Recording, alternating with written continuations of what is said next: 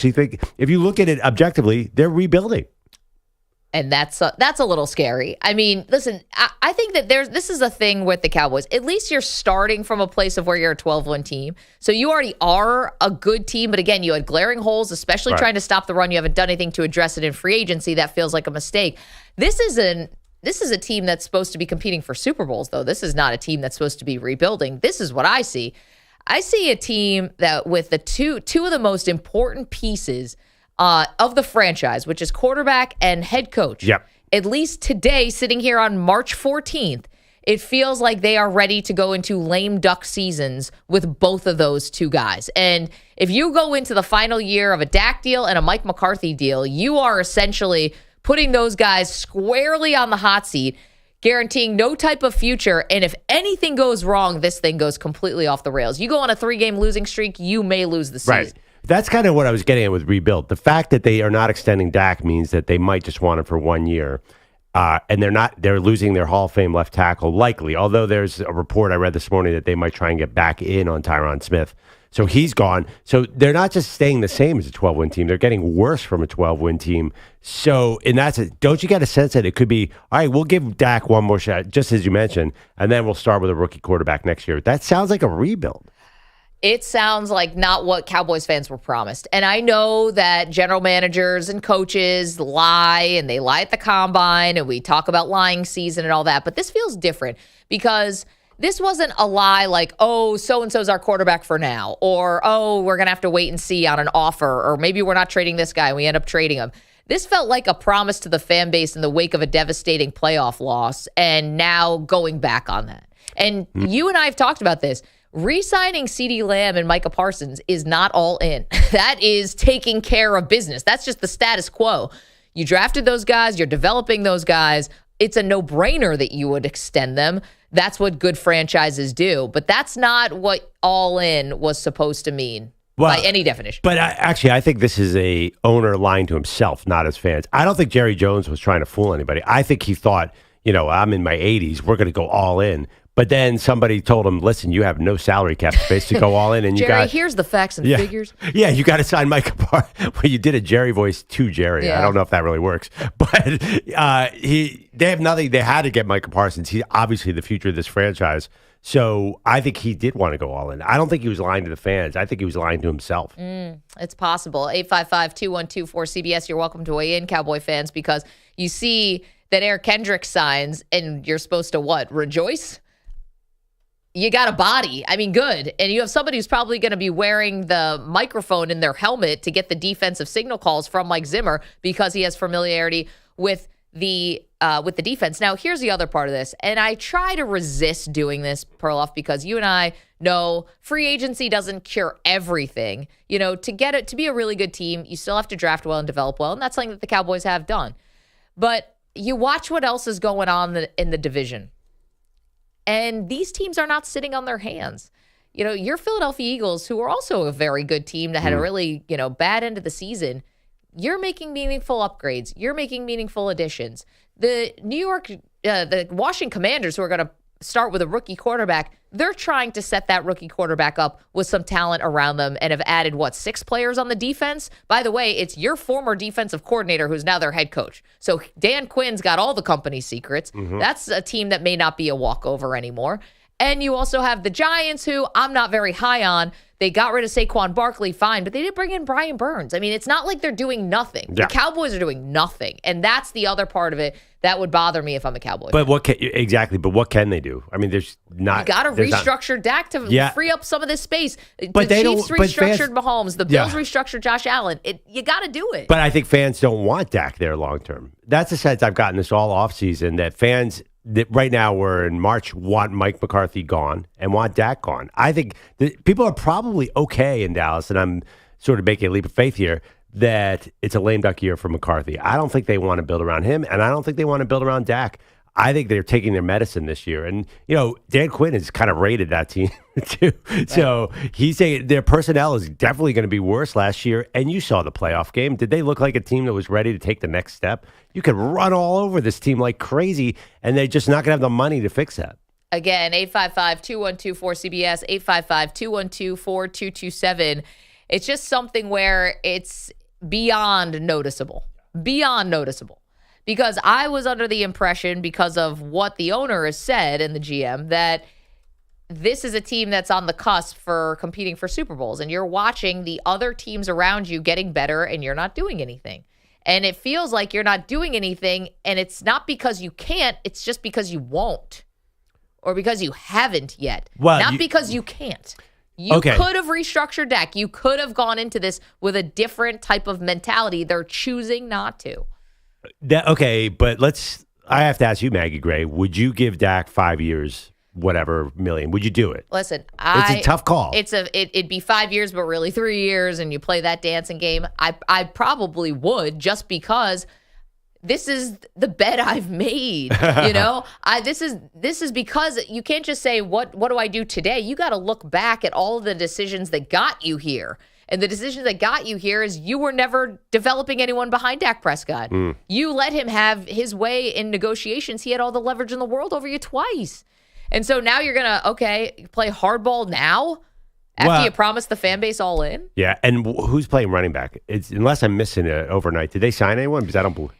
That's one of the things where, we've watched guys get drafted. Yeah, it's a notoriously weak running back draft. Well, okay. There's one player, Jonathan Brooks, and he's coming off an injury. So what? They get a fourth-round running back for a team that's a Super Bowl contender? Devon Achane there? Is your next Isaiah Pacheco? I'm not saying you can bank on that, but of all the positions I have to fill, running back is the one I'm least concerned about. That's fair. That's fair. But this is a team that relies on running back a lot. And I think you saw Tony Pollard not being a workhorse running back really hurt them last year. And he got a contract. Yeah, I just see nothing but negative headlines coming out of this. I'm an Eagles fan. I don't root for the Cowboys, but I'm disappointed because I was actually fell for a little of the all-in thing. You definitely did. I was like, all in, let's go. Let's extend Dak. Let's give gigantic kick the can. I like Dak. Kick the can down with Micah Parsons and CD. Huge contracts. And then let's bring in some defensive players because it's good for the NFL if the Cowboys are good. I definitely see them. There's no 12 wins. They have this pattern where they have the same record 3 years in a row. They always do this. They're going to fall off of 12. I don't think that's happening again. EJ, you like what the Cowboys are doing this offseason. I think, to steal the line from the Jets quarterback, who used to be the Packers quarterback, RELAX. Relax. Okay? Are you quoting Aaron Rodgers today? Yeah, well, quoting that, I'm not quoting anything else from him. That's the last thing you guys agree on. Yes, exactly. But look, the Cowboys are working from a position of strength. This is not a team. Yes, they got eliminated in the wild card round, but this is not a team that was a 9-win team or a team that suffered they had a collapse in one game, but it wasn't some massive collapse where they lost 4 out of 5. I don't mean to pick on the Eagles. I'm just saying. Right. They lost 4 out of 5, and nobody knew what the hell was going on. They need this radical change. They had a great end to the season, and they just didn't show up in the playoffs. It was bizarre. Nobody understood it. They let up 48 points. Yeah, it was terrible. Okay. But I don't look at that and say, okay, this is this roster that just needs this massive overhaul. Ooh. They had one bad game, and they keep having one bad game. We're trying to figure out why that is. I think that's more of a locker room thing that they got to figure out in terms of just personality and preparation. That's not, hey, let's just grab these shiny objects in free agency. I don't want to hear about a running back and say, oh, everybody that's signing a running back is stupid, but the Cowboys not signing a running back is also stupid. I don't think that makes any sense. No, you're right. Running back, you can't, if you're going to hoot and holler about running back, it just doesn't make a lot of sense. I'll agree with you. But you did touch on something there, which is, yes, we saw what happened with Perloff's Philadelphia Eagles and how they faltered down the stretch. And then we started asking questions about the locker room and the culture and who the leaders are and all of that. It wasn't exactly the same, but it's not like the Cowboys were immune to that also. Sure. There was family members calling out Dak Prescott on Twitter. Yeah. You weren't getting big, strong defenses coming from the players who actually were related to those family members.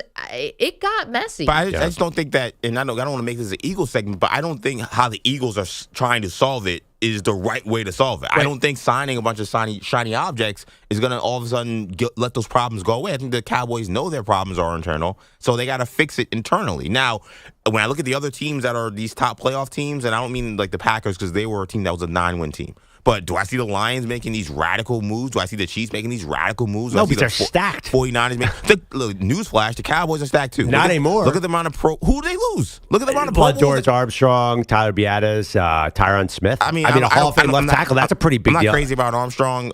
Smith, he kills the Eagles. I mean, you should be crazy. He's going to go off next year, I think. Okay, Washington. Good luck with that. Losing your center is tough, and Biadasz he's been a great center, and that's not great. But they don't have money. By the way, you can't keep those guys. This is the problem. That's true. This is the problem. We're talking about the Dallas Cowboys, by the way. And this is the problem about, okay, it wasn't shiny objects. To me, it was actually areas of need, not luxury items, not running backs. It was linebackers. And linebacker, that's like the second least important position besides running backs in the NFL now. Not if you watched how they got stomped by the run. Okay. And Mike Zimmer is a guy who's brought in to try to stop the run, but who are the pieces that he's going to be stopping the run with? And don't tell me Leighton Vander Esch, because that guy can't stay healthy. No. And don't tell me Marvion Overshawn, who's never taken a snap before in the NFL, although they think he's going to be good. I haven't seen it. He's my favorite player, and I love his name. Yeah, it's a cool name. At what point awesome. do you actually decide, hey, we're actually going to invest and develop the guys we have? Like it can't always just be, all right, the young guys we have, we're still trying to see what they're going to be, so let's just sign some old guys. Well, you have both, and I think, but that's the thing, you need both, right? I think that you can develop from within, but where's the stabilizing force? Because Eric Kendricks, again, his best year was 2019. We're far away from that. And I agree. I wasn't crazy about the Kendricks move still, but again, there's a whole draft that's going to happen. Like you can get a good linebacker in the second round if you want to do that. Like you can get a guy who can plug in and start. That's how linebackers aren't that valuable in the draft anymore, so you can get a guy who's really good. Running backs, you can get a fourth rounder or a fifth rounder that can come in and start.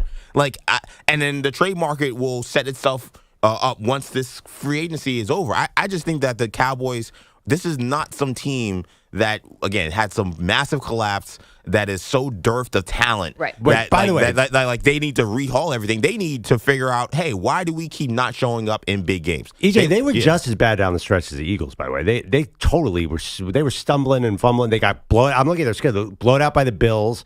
Lost the Dolphins. Right. Then they got a gift from Dan Campbell to win a game. Right. And so they lost 2 out of their last 4. They should have lost 3 of their last 4. And then they got blown out of the playoffs. No, you can't say they should have lost 3 out of the last 4. No, that Lions the game. Lions game, they almost gave away, but they were dominating that game. They were given a gift. They were Mike up 2 McCarthy, scores. What do you mean? No, Mike McCarthy's clock management Well, that Right. was. But so again, that's beyond atrocious. Only Dan Campbell came back with the haymaker, Right. going for it after 2 penalties. But That's not the a Bills roster thing, game though. was a blueprint to beat the Cowboys. Everyone saw that. They just hand the ball off a million times, and the Cowboys are not built to stop the run, and they haven't addressed that. And you know why they haven't addressed that, and they're going to have to develop young players? Because Dak Prescott's taking the whole salary cap. This is the problem. You do not have a well-built team because so much of it's going to Dak. There's no solution here. It's definitely going the wrong way. I just think that the problems are somewhat in the margins. I don't look at this team and say, well, you know what, if they don't go out there and sign 4 or 5 big name guys that they won't be able to fix this stuff. And again, yes, you had that terrible game against the Packers where you had a team that was, quite frankly, tailor-made to beat them. Aaron Jones always kills them. The Packers have a great running game in terms of Matt LaFleur and how this all Shanahan stuff, zone blocking. So they got killed. The Bills found a weakness, they got killed. But guess what? The Lions didn't kill them on the run. The Dolphins didn't kill them on the run. Those are 2 teams. Dolphins had 19 injured players for that game and won that game. The Cowboys were not the same team. But they didn't get killed on the run. It's like I don't see this team and say, okay, if they don't sign 400 guys that they're gonna all of a sudden win 9 games next year. I just don't see them like that. Do you see them taking a step forward? Maybe. Honestly, I think part of this is a lack of maturity. I really don't look at their roster and say, and no roster is perfect. I can point to the Chiefs and say, hey, they don't got receivers. Hey, this team don't got that. Right. Every team, you're not going to have a perfect team. You're going to have teams that have strengths and weaknesses. Do I look at a team and say, hey, if they don't, prepare better, if Mike McCarthy doesn't show up ready to coach a playoff game, that they can't win a playoff game next year? Of course they could. Okay, so that's interesting, though. If you're thinking that, and we're talking about the Dallas Cowboys, of course, they finally made a signing yesterday, and Eric Kendricks, whose best year was in 2019, is going to have to be a starter on this defense. It's been an underwhelming free agency period for the Dallas Cowboys, but saying that there's immaturity on this team is another interesting thing because this is not a young team. This is not you might have some young players here or there with a still maybe emerging CeeDee Lamb and, CeeDee Lamb and Michael Parsons are young. Those are their young leaders. Okay, those are young guys and those are young leaders. But at quarterback, you're not young. You have a Super Bowl winning head coach. You've still got DeMarcus Lawrence, who's been around. You have enough guys who've seen enough and been around in Dallas long enough to understand what it's like to be for the Cowboys, to play for the Cowboys. The immaturity, that's a problem. That's definitely a problem because this is not the Packers, who are the youngest team in the NFL, and you can forgive a couple mistakes here. And that's totally fine. And I've been saying that. I think leadership is an issue. I keep saying if you're pointing to your pass rusher 24-year-old as your leader, I think that's a problem. Again, do I think that's something that's going to be solved by signing Danielle Hunter? I just don't think so. I don't. I don't think that fixes leadership issues or maturity issues. I think that's experience. I think that's just going through the motions of being an NFL star. And I think some of these guys just got to mature. And I like the Cowboy thing has been weird, but I don't see this urgency that was necessary. And that's why Jerry Jones saying that was so stupid. Because there was no reason to say we're all in. You were a 12-win team last year. We already know you're all in. You don't need to say, we're all in. We're going to get more stars and stars will already have. It didn't make any sense. Well, Perloff thinks they're on a cusp of a rebuild. Any single play, you saw against the Packers, there's one target. Dak will only throw to CeeDee Lamb in the playoffs. It happened 2 years in a row. And I know they tried with Brandon Cooks and it didn't work, but they're not built the right way. They're not built the right way. This is the best receiver draft in 50 years. You're depending on a bunch of 21-year-olds to take them to the next level in the NFC. I feel like rookies, very dicey. Yes, you're right. There could be great receivers, but that's a big if. There's no Isaiah. You're telling me every 7th-round running back is a new Isaiah Pacheco? It's not that easy. No. But the Cowboys have drafted extremely well, and that's another thing why I also give them a lot of grace, too. If you look at the drafts the past 4 or 5 years, they've drafted guys that have come in and started and played. So they've been the blueprint for being the team that's not to say, hey, let's just go sign guys and find our solutions there. They had a backup who went in and had 11 picks last year. But they were going all in. Let's not say blueprint for that. I mean, they have drafted well, but we're only 1 year away from Brandon Cooks, Stephon Gilmore. I mean, they dabble. They've definitely dabbled. It was a mistake. It was a mistake, but it doesn't mean that you stop when you have an area of need. That's my point. Just because these didn't pay the massive dividends that you were hoping for. And actually, Gilmore at times really had to step up. But it doesn't mean you say, well, guess that didn't work. So what do we shut down the free agency department of our scouting? It just doesn't make sense either. 855-212-4CBS, 855-212-4227. Where are you on this with the Cowboys? Perloff and I, not impressed. EJ says everyone, RELAX. Relax. I'm kind of thrilled as an Eagles fan. This is finally, because the Cowboys were starting to kill us. This is exciting times in Philly, baby. Oh, clip that. 855-212-4227. Coming up, it was almost felt like a statistical anomaly. Never seen anything like this before. Maybe high school game, something like that. We'll get to that next. Your phone calls on the Cowboys. Don't move. It's Maggie and Perloff on CBS Sports Radio. You're in a 5-minute break.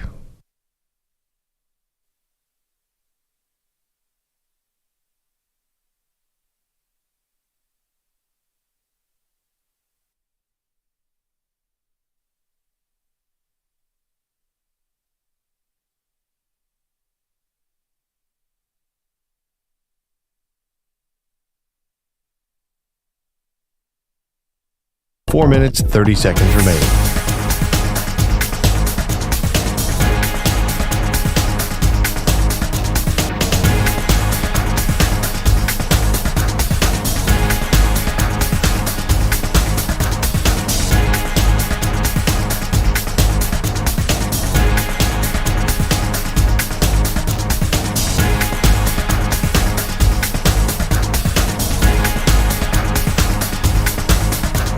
Four minutes remaining.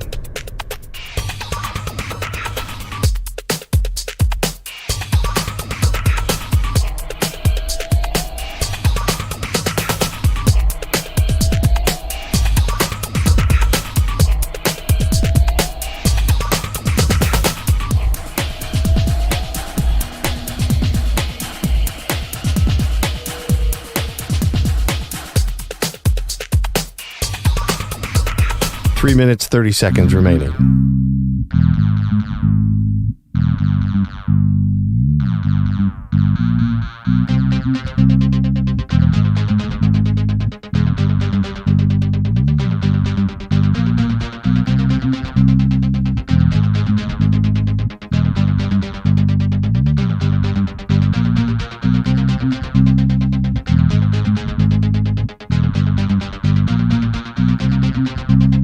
3 minutes remaining.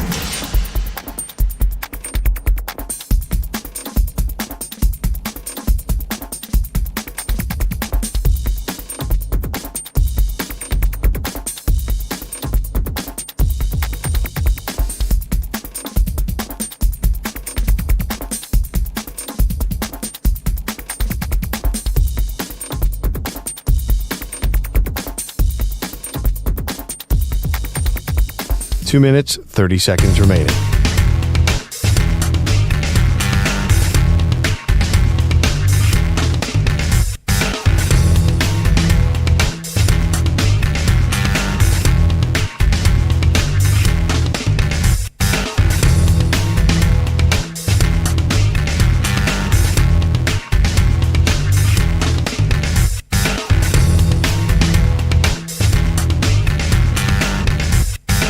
Two minutes remaining.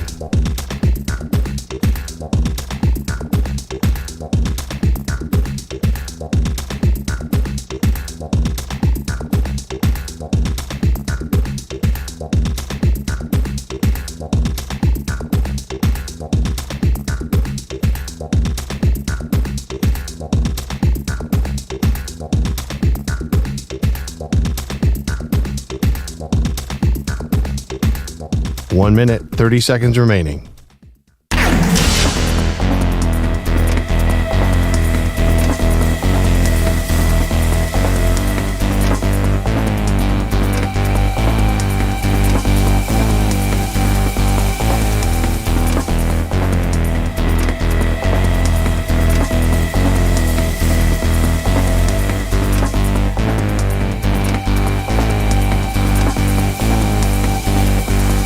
One minute remaining.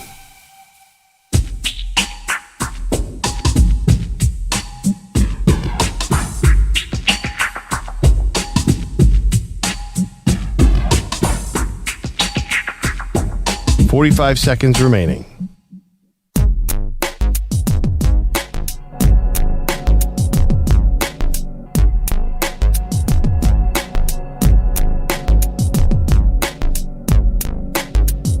Thirty seconds remaining.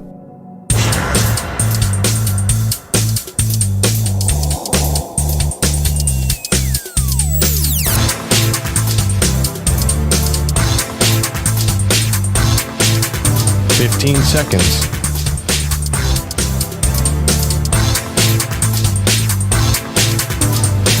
Break ends in 5 seconds.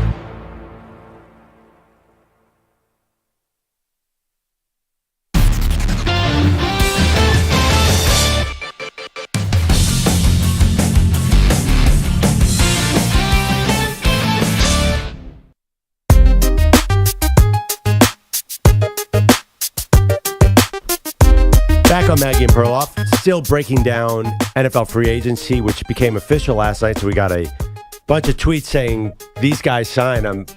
Most of us already knew when legal tampering that these guys signed, but I guess the Eagles signed Saquon Barkley. Came out at 4 o'clock yesterday. The possibility that Mike McCarthy is going to get fired after he screws up the season, which he will, and they bring Jimmy Johnson in on interim basis and change the culture completely. Man, Kevin, I love sports talk radio on days like this. Thank you so much for that call. I'll bring back Jimmy Johnson. Is he 85?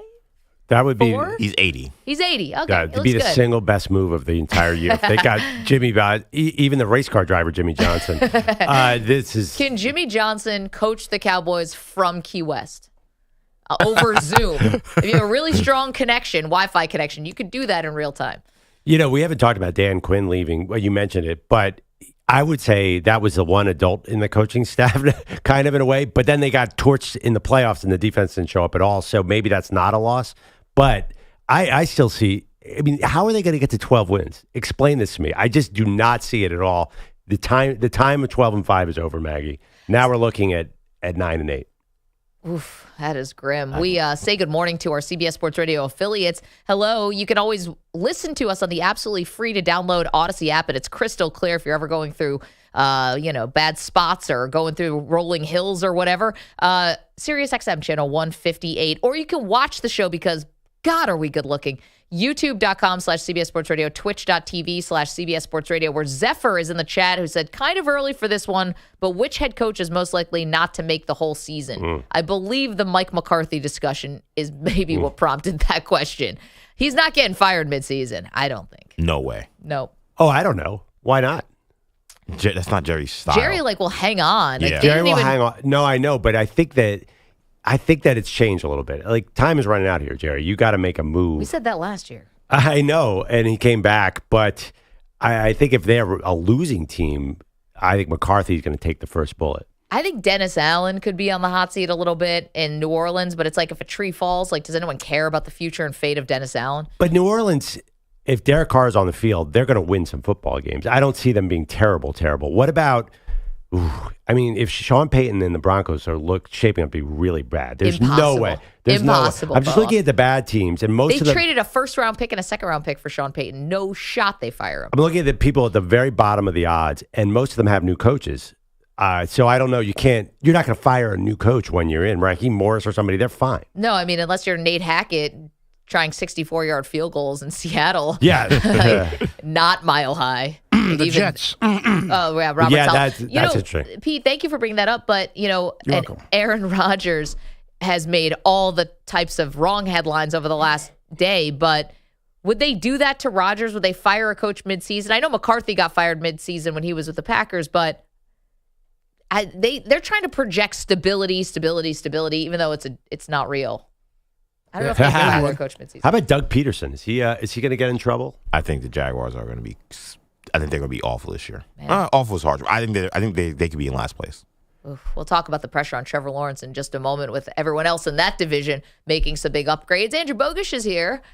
What's the Dingle Surf Shop? That's your shirt today if you're watching on YouTube. Yeah, this is Dingle is a port town, a sea town in Ireland. This is from my trip to Ireland last year. Didn't know they had surfing in Ireland, but they do, at least in Dingle. Feels like that water would be cold. I don't think it's a year-round exercise. Yeah, unless really? you're going full wetsuit. Well, everybody Silly probably me. wears a wetsuit there. Yeah, but I even still think it's just at some point. I got friends It's who just too surf in cold. Long Island in the winter. You can surf it because you're wearing a wetsuit. You can Doing surf the in any polar plunge. temperature. Eesh. How warm does a wetsuit keep you? I think really warm. Is it because I've seen and I know friends too who surf in all climates, and I don't know. It's just watching them in that cold water makes me think, you know what? Nope, can't do it. But they're wearing the wetsuit. And I'm like, maybe there's something about this I'm missing. I think Tom Brady used to wear one under his uniform for cold games in Foxborough. Yeah, I think I did hear it. Or was it scuba gear? I think it was a scuba suit. Yeah, exactly. I don't know, but a wetsuit isn't a scuba suit though, right? It's not. That seems more extreme. You're right. I got them confused. But I mean, it seems like all the California surfers, because California water is notoriously cold, they all seem to wear it, and I'm like, wow, I guess that really keeps them super warm. It's really hard to have Did that. you surf in Ireland? No, Oh. never surfed anywhere. Remember Brady had that giant coat for years that everyone made fun of because he had a scuba pack on the back. It was really difficult. Taking oxygen in? Yeah. He actually wore full scuba gear for the game. But I think The we have. snorkel was weird. I think we have a show bet here. Something if EJ loses, he has to go out Go into the surfing. freezing water in a wetsuit just to see it. Because Hey, wait a you're minute. curious. First of all, we're already going to be look, freezing honestly- our asses off with the wrestling singlet. Let's do one cold Yeah. challenge at a time. Which, by the way, I saw a friend from WWE yesterday. I'll fill you in on that later. Bogusch headlines? Hello. Yep, they're sponsored by Progressive Insurance. Drivers who switch and save with Progressive save nearly $750 on average. Call or click today and find out if we could save you hundreds on your car insurance. Is this men's college basketball's best current dynasty? Jones can just dribble out this clock. 10 seconds left. And for the fourth consecutive year and Patriot League record, 7th time, the Colgate Raiders are the champions of the Patriot League and are heading back to the NCAA tournament. Pat McCarthy on Westwood won 4 straight, 5 of the last 6, and as you heard, 7 total Patriot League auto bids for Colgate after a 74-55 rout of Lehigh. Not far behind is Montana State, the Bobcats with a 3-peat at the Big Sky Tourney, 85-70 over Montana last night. And McNeese State's dancing in year one under Will Wade, the guy who got fired from LSU because of fairly egregious recruiting violations. The Cowboys dumping Nichols 92-76 in the Southland finale. McNeese State had 11 consecutive losing seasons before Wade showed up. Bogus, Colgate is legitimately one of my teams. Like, that is no joke. Why do they never win, though? Because I feel like they're a team that people want to pick in the bracket because they are really good, but then they get to March and they don't show up. I don't know. I haven't watched as much since Donald Foyle left 23 years ago, but I grew up spending my entire summers in Hamilton, New York, the small town where Colgate is. My mom was born there. My grandfather was the mayor of Hamilton, New York in the 50s. Yeah, that's super cool. Colgate is my jam. That's my team. So this is the one team you've held on to for forever. No, Syracuse. I was born in Syracuse, so when they're good, and my family's from North Carolina, Tar Heel fan, and Villanova, he's a Philly. Those are the immediate claims. And that's it, guys. Those are the no. Just those four, and that's it. Meanwhile, also you went to Dartmouth, but they're not. No. And the Houston Cougars, right? Yeah, Yeah. Houston Cougars, right. That's Purdue. 6, I'm a 7. lifelong Boilermaker because I figured out what a Boilermaker was earlier this week. The Cougar thing I still don't quite get. Case Keenum. And by Cougar for fans, I meant Houston Cougar. No, my good friend Case Keenum turned me on to Houston Cougars. Yeah, because your friend's a Houston Cougar, you're a Houston Cougar fan. Well, to be fair, Case did play there for a decade. Yeah, that's true. But still, I have friends who went. I don't know. My girlfriend went to Penn. I'm not a Penn fan. Yeah, because why would you be? They're not number one in the nation. They have the coolest basketball arena in the world, maybe the Palestra. This bit we did at Dan Patrick Show where I dressed up as a Houston Cougars cheerleader and had the flag and ran around the stadium. Ever since then, don't ask. Don't ask. Once you dress up as a team cheerleader. I think we got it. Yeah. I wasn't there for that. I don't know what else we could ask about. Yeah, luckily I was not dressed like a woman cheerleader. I was wearing the full male cheerleader outfit. That's actually what we should ask. I have to be honest, it was a thrill to be a male cheerleader. If you guys have ever seen the movie Bring It On, it is really cool. What is thrilling about it? I don't know. You just you're getting out there, you get in front of the crowd and you're screaming, "Let's go." And you're wearing this silly costume and those tight pants and everyone's like, yes, it's the second best thing to be a player. It was so amazing. I was running around with a big H flag and I was like, go Cougar. I jumped on a bandwagon faster and harder than anyone ever has. I got to tell you guys something. Me and Perloff were sitting courtside at a Knicks game, and you guys should mention that he more. was more excited about being a male cheerleader for Colgate or Houston. He wasn't as excited talking about courtside Knicks tickets, but put him in a male cheerleader costume for the Houston Cougars. He's like, this is sports.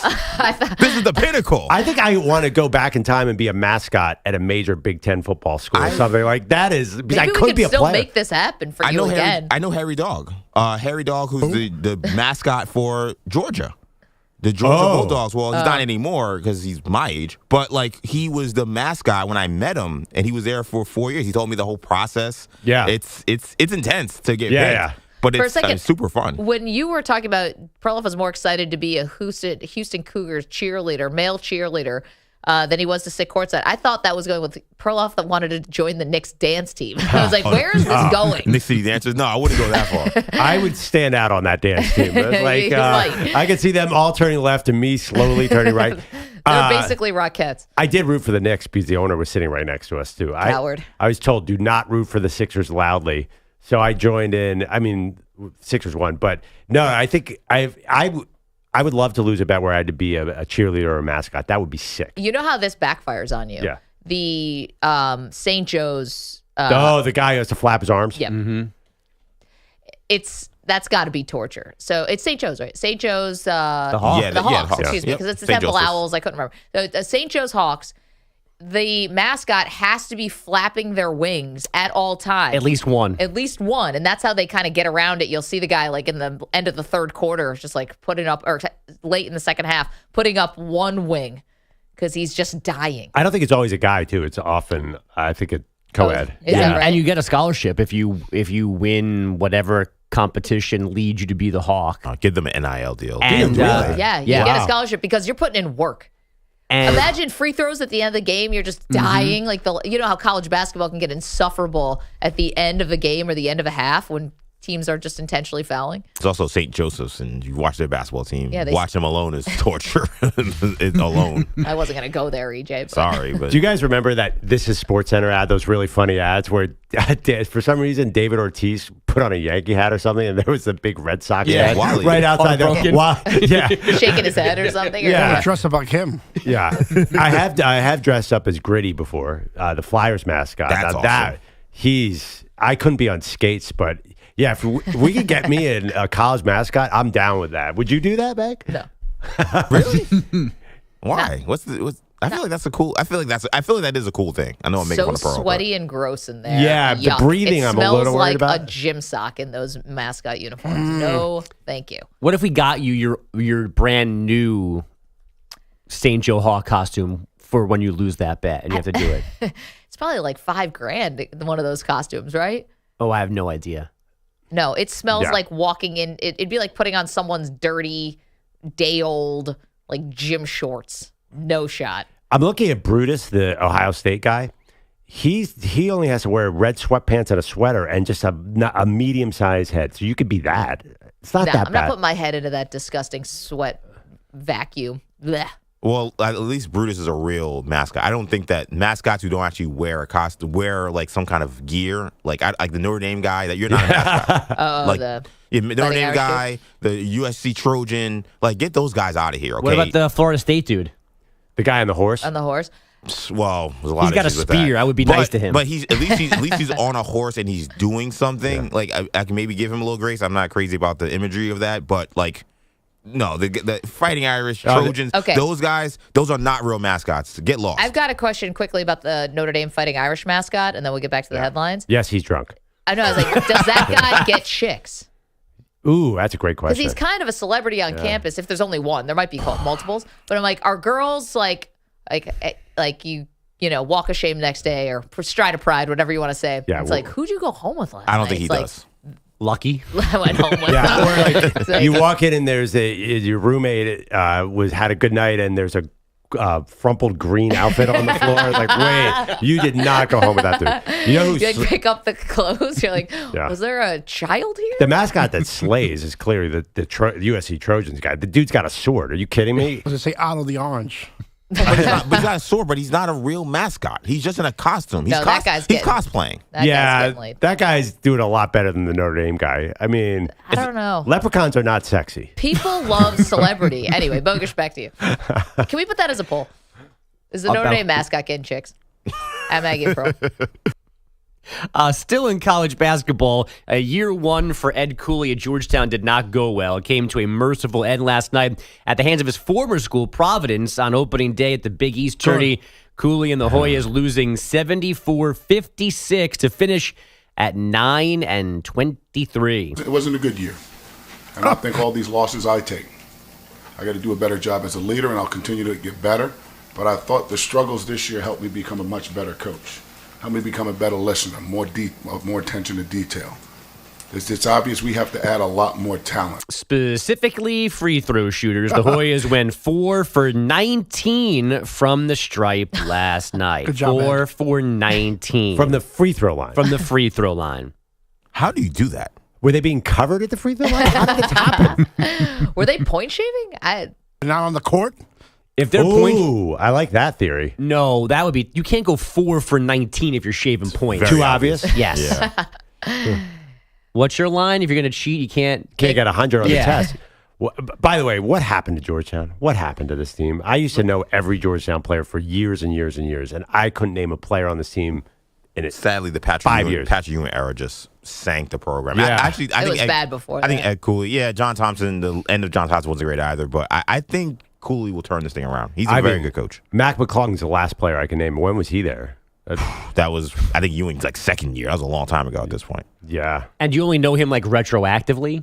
I actually, 'Cause of now? didn't he transfer to Georgetown or from Georgia? I remember him a little bit. Transferred from Georgetown, I want to say. He was at Texas Tech at one point, and then at one point he was at Georgetown. And I Otto forget the Porter order. was their big star. Yeah. And he's still in the NBA, but still. No, Just- heck, he just retired retired. this Yeah, he week. just retired. Oh, I thought week. that's why I knew his name. I read the headline. But Georgetown is really, Congratulations. talk about it, fall from grace. That when I was a kid, that was the program. Sad. They were 20-point underdogs this weekend at St. John's. in their last And regular they season cut off games. somehow. Yes. Thanks, St. John's. Somehow listening more deeply to your players, I don't think is going to fix this. Also, Ed Cooley's been coaching for years.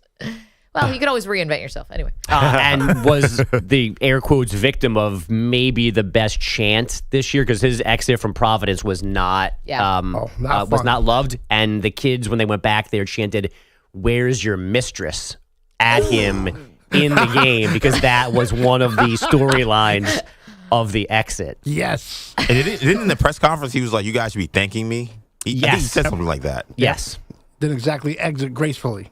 Ooh. Some NBA scores real quick. The Nuggets 188 winners in Miami, taking a half-game lead on OKC atop the Western Conference. Cleveland won in New Orleans 116-95. The Tennessee Titans, for some reason, gave $50 million guaranteed dollars to wideout Calvin Ridley. The Chargers cutting wideout Mike Williams and his $20 million cap hit to get cap compliant, and the Padres trading for White Sox righty Dylan Cease. Guys, back to you. Bogish, thank you so much. Coming up, do we have an update on the future of one major wide receiver? Is he going to be staying with his team or is he going to be traded? We'll get to that next. Maggie and Perloff, CBS Sports Radio.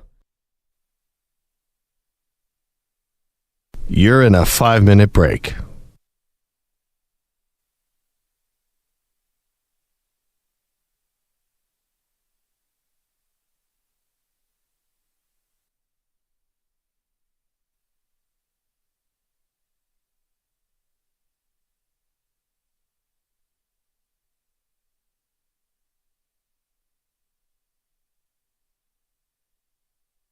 Four minutes, 30 seconds remaining.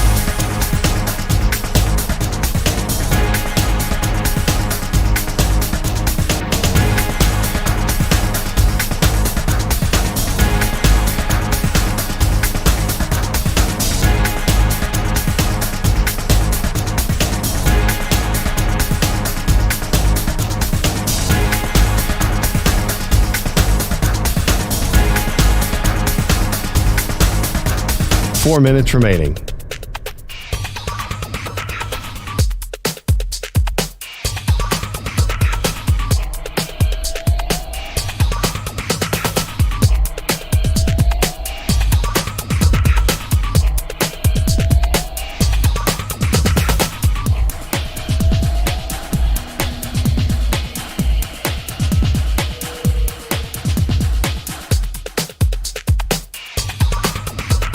Three minutes, 30 seconds remaining.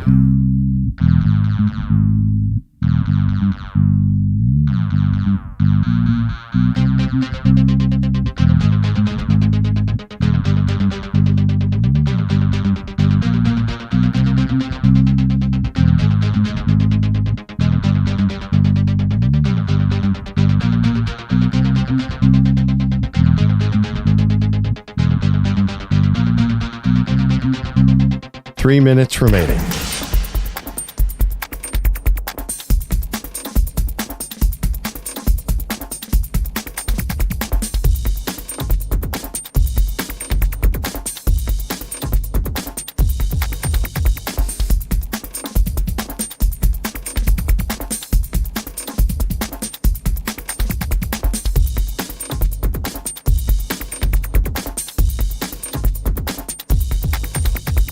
Two minutes, 30 seconds remaining.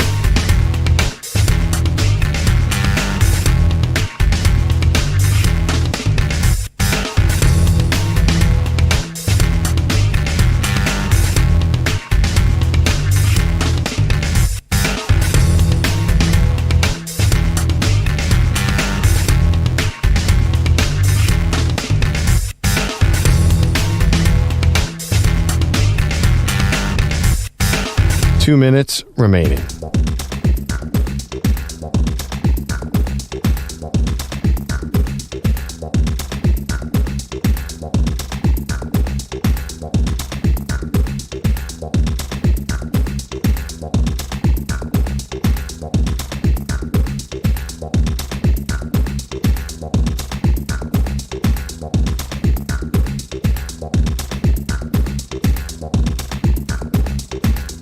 One minute, 30 seconds remaining.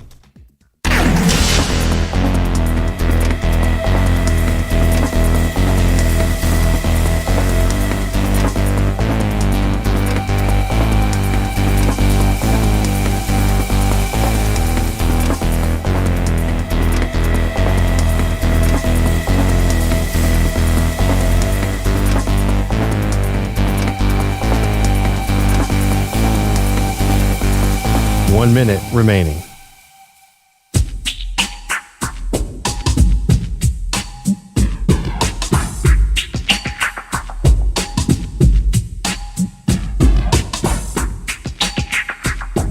"45 seconds remaining.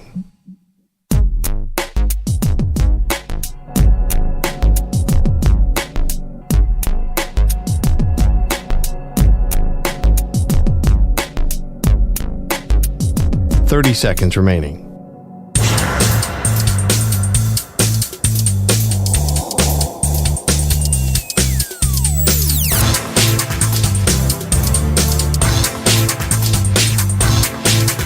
"15 seconds.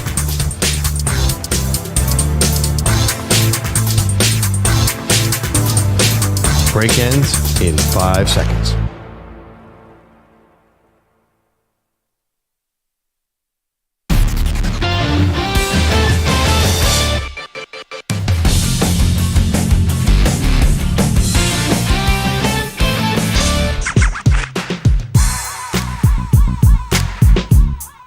Welcome back. Maggie Gray, Andrew Perloff. So while Kirk Cousins is in Atlanta, Perloff, meeting the media and doing his introductory press conference, we got this about his former team, the Minnesota Vikings, from our pal Diana Rossini from yesterday, saying the Vikings came close to extending wide receiver Justin Jefferson last offseason. And at the Combine, the Vikings general manager aggressively rejected the idea of trading Justin Jefferson. Kirk Cousins' departure hasn't changed things. The Vikings have no plans to trade Justin Jefferson.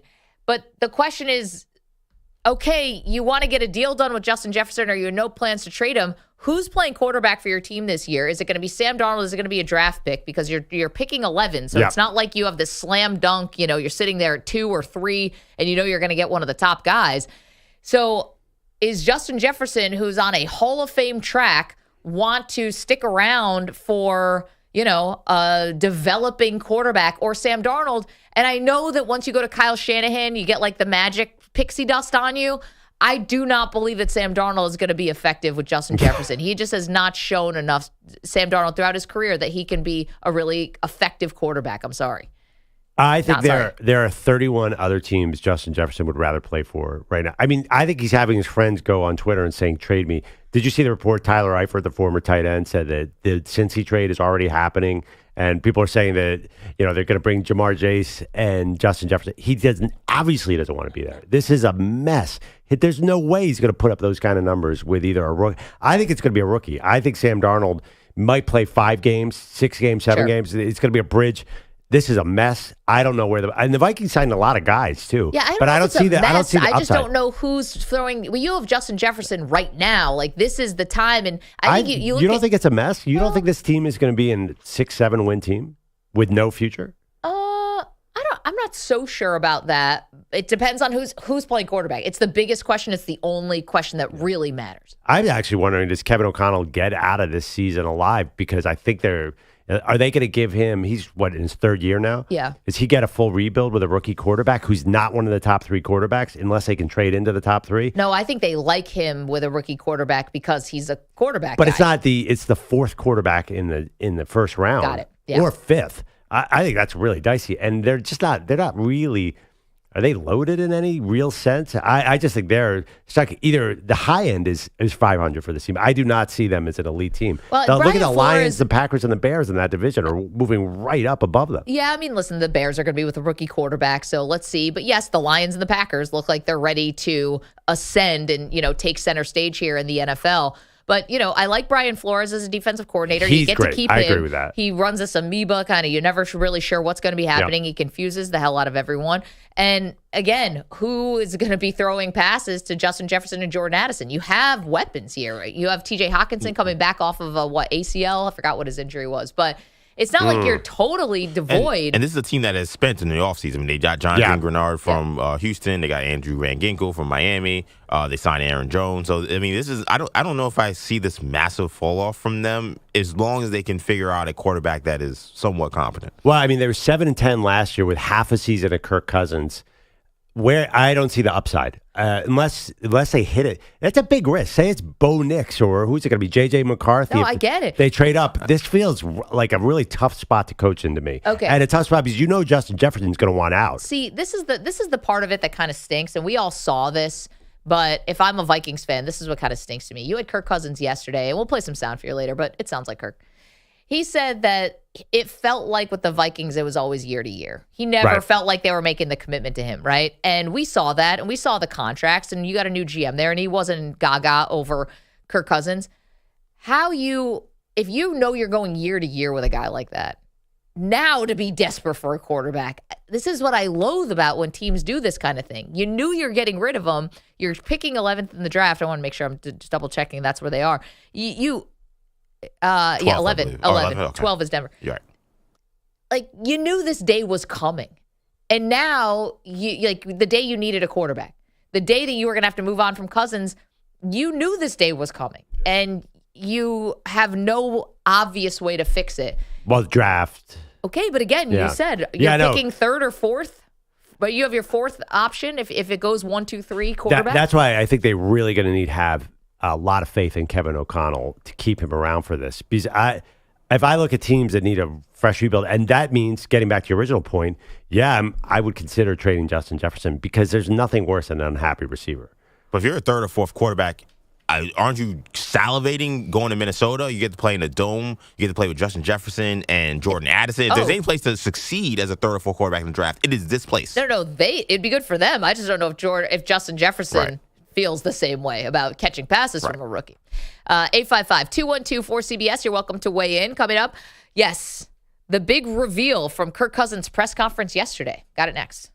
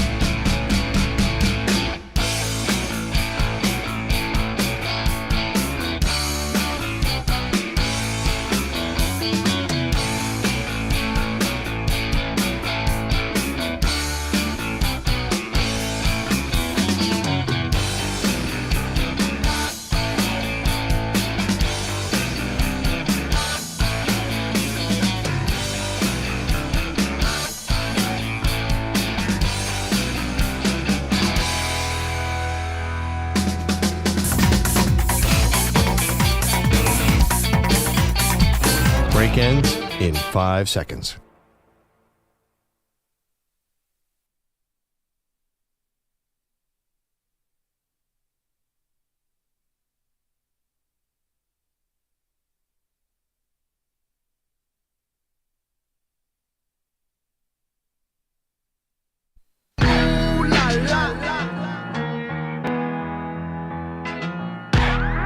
She was the Heisman Trophy winner in 1986. He left her off the ballot. They are Maggie and Perloff on CBS Sports Radio. Kirk Cousins' introductory press conference in Atlanta, and boy, were they laying it on thick. They had the Dirty Birds chains that Kirk was wearing along with his kids. Kids are like 8 and 6 or something like that. They're all wearing the chains, Perloff. They're all leaning in to the Kirko chain stuff. And, listen, you and I are just not going to agree on this part of Kirk Cousins where you think this is turnkey. Not to speak for you. You think this is plug and play. Zach Robinson, former Sean McVay guy, the coach. It's Kirk Cousins. We know there's a Kirk Cousins mob, and it's going to be like the Rams and the Niners. We're going to see an offense that just works. I'm not so sure. And here's why. I saw Kirk Cousins yesterday, and he's walking into the press conference, and it's not like a big limp, but it wasn't perfect. His gait. I mean, how he's walking, he's definitely still recovering from something, and it's March, and we have plenty of time to go. But he is 36 coming off an Achilles, and you had these other skill position players who weren't playing with great quarterbacks, but granted, we still didn't see exactly what they were capable of, and I'm not sure that a 36-year-old Kirk Cousins all of a sudden means you get these breakouts of Drake London and Kyle Pitts. And it's not like Kyle Pitts has only been catching passes from, Desmond Ridder and Taylor Heineke. And then you have Bijan and the running backs who I love Bijan Robinson, but that's always a misallocation of assets when you take somebody top 10 as a running back. So I don't love it. I think that the Falcons were desperate, and I hate when a team has to make a desperate move. He's making $45 million a year. That should not be, hey, we're just here to make the playoffs as a wild card team or whatever, win the division and lose in the first round. $45 million apparently doesn't buy you what it used to. $45 million, that's mid-level quarterback play. That's Gardner Minshew talk word. No, I'm just kidding. It's more than that. But they are one of the heaviest favorites to win their division in the entire NFL. Everything is sort of shaping up for them. Last year, okay, you said you're worried about his health. But if I told you last year that 49ers quarterback Brock Purdy was going to be, that dude's arm was hanging off. No one even thought he was going to be at training camp. He was almost MVP. Guys come back super fast right now. You followed Aaron Rodgers' rehab from Achilles. I'm telling you, medicine will help this. First of all, I don't know if Rodgers is all the way back from the Achilles. I know what he says. Dude was zipping passes before the game. Well, the arm strength is fine, but what about when someone's chasing him down? And why are you ignoring the Kirk Cousins throwing a football on a tennis court I know. How dare I? I just think that he doesn't have any athleticism. He never runs anyway. He knows how to get rid of the ball. Even if he's limping, he's still better than anything Atlanta's had a quarterback in a long time. Let's hear from Kirk, gives the updates on his Achilles. I don't think I can put a percentage on it. It wouldn't be a helpful enough, number for me to give you. But I do think that I can take drops. I can play the quarterback position, if you will, throwing the football.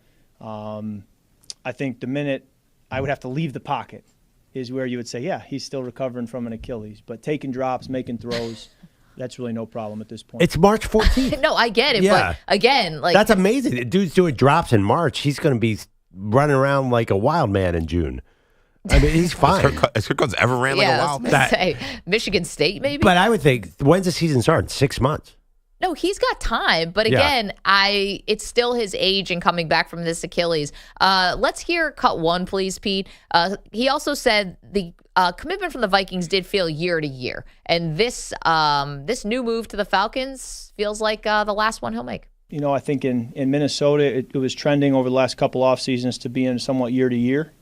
And as we talked with Atlanta, it felt like this was a place where, if I play at the level I expect to play, that I can retire a Falcon. And that was something that really excited me, and that's certainly the goal. And you got to earn the right to do that, but that was exciting to feel like I could get that opportunity here. More from Kirk Cousins. Let's hear cut 6, please. Why he chose the Falcons, what he likes about the synergy that he sees between the front office and the coach. As I looked around at opportunities for me in free agency, that when a coach told me this when I was a young player in the league, a coach I have a lot of respect for, he said, when the owner, general manager, head coach, and quarterback are on the same page, that's when you really have a chance to go win a Super Bowl. And as I looked at the Atlanta Falcons, I believe strongly that the owner, head coach, general manager, and quarterback can all be on the same page, and that's exciting for me. And so that's why I'm thrilled to be here. Yeah, I mean, listen, honeymoon phase, because this is an ownership group and front office that hasn't been afraid to pull the plug out early from coaches. This has not been like the model. Getting it past the Matt Ryan era has been a little dicey for them, right? And it's hard to move on from legends. Well, I get that. Old quarterbacks look at the Steelers. They've really never recovered. Look at Tom Brady and the Patriots. At least the Steelers Matt Ryan make retired. the playoffs, though. Yeah, they were a little better than Atlanta, but they weren't that much better. Atlanta's 7-10 every year. The Steelers are 9-8. Also, there's so many pieces here. I think you're selling it short how perfect the situation is. Listen, great offensive line, top 5 offensive line. Will you at least admit this was the right choice for Kirk based on what he said about Minnesota being year to year? Yeah, definitely. And I think that maybe saying, the synergy between the owner and the GM and the coach and the quarterback, you could read that a couple ways. Like this is just something he's walked into and everything is awesome with the Atlanta Falcons. I mean, meanwhile, they did bring in, the Belichick stuff and the owner wanted Belichick, we may believe, and he might have been talked out of it by the front office. Like, let's not pretend like everyone on the Falcons has been, holding hands, skipping down the Yellow Brick Road this whole time. This might be the story today, but that's just the story today. I think the other part was this throwing shade a little bit back towards the Minnesota Vikings. When he's saying, it's so great here, was that kind of implying that the last stop, they were not all on the same. Right. There's a report, Kevin O'Connell, the coach, wanted him, and Kwesi Adolfo-Mensah did not want him. Right. That's not even, I don't know, it's outright throwing shade. The GM didn't want him there. He wanted to rebuild. And there's logic to that because Minnesota has been kind of stuck in this mid-level. I think this is good for both teams. I think Minnesota had to move on. So Kirk said that, but I don't think he's looking back at bitterness. And by the way, he's not retiring a Falcon. He's got another $50 million a year contract coming with another team. Great. Even if you think that he's going to limp around, that dude is going to get paid again and again and again because nobody can get paid as well. He's going to be good, Maggie. You jump on board. Get excited about the Kirko chain. Listen, I can't because this is why. We're excited about Kirk Cousins because he's what was available. And he was the best option available. When we get into the season, he's not a top 10 quarterback. Oh, he's pretty close. Last year he was. Okay, for 8 games. It wasn't a full season. 8's half a season. Yeah, he was playing, he probably would have been 4th in MVP voting if he continued. He's 18 touchdowns, 5 picks, 70% completion. Again, dude throws a very catchable football. Not going to win in the playoffs, but he throws a very catchable football. Again, a 1-3 playoff record, $45 million doesn't buy you what it used to. 855-212-4CBS. I know people are very excited in Atlanta. I'm not trying to yuck your yums here. I just don't think this is an automatic absolute. And that's where I would just be a little concerned. We also have, sorry, go ahead. Every year he has a passer rating over 100. Atlanta's never had anything like that since Ryan got old. This is such a perfect, they've built a really good team. Keep in mind, their O-line is on fire right now. They can run. Kirk he just hand the ball off half the time. Just any threat of a pass is new here. They're going to be so much better. As far as Kirk's number 8, well, Kyle Pitts already wears number 8. So let's hear cut 3, please, Pete. Kirk Cousins says he and Kyle Pitts have talked about the number. I said, if it's a number you want to pivot from, great, you let me know. I obviously have worn number 8 since high school. If it's a number you'd like to keep, great, no problem.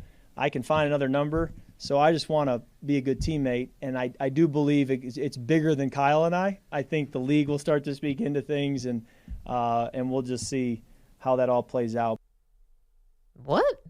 Why would the league get involved? That was very fascinating. And you want to talk about, is Kirk Cousins' jersey sales so hot right now that they? Well, you want to talk about NFL being scripted? I mean, the league's getting involved with jersey numbers.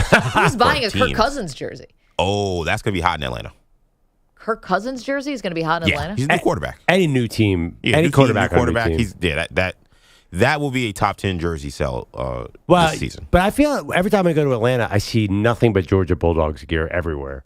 Michael Vick I see a lot of jersey. Mike Vick jerseys. Yeah. But I see way more G's on hats than Atlanta hats. Well, of course. Oh, they're champions. Yeah. And, No, I mean, it's always been that way.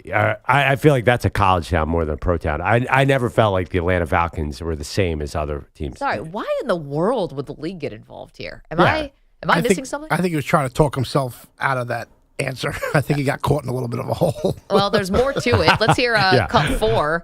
Says he offered to pay Pitts the money for number 8. He was funny about it. I said, I'll write a check, whatever, foundation. I'm not going to let you just give me the number. I want to make it worth your while. Make a donation, whatever it needs to be. And he said, I just want, targets every game. He said, he was joking, he kind of winked. So I joked with him. I said, good answer. Good answers. Yeah, I winked, but really the 20,000. Well, I mean, look, this is a guy who never got the ball under his last coach. So I think it was that's why the whole room was laughing, I think. He's on the verge of becoming a massive bust, Kyle Pitts, right? Yeah, and I'm sorry, I'll keep defending him. It is not his fault. This guy caught for 1,000 yards his first year, and they just stopped throwing the ball. So, he's like, yo, man, just give me the ball, and I don't care what happens. And I do kind of appreciate that from Kyle. 855-212-4CBS, 855-212-4227. Has Kirk ever had a tight end who he's thrown? You know how some quarterbacks just don't. Hawkinson, yeah. Yeah. I mean, him and Hawkinson he threw to him on a 4th and 8. He threw 4 yards short of the first down. I mean, yeah, he clearly has got a lot of confidence in TJ at least. Telling you guys you're gonna forget that, Kirk. You remember. Well, look, I mean, Atlanta, they've seen their share of, quarterbacks not coming through in championship and playoff type situations, so they'll be fine when that happens. Yeah, the expectations are not Super Bowl in Atlanta. They kind of expect to be good and then just fall short. Yeah, I think they would take that right now. They've been 7-10 3 years in a row, 10-7, and going out in the second round would be okay. 855-212-4CBS, 855-212-4227. So that's what's going on in Atlanta. As for what's going on in Chicago, Rich is in Chicago. Thought about maybe one of the biggest stories of the offseason still. And will continue to be what happens at QB1 with Caleb Williams and Justin Fields. Hey, Rich, how are you? Good. Good morning, guys. Hey, look, something that, stunned me, but, this isn't confirmed, but the local scribes here are considering now that Fields' destinations have dried up.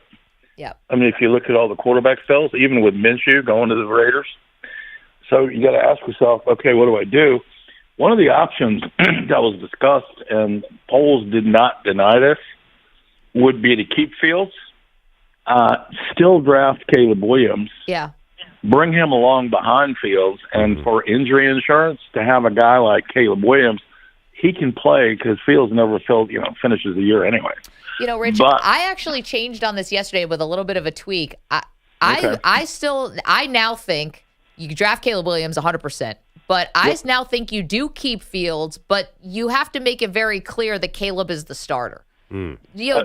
Justin Fields is not in the role or is not done enough and is not the type of player who can do the mentor, hey, rookie, sit behind and watch me sling it all over the field. I make it clear that Caleb Williams is the starter, and then I wait for the market to come back to me and see if I can still hold out for a late second round or early third round pick. But you won't unless Fields plays. He's going to increase his trade value by showing him off a little bit. Do that in training camp. I don't know. I don't think you're going to trade a backup that doesn't play much if Williams plays the whole season. I think it'd be someone who's really desperate, right? Because Fields can be a starter in this league. So an injury or something like that happens, I think that's where Fields comes back into play. I don't totally understand though. How is Justin Fields going to be with Caleb Williams when he's wearing a green jersey in Philadelphia within a couple weeks? That dude's going to Philly. We need a backup quarterback. It is such a Howie Roseman move to trade a 4th round pick for Justin Fields, then flip him for a 2nd round pick. It's happening. Momentum is starting to pick up speed for actually a few contenders that Justin Fields would be a high-end backup. Kansas City, they could use a backup. So basically right now, as an Eagles fan, I'm choosing between Jimmy G and Justin Fields, and I want Justin Fields. I think everybody should. Yeah. But you have to pick. I assume the Bears are holding out for a draft pick. I really do think there's a scenario where he'd be a high-end backup who can sort of redevelop his career with an offensive coach. I don't love this marriage.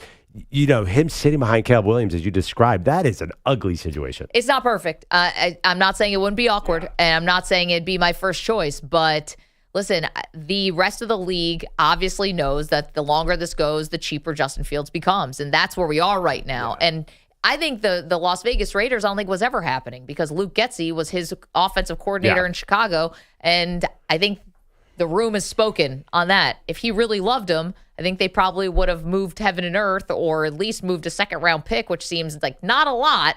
If you're talking about a guy who could be your quarterback for the next 10 years, then they would have done it. Well, the conversation seems to have shifted to backup now. I'm not hearing even whispers of he's going to compete for a starting job. That's just by virtue of, what we've seen the last 4 days in free agency. Yeah, exactly. I mean, who's left? Denver doesn't have one. New England signed Brissett. There's no perfect fit for him. So why not sit behind in a great situation? Honestly, can you imagine if he got to play with Andy Reid and Kansas City? I get it why it's good for those teams, Perloff, but I'm talking about from the Bears' perspective. Right. Well, maybe those teams would give up a 4th-round pick. Would you do it? You're not getting a 2nd-round pick. So I'm holding out. Yeah, I just worry about obvious chemistry issues. But I have a feeling, and I don't necessarily agree with you either that Caleb Williams starts week 1 if Justin Fields is there. Well, in my scenario here, you'd have to do that because you don't want the locker room to get all fractured, and you don't want it to be, you got your Fields guys and you got your Caleb Williams guys. You've got to tell the locker room it's Caleb. The Justin Fields part is just business. But they're still going to be Fields guys. They like Justin Fields. They do. And Caleb Williams. Doesn't not necessarily seem like a locker room leader type. So I've been listening to a lot of Chicago Sports Talk Radio recently because I'm hosting a panel today at a Sports Talk Media conference about Chicago sports. Of course. Yeah, as one does. Yes. Yeah. Of course. Who do you call? Maggie Gray for that. I love it, though. I've been listening to a lot of Chicago Sports Talk Radio, and it's a good time to be talking about it because they're like the number one story. Yeah, what's the temperature? Well, one thing I did not expect, there's a lot of chit-chat in Chicago, and I can't tell if this is just some people who are kind of far out there or it's really getting more mainstream, which is to try to turn Justin Fields into a wide receiver. Oh, that's insane. Wait, what? And it's not just the callers who are bringing this up. There are some hosts, and I believe even people who work on the Bears broadcast, at least that was the illusion that I was hearing as I'm listening, that turning Justin Fields into a wide receiver would be the better option. Does anyone know that he could catch a ball? First of all, that's just number one. Can he actually catch? It would be the first thing. And then the second is, okay, this is getting too crazy. Now we're going too far the other way here. Is he the perfect quarterback? No. Is he this incredible passer yet? No. But the guy can throw passes in the NFL. To say he has to move to wide receiver is insane. It's insulting. Yeah. Dude threw 42 touchdowns 1 year in Ohio State. It's insulting. I mean, the national semifinal game against Clemson where he put on an absolute passing display. The game where he got hurt and kind of he still threw like 100 touchdowns. Like, I mean, come on. That's ridiculous. This is what I'm saying. Like, the market has spoken for now, right? And there isn't whatever the Bears are asking for. No one wants to pony up that for Justin Fields. But let's not get off the deep end here. That he can't play quarterback in this league. Let's not get nuts. What about trading him to be a backup? What's the temperature there on Chicago? Because I'm actually stealing this from Yahoo's Charles Robinson that the Eagles are interested and that he team up with Kellen Moore because everyone thinks Kellen Moore will be a head coach next year and he'll be his guy. That kind of scenario where he builds out his career otherwise. They will not. They're still holding on for a pick. People will not give away Justin Fields for nothing just to get him out of the building. Is that? I assume that's what fans are saying. There's still people there who don't understand why they're not talking about just keeping him and not trading Caleb. There's still some people who are hanging on to that. Maybe fewer probably than a month ago, but yeah, I mean, it's a great question. But you're the locker room chemistry person. I feel like it's more talent. It's setting up to be awkward. And I don't know. We don't know Justin Fields personally, and we don't know Caleb Williams personally. But it feels like Justin Fields is popular, and Caleb Williams will have a hard job winning the locker room with that guy being there. Why would you do that to him? In the chat, youtube.com/CBS Sports Radio, twitch.tv/CBS Sports Radio, where Daly says, turn Fields into a wide receiver. That would be the Bears out-Bearsing themselves. Also, Delta 9 says, sounds like something the super fans came up with after the 13th heart attack. Wait, EJ, do you know about super fans, or are you too young for that? But you just laughed anyway. I did. It'd be nice. I appreciate that. I know. Well, listen, we're funny people. The Bears. You don't know about Mike Ditka winning the Indy 500 in his school bus, of course. It's an old SNL skit that had Chris Farley and it had Robert Smigel, I think, was in George it. Wendt. George Wendt George was there Wendt. from Cheers, obviously. And it was a bunch of Chicago super fans who called themselves the super fans. And every time they talk about Chicago sports, it would always be the Bears, the Bulls, the Bulls, the Bears, the Bulls, the Bears. And everyone would always win. So, like, no matter what happened, they say, like, Bears are going to fly into Green Bay for a game, Whole plane crashes. Only Ditka survives. Ditka by 20. Yeah. They're like these crazy super fans. Yeah, Anyway. they ask for like Ditka versus a great white shark. Clearly Ditka. Yeah. And then they'd always have a heart attack in the Farley middle of the would game. have a heart attack or and middle of the pounding show. his chest. Yeah. Michael Jordan, when he hosted SNL, actually came on and did the skit. Is this a little sad that we're explaining old Saturday Night Live skits to EJ? And that aren't even really that. And it's not like we're explaining Bassomatic with Dan Aykroyd. We're going like 1996 sketches. I mean, I was 5, so. I know. By the way, I'm wrong. It was Chris Farley. I thought it was George Wendt was part of it too. did make an he would appearance, always he'd jump on and be part of that. Okay. No, Well, Chris Farley was was a part the of it, too. centerpiece. Yeah. Mike Myers did it too, but George, I'm looking at some pictures. George Wendt's all over this. Yeah, it was a great skit. That being said, it'd be pretty sad if the Bears had a wide receiver who was their 4th most productive passer in 30 years. that would be, I like out-Bearsing themselves. I mean, this is a problem. The Bears need to figure out their quarterback spot. I mean, 75 years since Sid Gilman, Maggie. 75 years. I'm thinking about leading with this when I talk to these people on the panel. Oh, I went to the same event yesterday, and Angelo Cataldi from Philadelphia was up there talking about the keys to being a great journalist. I just wanted to scream out, Angelo, what do you think of Saquon? Taking requests? Like, no. Everyone's like, if they're doing questions like state of journalism and all this, I'm like, okay, that's great. But tell me about are they going to trade for a cornerback or what, Angelo? That's what you should just do. You should do an hour of sports questions with Chicago. Just do another show. Yeah, right. Just do Sports Talk Radio at the Sports Talk Radio conference. Who cares about ratings and competition? Like growing the industry. Yeah, the AM dial. Who cares? No one in that room wants to hear about the spring book. They want to hear about Caleb Williams, Maggie. I think you've figured it out. All right, good. Well, that's going to liven up the panel. 855-212-4CBS, 855-212-4227. Okay, we did have a quarterback signing yesterday, not Kirk Cousins. We had a legit quarterback signing, and it says more about the team this quarterback left than it says about the team. Again, not Kirk Cousins. We got another doozy for you. Maggie and Perloff, CBS Sports Radio. You're in a 5-minute break.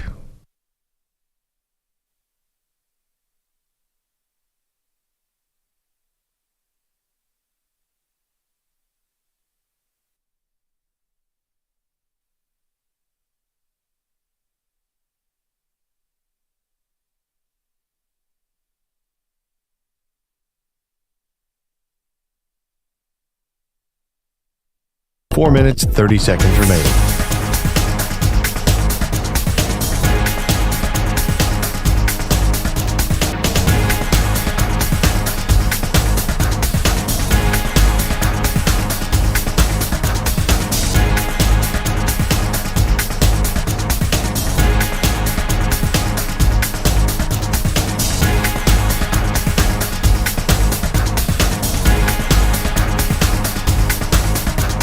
Four minutes remaining.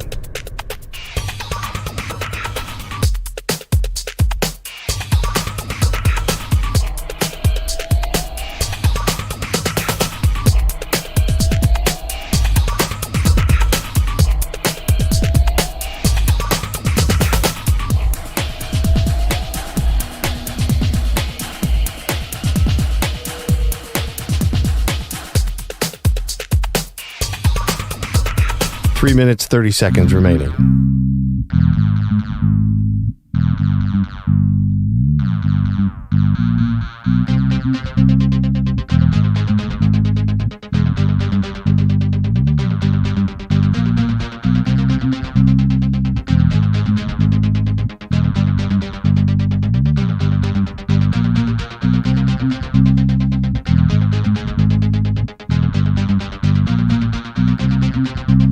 Three minutes remaining.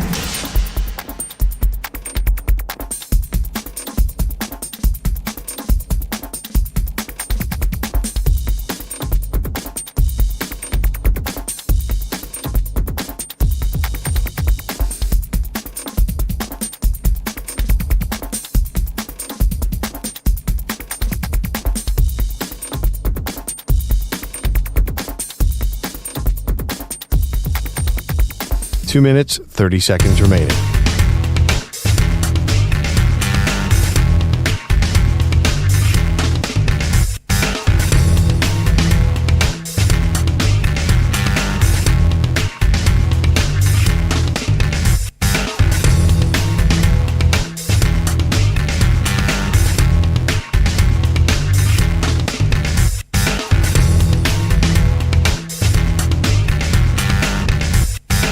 Two minutes remaining.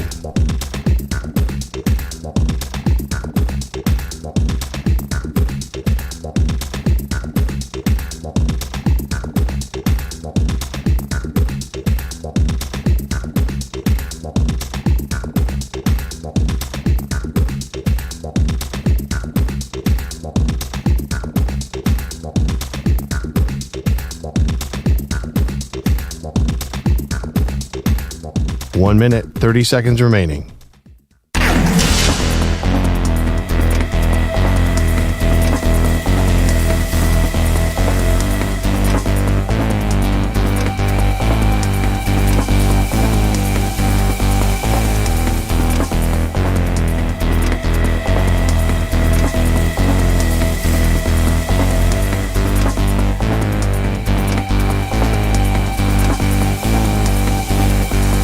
One minute remaining.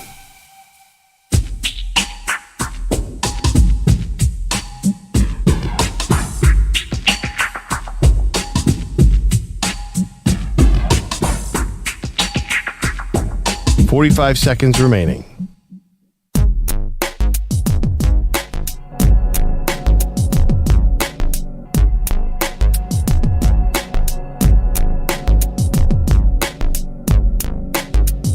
Thirty seconds remaining.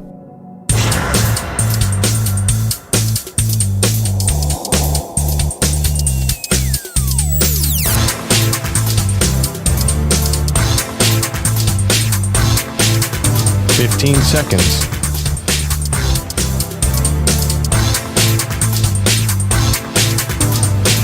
Break ends in 5 seconds.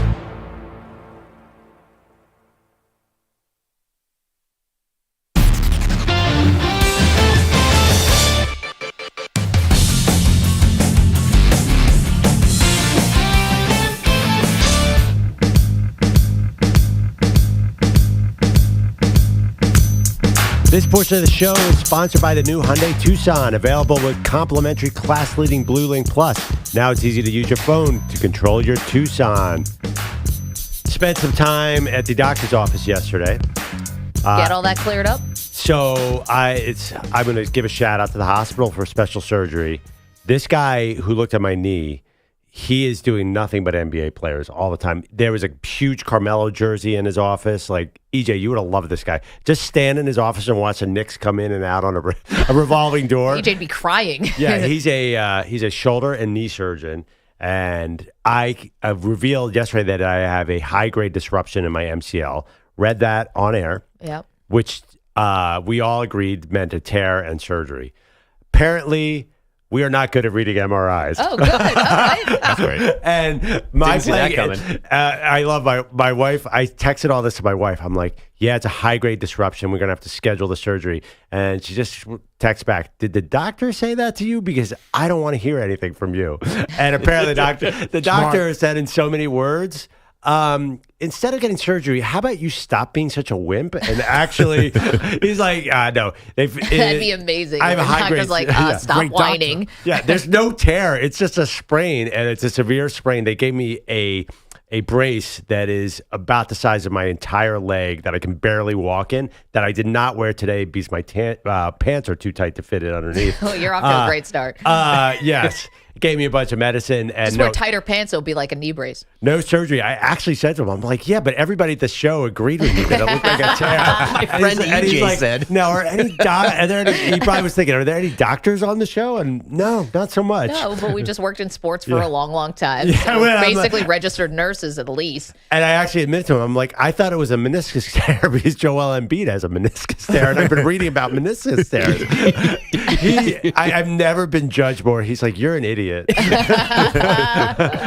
So thank God, no surgery. Congrats, no Yes. surgery. Yes, this is a good news. And Not I gonna get limp the around feeling, for no, I'm a little embarrassed though, because I don't even think it's close to surgery, Maggie. I don't even think that was in the cards at all. And this is why you ask whether we get a little annoyed when you talk about your injuries all the time. Fair. And I'm just going to put it out there. You might be a little bit of a hypochondriac. I mean, you really have something going on with your knee. No, well, With what the about my finger or the what about my elbow? golfer's elbow? What about the golfer's elbow? I've never heard of a golfer's elbow. It's tennis elbow. Oh, well, maybe Pro Football Doc David Chow told me at the Super Bowl that I have golfer's elbow. That's a real Mini diagnosis. golfer's elbow? Right. It's a windmill. You get it in the clown's mouth and it goes away. I got my elbow caught in a windmill. Golfer's elbow. Damn. Now, in our defense, major disruption sounds bad. High grade disruption. Yeah, and I'd never heard that term before. Yes. Disruption sounds like a tear. Yeah. Well, it was a severe sprain. I could show you the MRI, but it wouldn't mean anything to you because you're not a trained doctor. Correct. And neither am I. And by the way, I wouldn't even really know what he's like, do you see this gray area? And I said, yeah, sure. I didn't see any gray area. I have no idea what he was looking at. No clue. Whenever anyone look at MRI, I mean, even I was pregnant until my kid was like 25 weeks. I was like, oh, yeah, that's the baby. The whole time I've been faking it. It's like, oh, yeah. Wow. Oh, you think you were faking it? I was a man, not even looking at my own body and pretending to understand what the heck I'm looking at. Like, oh, there he is. I'm like, I think that's my bladder, but sure. Cool. That was a big MRI time. That was, anyway. Well, good for you. Yeah, so I don't have to miss any show But time. now we have to hear about complaints. Well, wait till you see this knee brace itches like crazy. I saw the picture. It is gigantic. You look like an Ohio State offensive lineman wearing that. I know. I actually felt like, I mean, can I be in the NBA with this knee brace? In the 90s. You should wear it over your pants Yeah. and really flaunt it. I mean, this is a good time to do that. I was thinking that, and walking around a sports radio station with a giant knee brace gives me some real cred here. Oh, everyone's going to stop you. What happened? right. You get Yeah. to talk about it with everybody and not with us anymore. Oh, I didn't. It's a win-win, Maggie. I'm just saying, as in, you know, And they Slip that in it's there. a lot of knee talk. Yeah. Well, And they I was already just- question your walk down the hall. So now you get the brace on, and they might have some compassion for you. Oh, right. I got to be honest. The guy was very specific. The brace guy put it under your pants. If I wore it over the pants, you guys right now would know that was just for show. Well, I think that's. But if we're something all we'd good be with me willing to doing it live just with. for show, That's if we're all something- good, yeah, I'm going to wear it tomorrow. The price we're willing to pay, Perloff. Wait, do you have any pants that are loose enough? Yes, I kind of have to wear sweatpants to work. Well, good for you. You wouldn't be the Go first ahead. here. Like Can't that. get any resistance from anybody. You wouldn't be the first on the show There's to no do dress that. code here. Or even worse, early mid-March shorts, Perloff. That is So bad. allegedly, shorts are not allowed around here. No, that's over with. Okay, Yeah. that was what our if you have old a boss. What if you have a brace? Well, you get by. But would you Come in guys- a wheelchair? I'm sure they're not going to say anything But the either. blinding whiteness of my legs might be an HR issue. Wait, I mean, so that's not a thing anymore? No, it used that- to be no shorts. That was a Chernoff thing. Yes. That is no longer the case because I wore shorts all of last summer. And no one said a word. No, and everybody did. Yeah, I Yes. wore shorts all last summer, too. Okay. Because it was a no shorts thing. And then I remember old co-host Bart Scott, whose outfits used to cost more than my car, came in wearing like cashmere shorts. And I was like, I double dog dare you to tell him not to wear the shorts. Yeah. Because it cost $1,000. it's a given. The He's rule, also 240 pounds solid muscle. And it was a lot of sequins on those outfits. I mean, Rules he really pulled it off. It was- rules don't apply to Bart. Yeah, that that's was true. that was totally different. What kind of sports talk radio station has a no shorts rule? This Well, this it one. was That's it was- insane. But the flaw in the argument was you can wear any kind of terrible pants you want, but as long as they're pants, you're fine. Like, Yeah. like to Maggie's point, Bart looks nicer in shorts than people who are wearing by default, their swooshy workout pants here. Like that's worse than Bart's nice shorts Yeah. that are ironed and dry cleaned and worn correctly. Fendi. I mean, honestly, I Gucci. think making people wear pants in summertime is like borderline abusive. You know how hot it gets? Like it gets in here or a lot of places. It gets 100 degrees. Yep. No, it's pretty 95 cold degrees. in here. What? inside the office. Inside the office, I've always No, but felt I like mean, you outside, got a a little. lot of people travel in, like whether it be Yes, commuting, absolutely. train, like you gotta get to work, and But- it's like 95 degrees and wearing pants. So you're saying in an industry where basically half the guys are in there just so they can wear jerseys to work, that there's a dress code? There was. Yeah. That is nuts. And it was Nuts. oddly specific about just the no shorts. No, it'd be one rule that would ruin the whole industry if they said you cannot wear free swag to work. Oh, no. I don't know. It crumbled. Peter Schwartz would Naked feet. Wear T-shirts. Walking looking like John Cena. Yeah. Like, oh, no. Oscars. Although I think that envelope would have been free. Yeah. I think that doesn't count. Although the pants are yours, so just the top of you would be bare. That's right. Yeah. So you'd satisfy the pants rule, Right. but your moobs being out might be the problem. Pierre Schwartz versus Pete Bellotti would have a whole different connotation in a wrestling match. If that was I the know. rules. We haven't forgotten about that, by the way. We just got gotten sidetracked with other They'd be things. screaming, "Put it on! Put it on!" I just had this image of that wrestling match taking place with them both oiled down and shirtless. I didn't. The slap of the You hear it in Jersey. of the first clutch. It's like It's a lot of surface the area. wrestler Big just E saying. says, a lot of meat slapping. We're headlines, right? Is what Nah. we're supposed to be doing.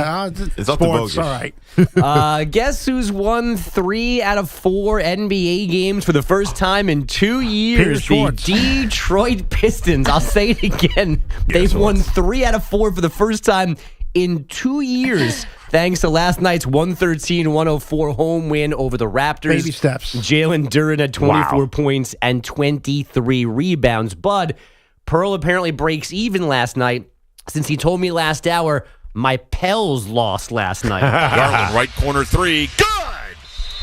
And that'll bring a timeout from New Orleans as perhaps Willie Green is ready to run up the white flag. 106-82.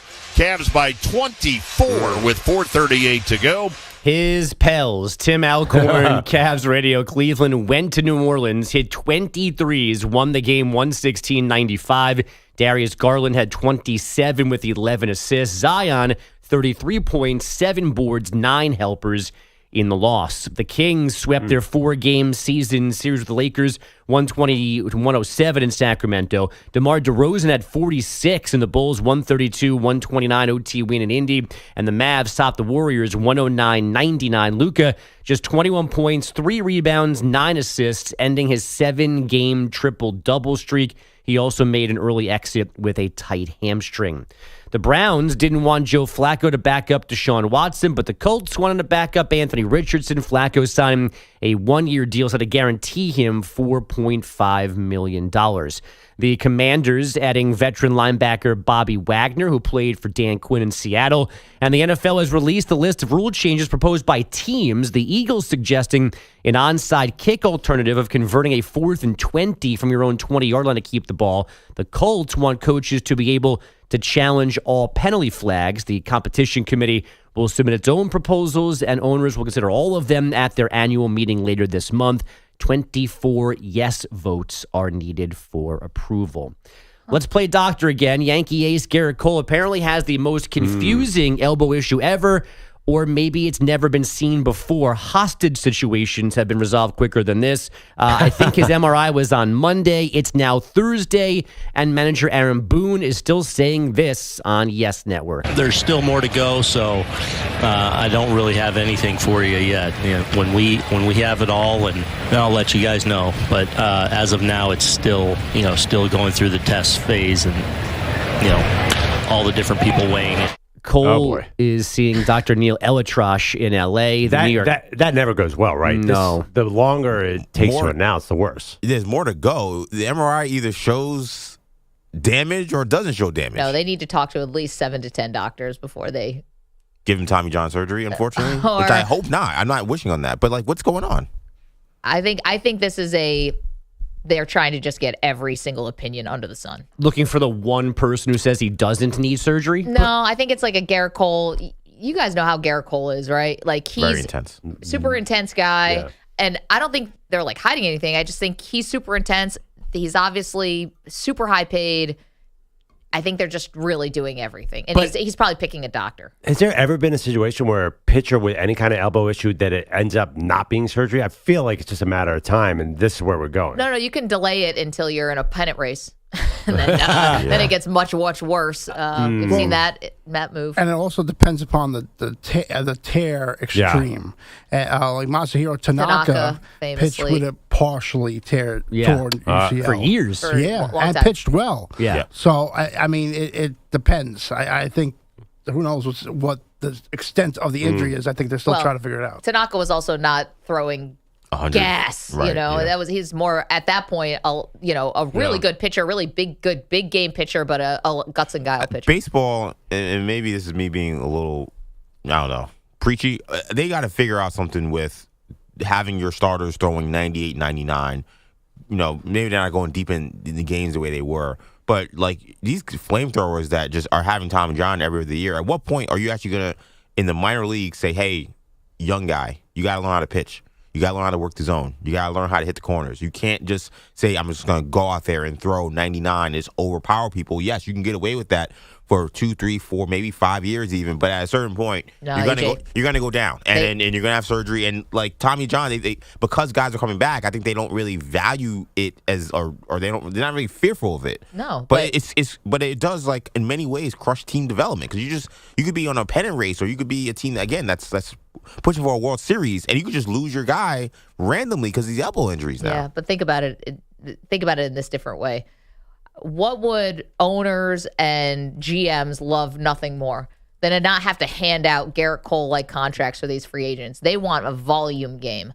I want 100 arms who all throw 100 miles an hour, and I never want to have to pay an ace massive money ever again if they all could. But that's what I think. They always end up paying him, though. They always make that same mistake. Baby stuff. Okay. By the way, Neil Elitrosh, is there a body part that dude doesn't work at? He's the guy who did Aaron Rodgers' Achilles, and now he's a Tommy John expert? What's going on here? He does it all. I think that you can't do it all. Can you? He seems to do it all. I think Dr. James Andrews, Did he do James' first Achilles? name, right? I thought he was he the does knee everything. guy. He definitely does ACLs. He's done shoulders too, I think, and triceps and biceps. I've seen a bunch of guys go in for that. Yeah, I feel like you got to pick a body part here.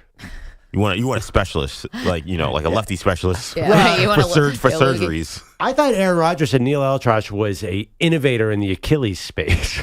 No, I think they're surgeons, so therefore they can operate on any tendon, ligament thing. Well, I remember when I did not get surgery, I should, on my shoulder. I mean, when I found my doctor, Dr. Angel, it said, the things he specializes in, one of them was shoulders. So I think there are definitely you have multiple disciplines. I don't think you could I think a lot of guys can do a lot of different things, but I don't think that all of them can. I think they do definitely say, hey, I'm definitely the elbow guy. But, like, if you have a knee thing, I could probably help you out. And Neil Elitrosh is a new James Andrew. That's the only doctor we all know his name. When you said that, I'm like, Neil Elitrosh is in this bad boy too? That guy likes headlines. The Yankees were linked to White Sox righty Dylan Cease because of Cole's uncertainty, but Chicago dealt him to the Padres yesterday instead. Leo Messi scored a goal, set up another, but also picked up a right leg issue last night. He's likely to miss Inter Miami's next match. That's an MLS game with DC United on Saturday. Last night, they beat Nashville SC 3-1 to advance to the CONCACAF Champions Cup quarterfinals. And finally, Colgate, Montana State, McNeese all headed to men's March Madness after winning their conference tourneys yesterday. Quick NBA question. We had bold takes about the NBA about 4 weeks ago, and I said the Lakers are about to go on a run, and you said my Golden State Warriors last dance call is coming true. I noticed they're still stuck at 9 and 10 in the Western Conference. Yeah. When is that run coming? Do we have a time frame on when this might happen? I know. The problem with my take is that the team keeps losing. Well, it's my Lakers against your Warriors in a crazy play-in thing. Can you go from the 10 seed or the 9 seed to winning a title? I don't think so. Not looking good. Not looking good. Bogish, thank you so much. Coming up, should we temper expectations for one of the biggest coaching hires in the NFL? We'll get to that next. Maggie and Perloff, CBS Sports Radio.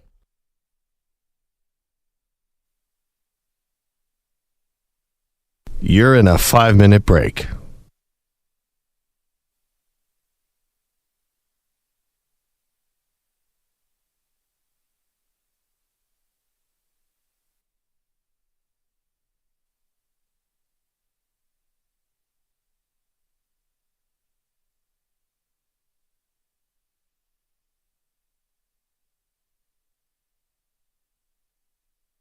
4 minutes, 30 seconds remaining.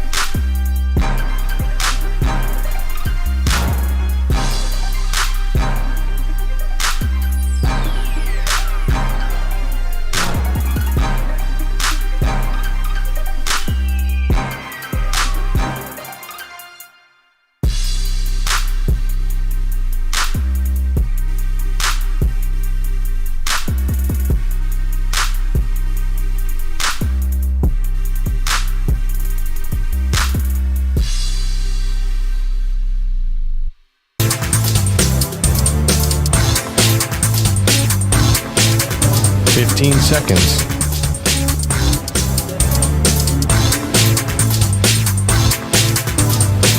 Break ends in 5 seconds.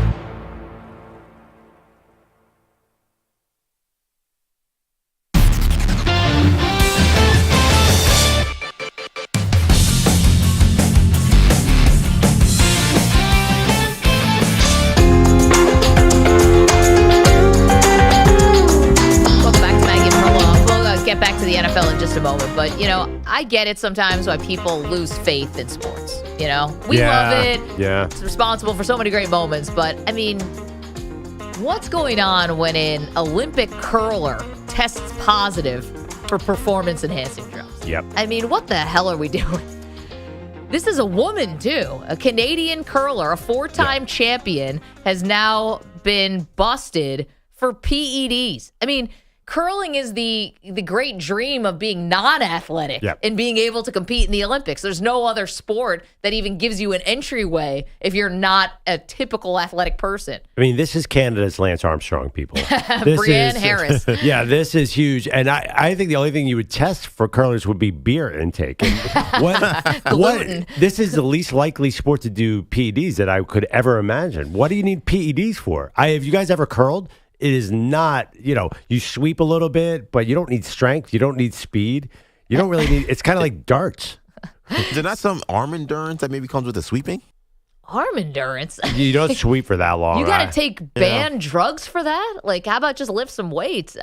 She's provisionally suspended for 4 years. I mean, a full Olympic cycle.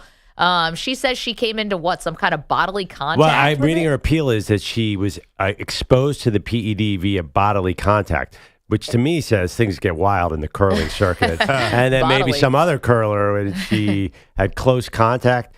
It sounds like an Onion headline. It sounds like a joke, right? Absolutely. And this is another thing where it was like the day after her birthday. So she's getting all these well wishes from the curling community. And then next day, boom, just busted, suspended. She said that it's Lingendrol. She's like, I don't even take Advil or Tylenol, but somehow I just happened to bump into a cart full of Lingendrol, and now I am provisionally banned for 4 years. Like, if we can't get through a curling event without PEDs, what hope is there for any of the other actual sports? Well, I'm doing some more research here on the fly. Apparently, there was a gigantic Russian doping case in 2018 that blew up the Winter Games in curling. Now the Russians, the Russians, the Russians doping in curling. They're putting that stuff in their coffee. That's yesterday's news. That is obvious.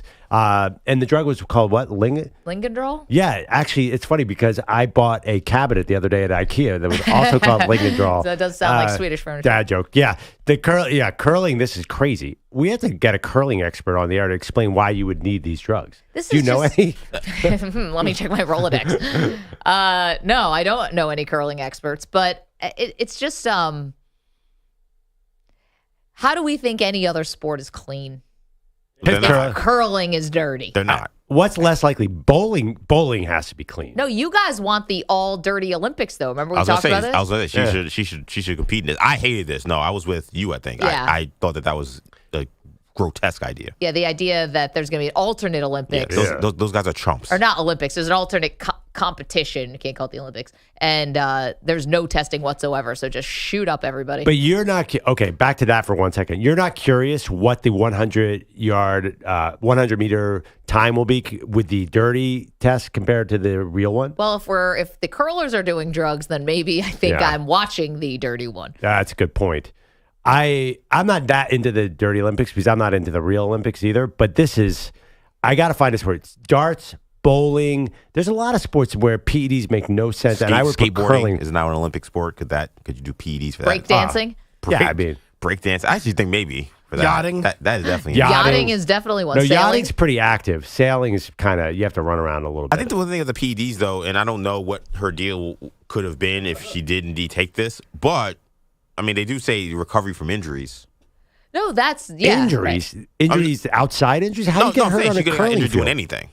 She got and then you say, well, I got to make this curling meet, and I got 4 weeks. But I was cleaning the gutters. I got this old football injury that I got to get taken care of. That's the only thing I can think of. Also, I feel like I don't even take Tylenol. Might be one of like the most tired excuses for PED users. It's like the guys who say, oh, I don't. I would never cheat on people. I have sisters. Like, right. Like what? Like what the hell does that have to do with anything? Yeah, I have a daughter. Yeah. It's like, I know, that doesn't matter. Yeah. I don't think that's the same part of your brain, personally. Man, is there no sanctity left when curlers are testing positive for PEDs? Oh, my gosh. PBA bowlers have to do drug tests. So this is a real thing. I think it's weed. No, I think they're testing for PEDs. I mean, If you doesn't even professional bowlers drink beer during tournaments, don't they? That's required. How do you go into a bowling alley and skateboarders? By the way, I mean you're telling me the skateboarders aren't high in the Olympics? I would think it'd be mandated. Yeah, but again, I think this is all part of me. the culture. This is ridiculous. Definitely the X Games. I can't believe you don't know any curling experts. I did once party with the curling team that won in Torino. There you go. Yeah, I never got any of their numbers. What a mistake. Turns out they were probably using banned substances and you just didn't know it. They were wearing the bronze medals around their neck. They're like, what a flex. Went to the bar. 855-212-4CBS. It's Thursday, which means the multiverse.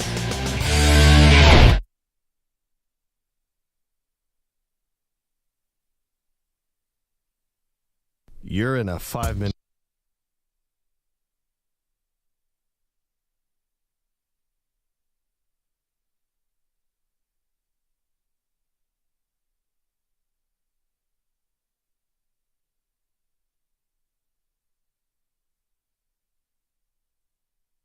All right.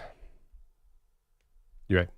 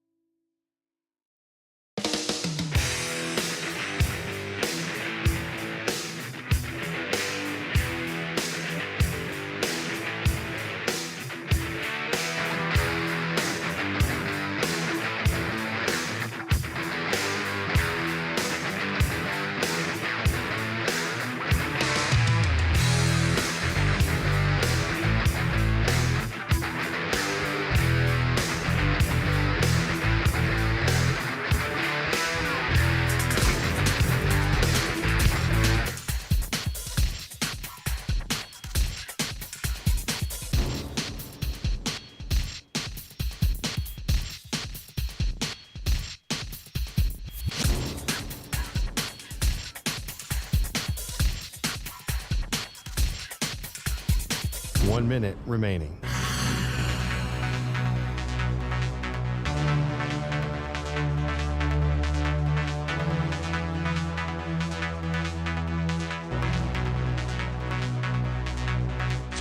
45 seconds remaining.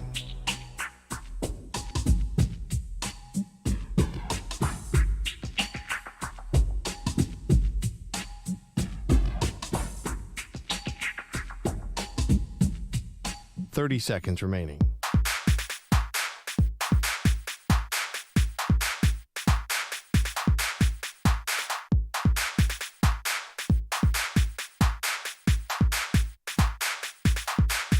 Fifteen seconds.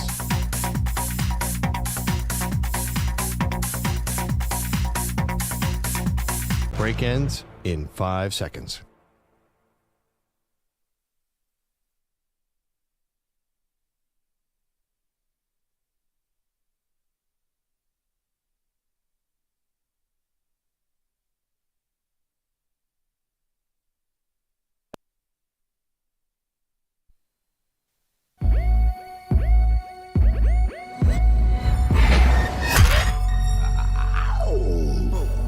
He's destined to get knocked out by Jake Paul. She's destined to film it.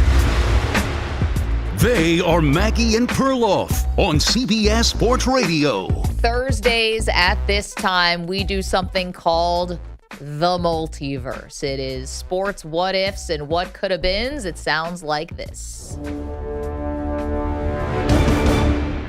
Exploring sports' biggest what ifs and could have beens.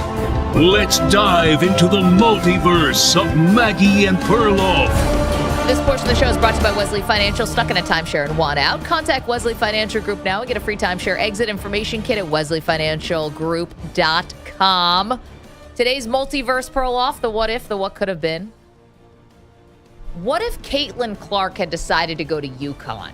Whoa, okay. So what if she had, instead of becoming a star at Iowa and effectively changing the sport, the ratings are through the roof, just the attention on women's college hoops has never been higher. We know she's not the only reason why, but it's impossible not to understand the Caitlin Clark effect and the impact that she's had on the sport, right? We'd be naive.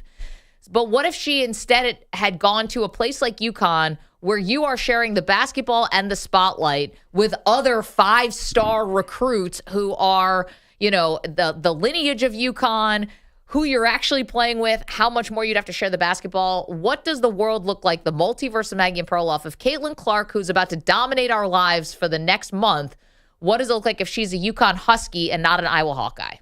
Okay, I actually want to, usually I go first. I want you to go first. I will tell you. I will go second because I think we're going in different directions. Okay, so in my multiverse where Caitlin Clark went to UConn and not to Iowa, I do not think we are having this women's hoops boom that we are seeing today. And unfortunately, incredible women playing at UConn is the expectation. The winning is a given. The talent level runs so deep that the spotlight has to be shared just by virtue of the skill level of everyone on the team. UConn has always had incredible low post presence too. A lot of teams have run through forwards and centers, despite the fact they also have some good shooters. Now, the last time UConn made it to anything but either the Final Four or the championship game was 2006, 2007 when they made it to the Elite Eight. Like, this 15 seasons ago. We're just so used to them winning. There is something a little ho-hum. Oh my gosh, hey, another UConn women's winning season. Whereas Caitlin Clark doing it with Iowa does feel very different and very fresh. Let's take this UConn team, for example. Again, we're doing the multiverse of Maggie and Perloff. The question is a what if or what could have been. What happened if Caitlin Clark had gone to UConn and not Iowa?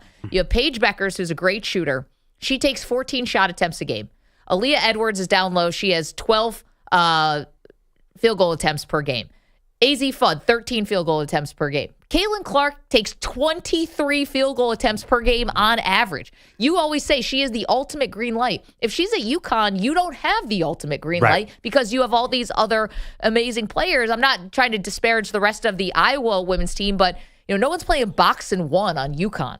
You get destroyed. So I think women's hoops is not in the place enjoying this boom if Caitlin Clark is at UConn and not at Iowa. Okay, I disagree.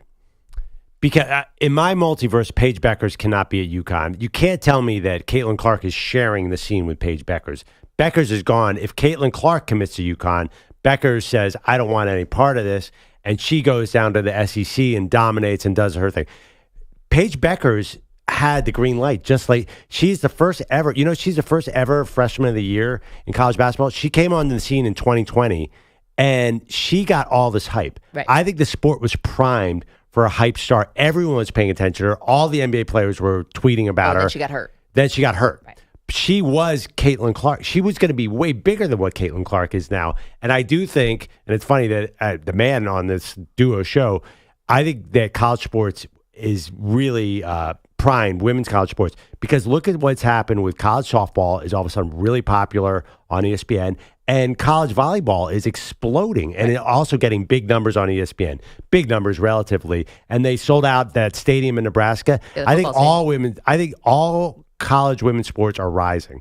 Not necessarily the pros yet. That might come down the road. So I think everyone was ready, and social media is born for this, to have a woman star. I think it was going to be Paige Beckers, and she was at UConn, and she had a total green light. She was doing all kinds of – she was scoring way more than all those other superstars had. She was on a pace that was completely different than Diana Taurasi and Maya Moore and Breanna Stewart. She was already setting UConn records as a freshman. So I think Caitlin Clark, they would have looked at it differently. And UConn's not UConn. She could have been – if Paige Beckers scores 20 as a freshman, I think Caitlin Clark could have scored 25.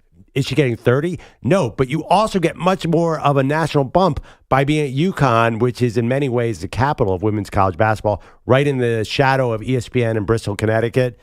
I think she would have been a different star, but a big star. And I do think that women's college basketball would still be very popular. It's not just Caitlin Clark anymore. We know all these names now that I think casual fans did not know before. Okay, it's a great point that maybe the sport was just ready for it. And Caitlin, ready for her. And Caitlin just sort of stepped in, but was a Paige, was a Sabrina Escu before her, who just had the shoot-off, three-point competition with Steph Curry. And was at Oregon, and unfortunately, the NCAA tournament got canceled her final year because of COVID. So this is the multiverse of Maggie and Perloff. We do sports what-ifs, what could-have-beens, and Caitlin Clark and women's hoops is going to dominate here for the next couple weeks. So next month, we just decided to ask, what if Caitlin Clark had gone to UConn? Now, here's the thing. You assume that Paige Beckers wouldn't be at UConn if Caitlin Clark was at UConn. It would be redundant, Well, I get it, but obviously Caitlin Clark, they couldn't share a basketball. It'd be too much. That'd be too much. They're very similar. Yeah. So in my multiverse, we can go any direction we want. Paige Beckers turns down UConn because Caitlin Clark is there. Right. Or in reality, Caitlin Clark would not go to UConn if Paige Beckers was there. But she had like a Bryce Harper feel for college basketball. People were waiting for her to get there, and she got there and hit it immediately. Right. Which I don't, and I got to be totally honest. I watch both players play, and I don't know how they score so many points because they're not physically dominant. And Juju Watkins at USC too, they're not the biggest, strongest players. They just sort of have the scoring mentality that you're born with. 855-212-4CBS, 855-212-4227. All right, we laid it out there. I don't think that women's college hoops is enjoying this big of a boom if Caitlin Clark is just another great player at UConn, because we've had all these great players at UConn playing together, and the sport, while continuing to grow, never had this type of feels like one singular kind of phenomenon. No, I absolutely understand. And you think that they were ready for this, that the sport's been ready for this. Well, you make a great point about volleyball and softball. Women's sports has been up overall, so it's a fair point by you. Especially college points. And another multiverse about this too. What happens? I guess the WNBA outcome is the same in both storylines.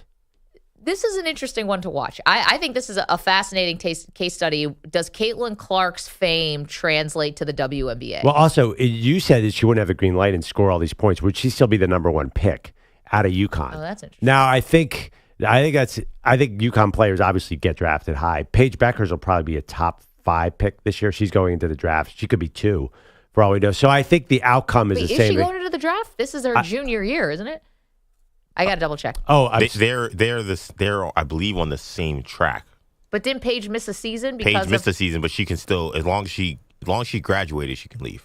I've been reading some. Does she want to leave? That's a great question. I'd stay. I've been reading some mock drafts, which says a lot. The WNBA, and I've seen Beckers in the top 5. Yeah, I have too. Okay, so maybe, I don't even know. Maybe she declared and I missed it, but I don't think she officially declared. Oh, and now I'm reading one where now she's not in ESPN's, so maybe she will go back. Okay. Angel Reese at 7, by the way, who I assume you're saying she would not be as big a star as she is because she really got nationally known because of her conflict with Who, Angel? Caitlin Well, they Clark. won the national title. Right, but Angel Reese would not be a household name if it wasn't for Caitlin Clark. I think there's something to that. Well, if they won the title, we're going to know who she is because she was the centerpiece on that title team. Right, but she wouldn't be crossover. I mean, Maybe people were not. talking about her on the Today Show Oh, because yeah, of, a million Instagram followers or more. By the way, this is a conversation for another time. We're doing the multiverse now of Maggie and Perloff, the sports what ifs and what could have beens. Today we're doing if Caitlin Clark had gone to UConn and not Iowa, would she be this singular star that she is now?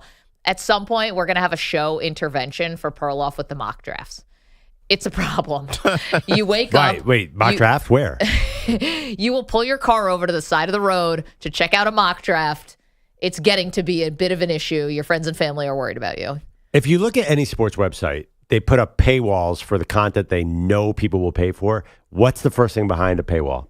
Mel Kiper's draft rankings, the mock draft. It is the thing that the internet was built to do, a mock draft. I don't want to get sidetracked because today's about Caitlin Clark and the multiverse, but at some point we're having an intervention for Perloff with all the mocks. Okay. At the end of the day, by the way, she would be, if I was looking at mock draft right now in this multiverse, Caitlin Clark, #1, UConn. And something about Caitlin Clark at UConn sounds magical to me. I think that would have been a big Meanwhile, stardom. They did not make her final three, right? Didn't we look this up yesterday? It was Iowa Iowa State, Iowa, and then it was Oregon, which I think was. I thought it was Notre Dame. Notre Dame. Sorry, you're Yeah. right. Notre Dame. Big Oregon program. was in the top 8. I looked at a longer list. Yeah. And UConn wasn't even in like the extended list. I think they knew she wasn't. I think because they all Paige knew was going there. and they all knew she wasn't leaving Iowa. I mean, I think she made it pretty clear. But right? a lot of recruits too, like they know where people are going. So like they're both, Right. in the same year. She knows Paige is going to UConn. I mean, they're both kind of scoring guards. She's like, why am I going to go there? Yeah. It didn't make sense in that regard. No, I get it. So I'm sure Gino would have took her. Gino will take all talent, and he would have made it work, in my opinion. Yeah. Actually, I think if this works out, I think they both play there. I think UConn wins because UConn's been in a drought. They have not won a title since 2016. Right. And I think they win multiple championships because when Paige Beckers gets hurt, you still have Caitlin Clark. And Caitlin Clark actually, I think, does become still a big star. But I think there's a novelty factor to Iowa that is lost, I think. Because I think when we think of big women's basketball, we just don't think of Iowa. I think we expect LSU, we expect UConn, we now expect South Carolina. Yeah, Tennessee for so many years. Tennessee for so many years. Like Iowa is just they're clearly a one woman show, and you watch them when they play, and it's like clearly this is a team that's not a stacked team. This is one player that's been carrying them and uplifting their team, and they help her as well. So I think that the novelty factor of it would have hurt the fact that you wouldn't have this. That's what I'm big saying. boom. Like you look at the All-American list for UConn, it's Dead Sea Scrolls long. Yeah. I mean, it's just been so. How do you top what and even for a talent like Caitlin Clark, and I know Paige is doing an amazing job, and Breanna Stewart before her, and we could just go back through the list, and right now AZ Fudd, and also looking at Lee Edwards, like it just keeps. You're not one of one there. You're going to be one of many, and it does. I don't think it would have the same effect. Yeah. Beckers is clearly 101 there now. I mean, and She's still a star. She's awesome. They haven't won a championship. But you can still be a star, but you're not going to. I think that's to EJ's point about the novelty of it. It's like, you know what they say in journalism school? If a dog, it's like dog bites man, that's not a story. Man bites dog, that's a story. Being great at UConn is not a story anymore. Right. It's the expectation. Being great at Iowa and taking them to the national championship game, that's different. Right. And I actually think if Caitlin went to UConn, not only would you not see the boom in women's college basketball, I actually think it'd be bad for women's college basketball. Well, that was always the question. Was UConn bad? Because I think what's been great for women's college basketball the last few years is the parity that we've seen Stanford, that we've seen LSU, that we've seen South Carolina become a national power. Like, what's great about this tournament is that we're going in where Caitlin Clark is seen as clearly the best player, and there's no guarantee she's going to get to the Final Four. There really isn't a guarantee she's going to even get to the Elite Eight. Like, that's how good women's basketball has become. If UConn, in this scenario where I'm saying that Paige and Caitlin are there, and they have a stacked team, I mean, they're the favorites. Are you seeing multiple teams rise up the way they did in this last 4 years? And I don't know if you do. By the way, isn't the problem with UConn is that they get blown away by these gigantic SEC front courts, and don't centers win these days? Like obviously Brittany Griner and South Carolina is huge. Well, they've been getting hurt. That's been the issue. They've had injuries besides Paige. Like Yeah. they've just been hurt every year. Yeah, Feels AZ like- also has been hurt. Right. Yeah. The woman who got Cardoso. Yeah, Cardoso. Yeah, she's ridiculous. I mean, and Cameron Brink. Like, I feel like Iowa looks like miniature compared to these teams. I don't see how they're going to compete. By the way, and the other thing too about college basketball, there is another the Haley Van List of the world who get 1 million Instagram followers. Sure. There's also there are some women who become marketing machines. Sure. Like Yeah. the Cavender twins. Yeah. There's some of that going on too, and I think Angel Reese is like that too. Yeah. She's Bayou Barbie. probably as good a marketer as she is a player now. Mm-hmm. So I just think there's a lot of stars in the sport. Iowa, one thing, they're like Villanova. They have all 5th-year seniors, 4th-year seniors, so they just play smart. They're going to disappear after Caitlin Clark, right? I mean, they have any chance? Their whole team they have all seniors. 855-212-4CBS, 855-212-4227. Okay, so this is the multiverse of Maggie and Perloff. We do this every Thursday at this time with different questions, sports, what ifs, what could have beens. And today we tackle, what if Caitlin Clark had gone to UConn, not gone to Iowa? Would we be seeing the same level of star power for her? Because would she have this like amazing green light that she has now? Would it stand out as much if you're just another great star at UConn, which we've just come to expect? Or would, as Perloff said, would they be better than ever? Would this be bigger than ever? Because the sport was ready and we were all ready for women's college basketball to take this massive step. Again, we're not saying it's just Caitlin Clark. We know that there's a lot more to it, but she's the star right now. 855-212-4CBS. You're welcome to weigh in on that. Coming up, we've got college football to talk about. I think it's the dead zone. It's not. Get to that. Maggie and Perloff, CBS Sports Radio. You're in a 5-minute break.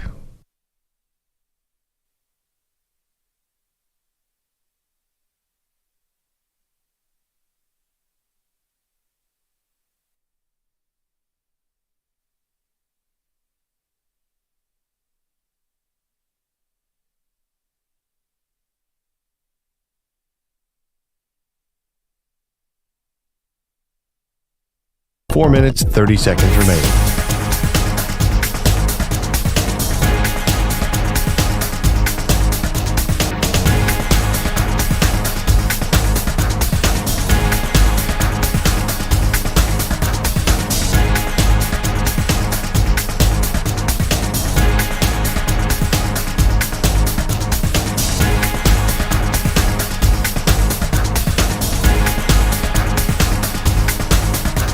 Four minutes remaining.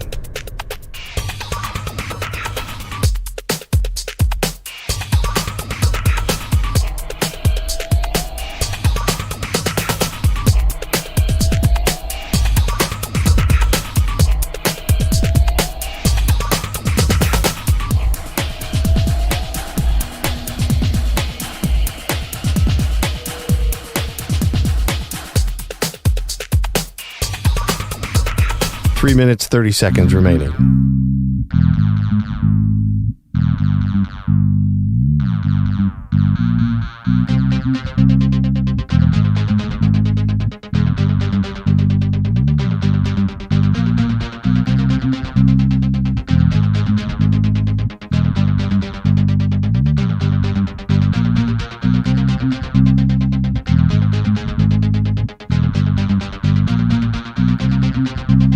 Three minutes remaining.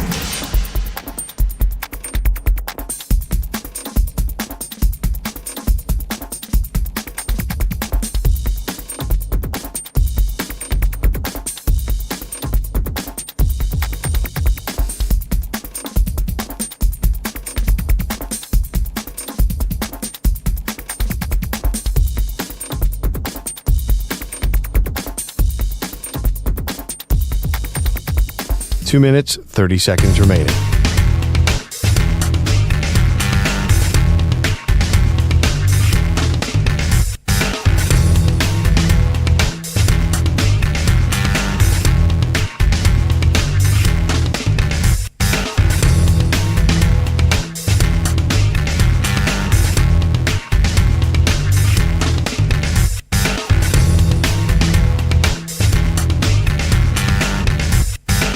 Two minutes remaining.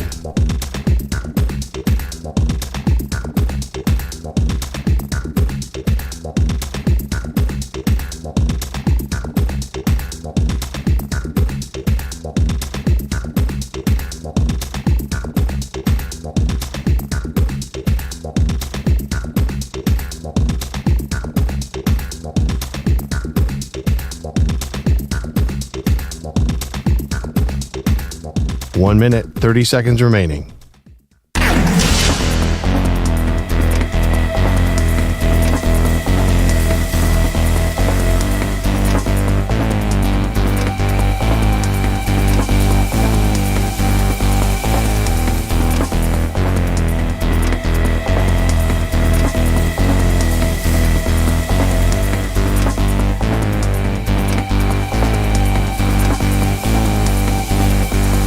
One minute remaining.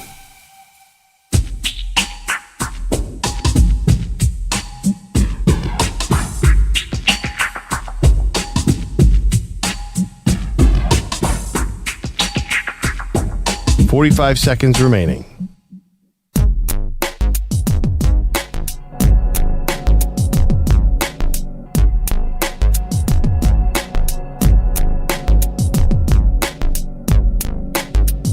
"30 seconds remaining.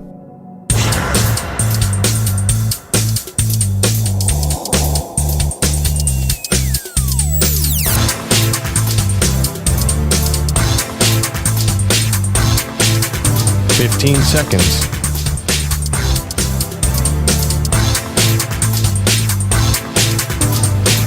Break ends in 5 seconds.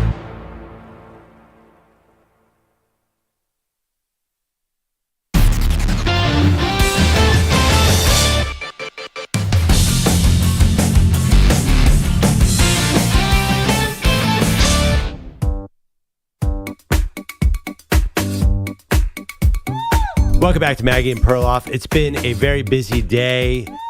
Interesting multiverse today. Every Thursday we do the multiverse. What if Caitlin Clark had gone to UConn instead of Iowa? Maggie says no green light for Caitlin. She's not as big a star, and college basketball does not get this big bump. Women's college basketball, that is.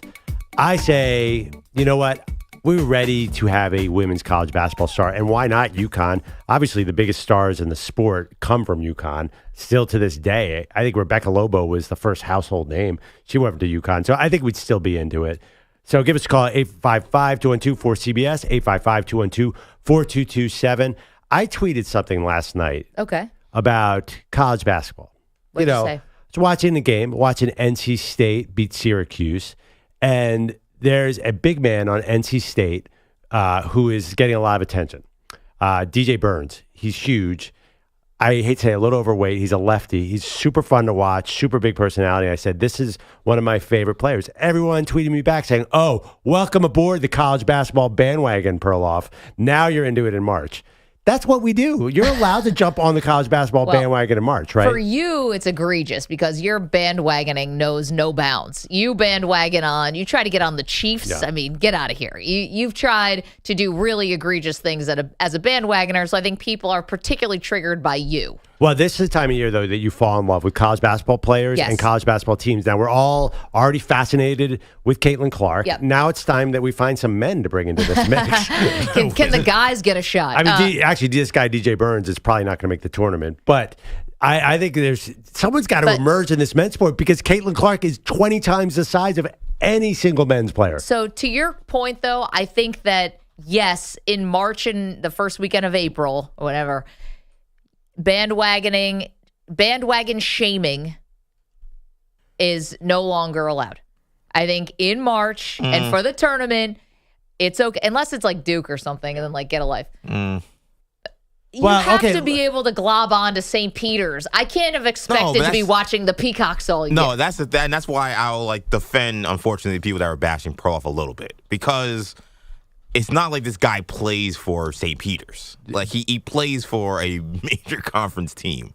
Like, so if you're a college basketball team, basketball fan, I feel like is reading 20 mock drafts today. He doesn't have time to watch the ACC DJ Burns network. not on him because they think he can't guard P&R. You know, like this guy DJ Burns and Bogus does kind of came out of nowhere because he's gotten red hot at the end of the season. He's not a household name. He's scoring 12 points a game, but he scored 30 the other night on national TV. It's senior night. He's a bit of a flash in the pan of late. As we agree to disagree on that. I feel like I watched him earlier in the year and I was like, who the hell is this guy? He had a career. You can't miss him if you ever turn on an NC State game. Whether he's playing well or not, he's a... But he scores 12 points a game and just had a career high against Duke. I would say his star has risen a lot. They were talking about it last night on the game. It's like, wow, this is incredible to see him have this late career renaissance. I think people got upset because it was like a Magic Johnson tweet. It was like, "Hey, this DJ Burns guy's really fun." Yeah. It's like, But I tweeted the same thing last week, so I have I the know, receipts. yeah. I go back to early March with this dude. There's a long history. I mean, and you just only got like a 5-month head start on you, too. It's not like DJ Burns have been starring for NC State for the last 3 years. But do you guys agree that can the men stand up in this room? We need a men's star to rival Caitlin Clark. Is well, she you, gonna you had your guy, and then you bashed his entire fan base. Dalton Connect in Tennessee? Yeah, and now they've turned on you. I don't know if Tennessee's going to get to the Final Four, though. And that's one of the things. Caitlin Clark had that run last year. It's just interesting to me that there are no men's stars and 2 or 3 household names in women's Can sports. I do a executive producer decision here, maybe? Can I do a back of the envelope next segment? I give you guys 5 men's players you should be interested in the college basketball tournament this year. Yeah, you can. I mean, I think that I think you're not giving us enough credit here that we definitely, I mean, when you watch a Tar Heels game, all these guys we know. Yeah, you know one. Armando Bacot, because he's been there since and the other guy who transferred from Notre Dame. Actually I know that guy too. Yeah. No, this is no. You know Kyle Filipowski, everybody knows, but it is. He's on Duke. But yeah, I'm just saying he should be dead. I'm just saying nationally. Yeah, according to Bogut. According to you, nationally, Cormac Ryan. No. I think nationally there are very few men's names. And RJ Davis. I think you're not giving yourself enough credit. No, I think you're wrong. I think the star power of these men is well below Caitlin Clark. I think Pearl's right about that. Yeah. And that's why Caitlin Clark, okay, but she's crossed over. But that doesn't mean that we don't know anybody in college hoops. But Zach Edey is probably the only one that comes close to being. And I have no faith in Purdue. Well, right. Yeah. I think it's naive to say that the star power in men's college basketball is at a nadir. It is all-time low because of one and done G League, Europe. Maybe that'll change with NIL, but this is going to. I think we'll look back at this era of college basketball and say that was the era with no stars. And it's all connected. There's not anybody you're waiting to take first in the draft. Yeah, no one. Everybody moving around. There's no built-in storylines. But I think that this still is hopefully. Not to this extent, not the norm. Well, last year's Final Four was Miami, Florida Atlantic, UConn, and San Diego State. It wasn't like there were lottery picks all over those teams. It's really kind of it's hard for the casual fan to engage with these stars. But can I take you back to, wasn't this just a year ago? If I'm looking at the Wooden Award finalists here, these are Drew Timme, Oscar Schwebe. I think I'm in the right year. Yeah. Yep. Keegan Murray. I'm looking at Ochai Agbaji. Yes, we all know these guys, and this is last year. So let's not pretend like we don't know who any of these dudes Drew are. Timme was everybody. Drew Timme, yeah, but Drew Timme is an Stayed in exception. college for 100 years. I don't know if that was a who's who. You think Keegan Murray was kids all over California were buying? He ended up being but he was a high not. draft pick. He was definitely not a big star. No, but they are comparable to stars 2 through 5 on the women's side. Yes. Like Drew Timme and Angel Reese were not that different last year. Yeah, but okay, this year. Okay, I can give you this year is where the dip is. I can give you the Wooden Award finalists for this year. And like Hunter Dickinson is a big name. Went to Kansas. Yeah, and we know he's not going to do anything in the tournament. Well, he's hurt right now, but like didn't have a spectacularly huge year. They were good, but never like demanded your attention. He could have been a guy that people cared about, but that didn't play out. Okay, so we have Wooden Award finalists that just got announced, I believe, a couple days ago. So you've got Zach Edey and you've got Dalton Connect. You've got other candidates. RJ Davis, we all know, North Carolina. Again, just said that. Yeah, I know him. I don't know if that's he doesn't get into. I don't know that he gets into this list. Jamal Shed. From Houston. I mean, he's been there forever. No, right. And also he's not that good. He's just not that good an offensive player. I don't think that is a And they're household name. a fairly nondescript team as number 1 right now. Yeah. Tyler Kolek from Marquette. Now I love that Awesome guy, player, but I don't think people know. Yeah. And Caleb Love from Arizona. These are the what am I reading here? I'm reading the a Wooden Award finalist. Field. Yeah, and some of the big pro prospects aren't even really tournament level, right? I know EJ, you were going over the mocks with me. Yeah. It's this tough game and I think some of the problem is, quite frankly, a lot of the best guards and best wing players, those guys leave early. So we're left with good guards like RJ Davis and Tyler Kolek, but guys that are older and don't have the NBA talk. But like you talk about again, guys who we're talking about for draft, we're talking about, Dillingham from Kentucky. We're talking about Reed Shepherd from Kentucky. Those guys are awesome, and they're going to be top 10 picks maybe top 5 picks, but you're not going to see them on a Wooden Award list. Sorry, Kyle Filipowski's also on this list. It's a fair point. Also, that kid, the Colorado kid, right? They're just they're not a great Colton team. Williams, yeah. But he But might again, be the same number thing. one pick. Yeah. Right. Yeah, It's actually Jalen Williams' brother of the Oklahoma City Thunder. And that brings up another question back to our multiverse. Would Caitlin Clark be this big of a star? If men's college basketball was really thriving right now, would that take away from Caitlin Clark? Or has Caitlin Clark taken away from men's college basketball? We talked about this last week. I think our multiverse is what if you had to stay 4 years for college, right? If you're a men's college, and part of mine was I don't think that Caitlin Clark is getting as much buzz as she gets, because if we had all these, we went through it. How many guys who are in the NBA now would still be in college? My big thing was also you'd have a rivalry between Victor Wembanyama and Chet Holmgren if guys had to stay 4 years and everyone had to go to college, even if you're from a different country. And maybe if Caitlin Clark wasn't chewing up headlines right now, some of these men we were just talking about would get a little more national pub, possibly. I mean, they'll get it in March. It is interesting to me. The topics are very connected in a weird way. Everything we're talking about, the state of men's college basketball and women's college basketball.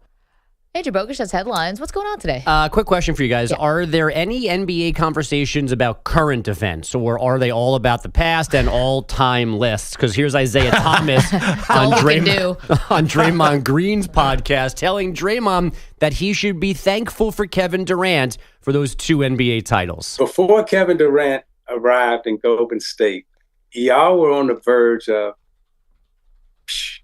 and being remembered as the team that went 73-9 and lost to a Cleveland Cavalier team in the finals. You up 3-1, and probably one of the biggest collapse in NBA Finals history.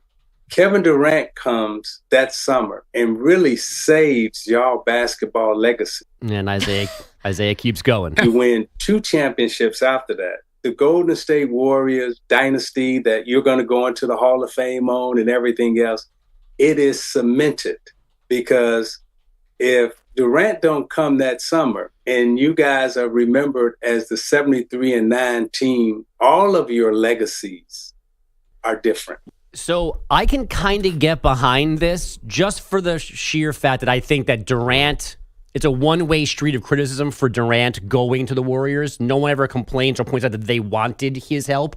So I could at least welcome Isaiah's argument into my argument about that. This sounds like him. He is trolling them in real life. And I don't know why he did it this week on a podcast, but he did it right to Draymond's face. The Warriors' last title kind of negated all this talk. That's the problem. They won. And by the way, they might have won without Durant. It's an unknown. I mean, they just won 73 games without him the year before. That's something. No, I know it's something. But the idea that Kevin Durant can't be credited for helping them, I don't understand. See, this is the part where I get why players today have problems with Barkley and with Shaq and Kenny and now with someone like Isaiah. To say something like, if you didn't get Kevin Durant, you would always be known as the 73-9 team. That's almost what's in some ways kind of wrong with basketball right now. It's only a ring culture. You never get credit for anything if you don't have a ring, and if you don't have as many rings as Michael Jordan or whatever. It's all like your legacy is cemented by one season.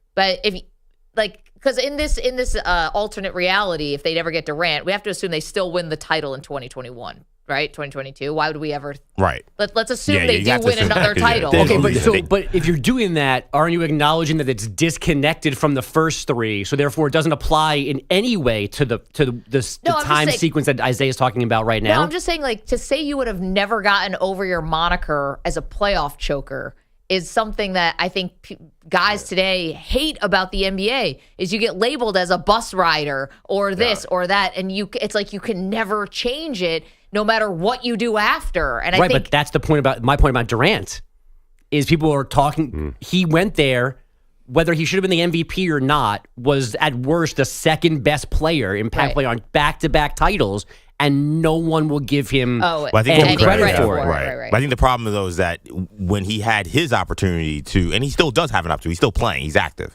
but he's had his opportunity to show, hey, I am that guy still. And Brooklyn was a disaster. Brooklyn was a disaster. His first, whatever those 20 games played with the Suns last year, I mean, they got smoked by Denver. It wasn't good. And I think that's going to be something he's going to have to get over. Look, you're right. Like, Steph and Draymond, those guys have a little bit of a grace for the fact that they won those 2 of the championships after they lost to the Cavs. You're totally right about that. But the fact they won, finally, getting them over the hump, it kind of moves them on from that, whereas KD, he still holds on to that. You know what's funny about Isaiah? He had the most famous playoff collapse, really, when Bird stole the ball. Yeah. I mean, what if it ended there? You say to Isaiah, well, you know, what if you guys hadn't come back and won the title? You'd be the all-time player. That was the worst collapse we've ever seen. I mean, they had the game won, and Larry Bird just took it from them. They saved their butt by winning. I think they went back-to-back. Yeah. And obviously Durant winning another one this year, whatever, changes his dynamic, yeah, I know, too. That's right. That would change the whole legacy as well. Yeah, so Isaiah could say something similar to his face if he never wins another one as well. But I don't know. I find myself clearly on an island defending Durant. I guess because I strongly defend the idea of you can go wherever you want to go. I know what this is. What is it? It's where everyone's about their top 5 lists of all time. The top 5 point guard list. Isaiah wants to sort of box out Curry. I mean, I think it's too late. But maybe that's what is this about? Steph Curry's legacy compared to Isaiah Thomas's legacy? Isaiah's trying to snipe Steph Curry's legacy through Draymond Green's podcast to try to plant earworms in people's minds that maybe Curry's not as deserving. Right, that is diabolical. Right. Well, I mean, he said on that podcast that Steph Curry's not a point guard. You know, is there another thing too where Isaiah's just like trolling them? Again, this sounds like trolling to me. He's trolling them because isn't he like a major part of the Suns right now? Oh, yeah, that's true. That's true. I didn't think about that. No, I don't think. I think Michael Jordan, Isaiah Thomas, all these, they only think about where their legacies, where they're going to be on these lists. Michael Jordan did a whole documentary just so he stayed at number 1. I think I'm not surprised that Michael Jordan started the pandemic just to get the documentary. Totally. He went to Wuhan. Isaiah's working this list. That's exactly what he's doing. Whatever. I think he's trying to stand up for Durant because the Phoenix thing. Maybe. Oh, yeah. Again, he's sitting next to the owner. He's doing all this stuff, and I think he's trying to hey, it was Durant who came in and saved your ass from being known as this all-time choker. And maybe that's true. And I honestly, it probably is true. I think do the Warriors find a way to get back to a title and win one? I think they probably do. I don't think they win 2. But I don't know. I'm not giving Durant this okay, you went to the best team in the NBA and you got them a championship again? What's the award or what's the big achievement I'm giving him for that? I don't know. One thing Isaiah is right about. Steph Curry is not a point guard. Oh, don't get me started on that. I can't. I imagine this was 90% of the talk when you guys went to the Knicks game. Yes. And sat next to each other. I can't do this. Doesn't typically the point guard lead the team in assists? Not always. I don't want to do this. Bogus, there's got to be another headline. Isaiah Thomas was right. There are actual... Kevin Durant saved Steph Curry, the shooting guard. Welcome aboard. See, we should be friends. Last night in the NBA, there were actual games. The Nuggets retook sole possession of first in the West for the first time since November with a 188 win in Miami. At one point in the fourth quarter, Denver's second unit was surging, but it was time for Jamal Murray and Kentavious Caldwell-Pope to go back into the game. But they told Michael Malone to leave in Reggie Jackson and Christian Brown. Part of our culture, because we do have a culture in Denver as well, part of our culture is being selfless, getting over yourself. And I think that, that's another example of how our team is always getting over the individual, thinking about the collective. Listen, the story's great. I'm here for any shots at Heat culture. We should be talking about Nuggets culture. I'm all for it too. I think it's actually Nuggets culture. It's horse culture. It's they're horse people. It's a horse culture. Barns, stables. That's what Jokic likes. Horse people like Genghis Khan. Horse people. The centaur? Was it? Centaur? Yeah, Centaur. Yeah, they're half human, half They're horse. horse people. Yeah, that's the unique culture. It's Greek mythology. There should be a statute of limitations on when you can say you have a great culture if you've not won a title. No, get out of here. Yeah, they have 11 G League players last year made the finals. Well, that's not culture? We'll get some good players. Oh, stop with the Knicks angle. This is orange and this is the stupidest thing. You can't go there glasses. and say we have the roughest, the toughest, the meanest, the roughest. They sound like the EST of the NBA, like they're Bianca Belair. You have not won a title since the greatest player of his generation left. Get out of here with Heat culture. Well, they've been in 2 finals, Stop it. Though. He cannot talk about the Heat. Forget it. Okay, I'll talk about the Heat. No, you can't talk about the Heat. Here's the thing. Too close. They haven't won a championship. How can you talk about your culture? And that is the best in the NBA. This is the problem with Heat culture is it's like Fight Club. Once you talk about it, you shouldn't talk about it. You can't acknowledge it on your court. Yes, it's got to be something. It's like a nickname. Someone else has to acknowledge your great culture. Once you do it on yourself, that's the thing. A little thirsty. Timeline doesn't matter. You can't put on your jersey or your court about your culture. It doesn't work that way. Well, luckily, no one can understand what the heck that's supposed to say on the court. It's like Star Wars. Yeah. It's like in a galaxy far, far away. Yeah. It's hard to In a read. galaxy far, far away, Dwayne Wade was taken with the 5th overall pick. Yeah. And it changed the course of Miami Heat basketball forever. If they didn't have that culture, they would be the 3rd worst team in the NBA. I told you that is a non-talented team. You know why they are the way they are. Remind me to never go to a game with you two. Why? Well, Pat Riley no is idea. giving Eric Spoelstra the ultimate green light to really coach a team. Oh, jeez. And that's a big. And look, Eric Spoelstra's a great coach, but he never has any threat to being fired. And guess what? You keep bringing in G League guys who can be cut any minute. Those guys are going to play hard for you. And I always think that the shadow of Pat Riley is still a factor. But anyway. Yeah, he scares me. I But just isn't it- Right. It's Pat Riley, of course. Pat Riley's the most intimidating human being That's in sports, no Schenectady, matter how man. old he is. Don't mess with Schenectady. It's a rough and tumble place. Isn't that culture, though? Yes. Yeah, right. Yes, exactly. No, but it's not a culture that you can talk about as being the best culture in the NBA nonstop all the time. If they're winning and they're making the playoffs. Oh, Pete, and I love you. You cannot be the guy who's talking about, they're winning. They are losers. No. They don't win championships. Oh, yeah. You are second place as the first Look, loser guy. Right. They are losers, technically, but their culture is that of one that makes playoffs. And you said that doesn't matter. Only when it's the Jets. And by the way, EJ described a I'm talking scenario about this- that sounded a lot like culture as well. You're like, well, he can coach them hard and they can all listen to him. I'm like, No, it it's sounds like not culture about. to It's me. not about the fact you can say you have heat. You can say whatever the hell you want. It's this mythology about somehow that they are doing this incredible thing. You think they were a dynasty? They haven't won a championship. The last time they won a championship, they had 2 of the greatest players of the last 30 years No, in the EJ, NBA. but they're making the finals against teams that are when they're beating teams that are way more talented on paper than they are. And they're beating the Bucks, and they're beating the Heat, and they're beating the Celtics, they're beating the Bucks, they're beating the 76ers. I'm sorry. Jimmy Butler has been a multiple-time All-Star. Bam Adebayo is a lottery pick. Tyler Hero's a lottery pick. Okay, yes, they have role players who are second-round picks, whatever. Every team has that. Every team has guys that are cast-offs. Every team has guys that nobody wanted. But this idea that the Heat, because we keep underestimating them because they take off the regular season and they decide to play hard in the playoffs, and we say, oh, no, we got to bow down to them because they lost in the Eastern Conference Finals. Give me a break.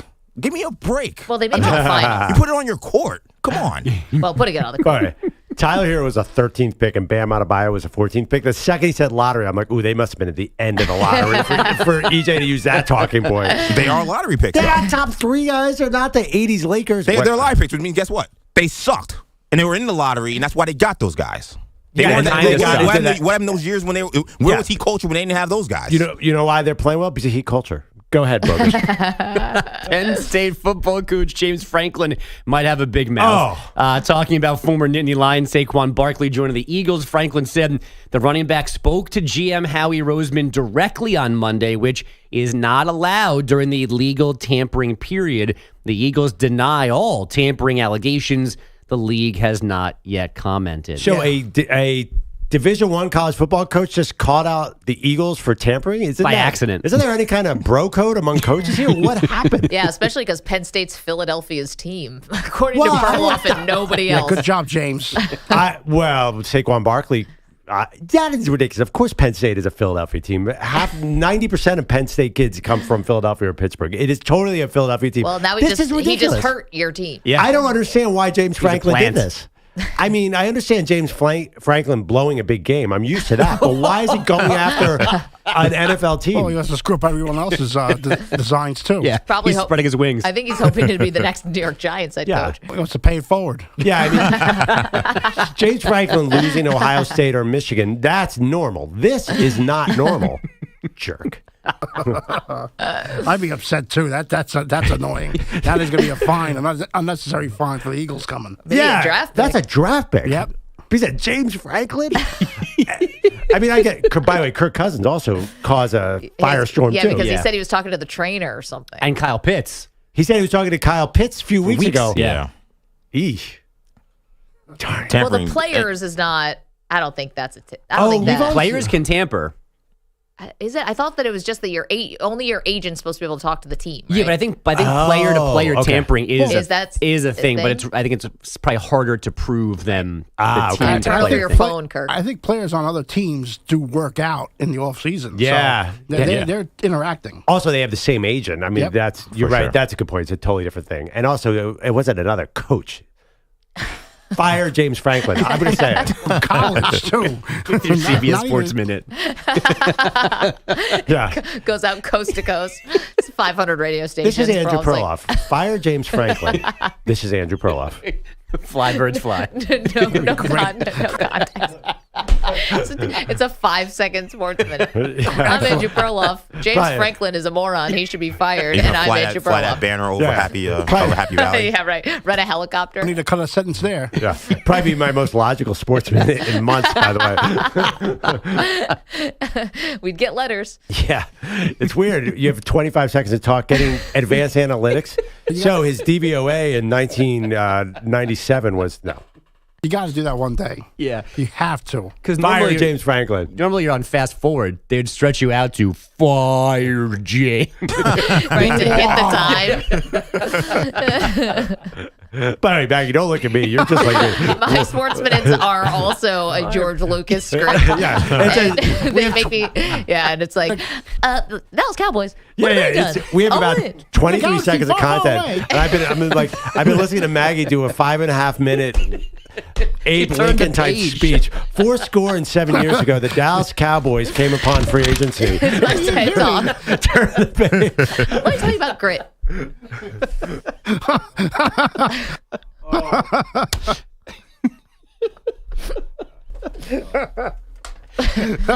Meanwhile, we gotta go. Bogush, thank you so much. Sheesh, look at the time. Thanks, Bogush. Thank you, Andrew Bogush. Coming up, college football news. We'll get to that next. Don't move. Maggie and Perloff. You're in a 5-minute break.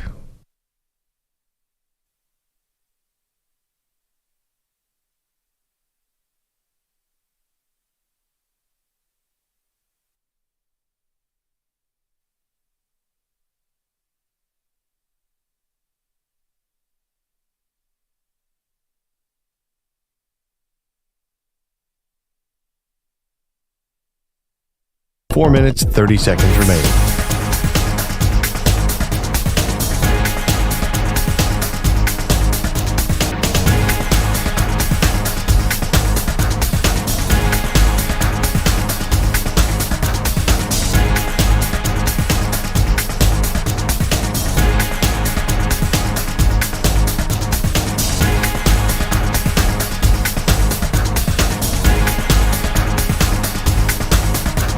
Four minutes remaining.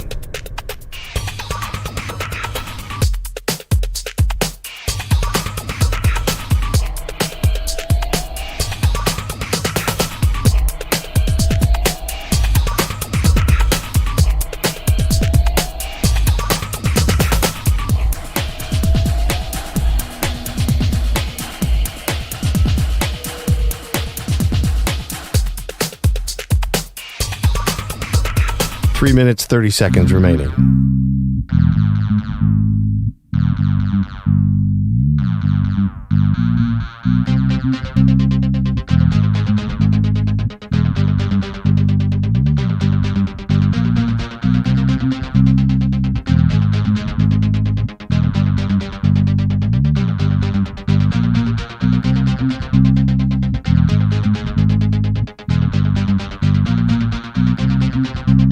Three minutes remaining.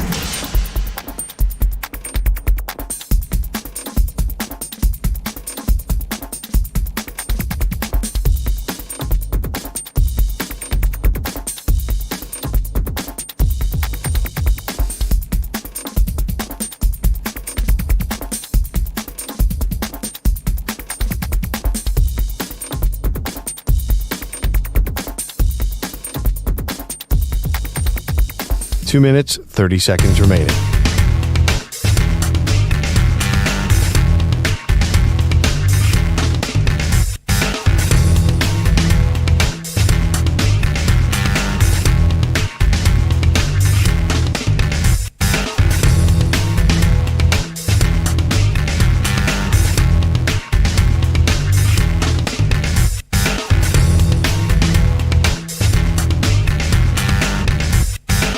2 minutes remaining.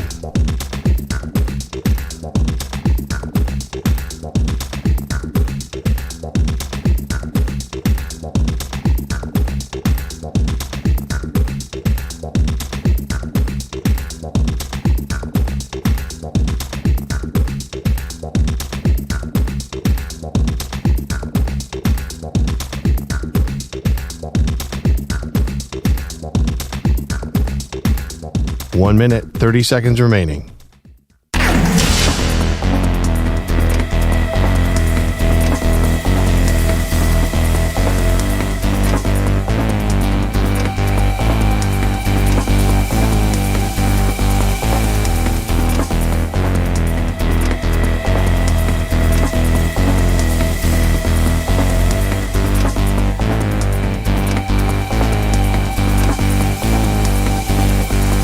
One minute remaining.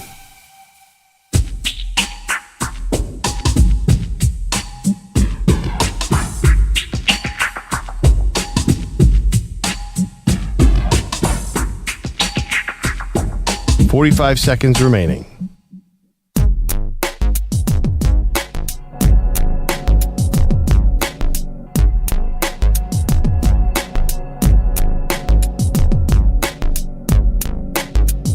"30 seconds remaining.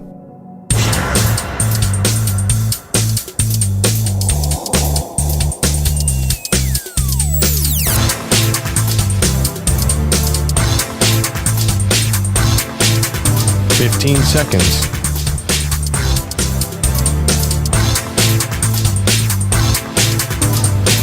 Break ends in 5 seconds.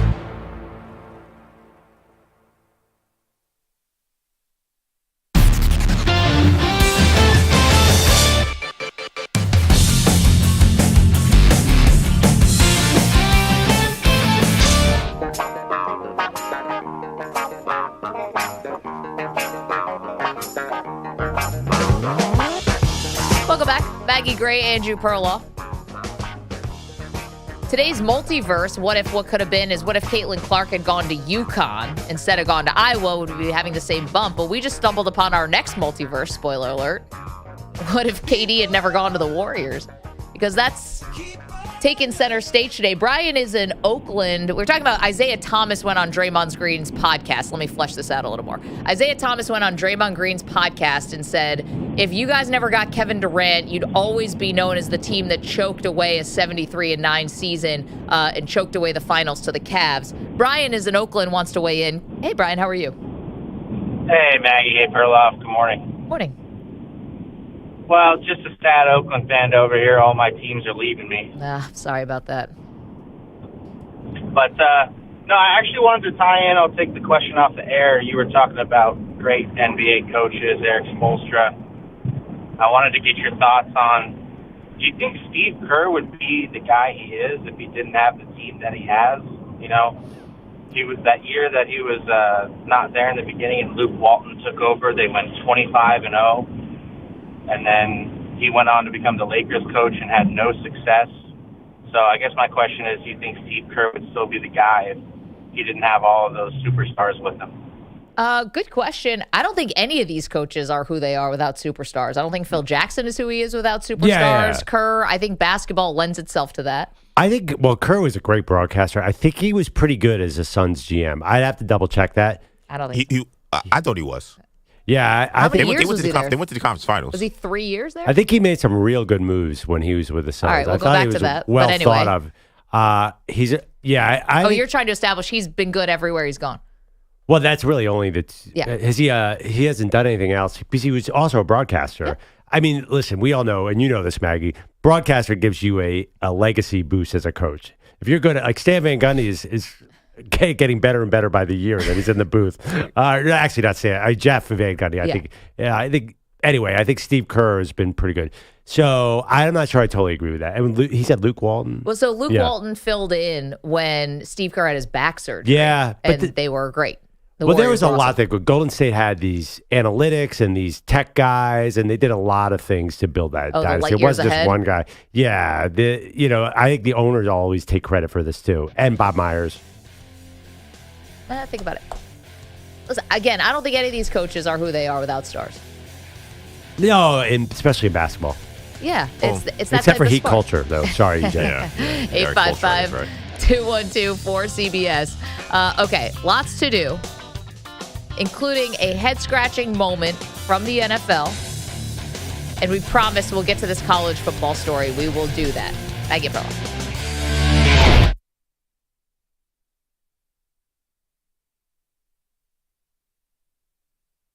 You're in a 5-minute break.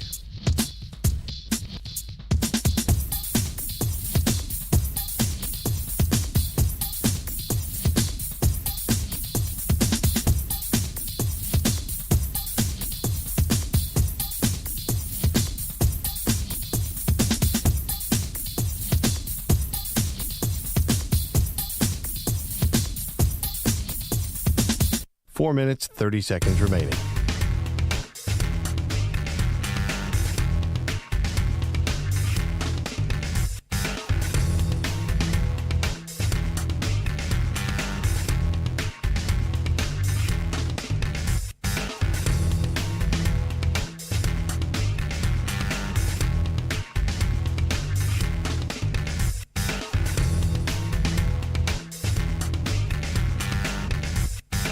Four minutes remaining.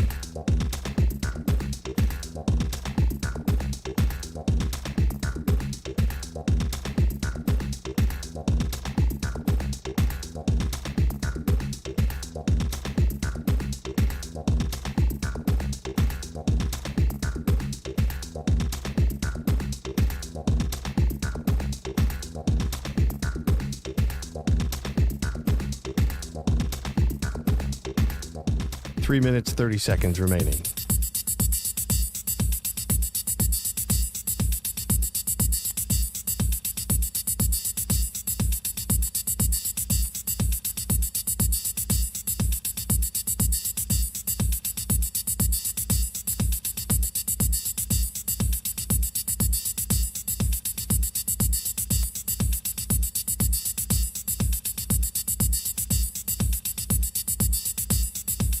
Three minutes remaining.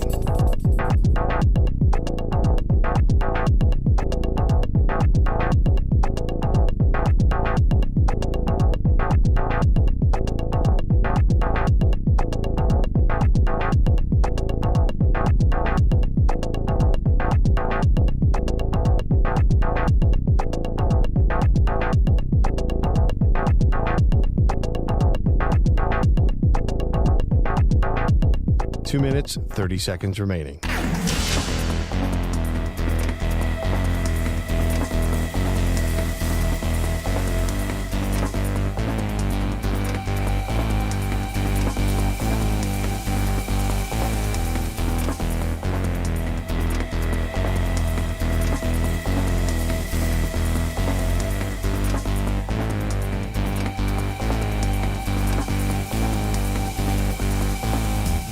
Two minutes remaining.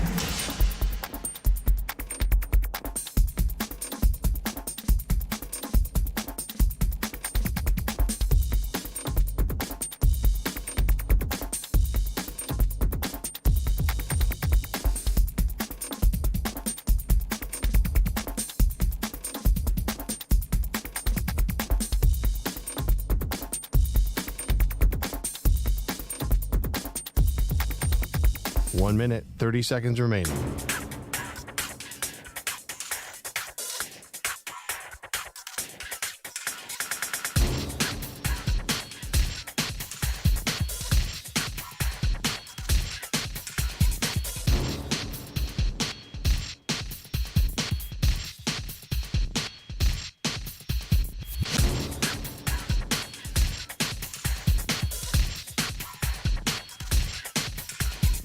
One minute remaining.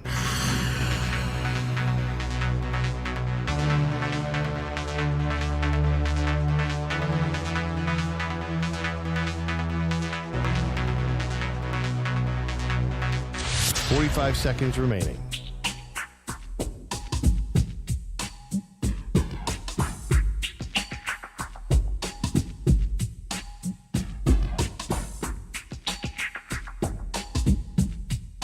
30 seconds remaining.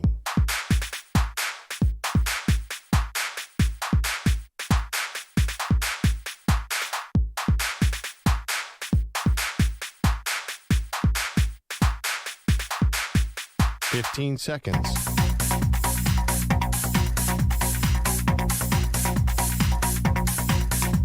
Break ends in 5 seconds.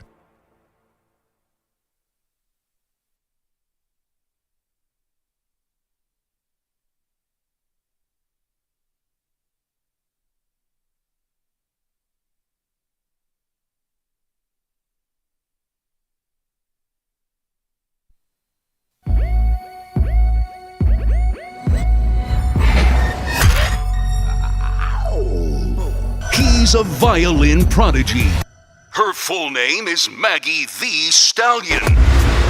They are Maggie and Perloff on CBS Sports Radio. Major signing yesterday. Wide receiver gets paid going to the Tennessee Titans. That's Calvin Ridley. Hey, welcome to the show, by the way. Maggie Gray, Andrew Perloff. So glad to have you. And I see that move, Perloff, and it's less to me about Calvin Ridley. Let's just say the Tennessee Titans decided to make a move yesterday. Eesh. The Houston Texans have been making big moves coming off of this amazing yet surprising season where C.J. Stroud is fantastic and DeMeco Ryans. You have the Indianapolis Colts, who before Anthony Richardson got hurt, it was like, wow, you can see they've got some kind of talent there. How they're going to harness it and how he's going to develop is a really big question, but they were almost a playoff team with Gardner Minshew, and clearly their head coach Shane Steichen is not a stiff. To me, when I see teams in the AFC South making improvements and trying to get better, the first thing I think of is Trevor Lawrence from the Jacksonville Jaguars, the guy who was the second coming, the anointed one, the generational talent, first one we've seen since Andrew Luck. We've been following the guy since high school. I'm not trying to heap even more expectations on him, Perloff, but I mean, this has got to be a massive year for Trevor Lawrence. Right. It's the rest of the division is not going to lay down and let Trevor Lawrence and the Jacksonville Jaguars just own this thing. And I think that's becoming very clear. And I think there's more pressure on him. Forget the contract and all that stuff. I'm just saying there's more pressure on him now that C.J. Stroud, Anthony Richardson, and we'll see Will Levis now has some weapons with Hopkins and with Ridley. Let's just see now if Lawrence can take that next step and really, truly show that he should be the cream of the crop in that division. I think that's short-sighted because Tennessee definitely weakened themselves with this deal with Calvin Ridley. That is the most egregious overpaying of the entire offseason. 4 years, It was 92. $50 million guaranteed. Calvin Ridley had played 17. He played all the games with Trevor Lawrence. He had 1,000 yards receiving, and he's a wide receiver number one.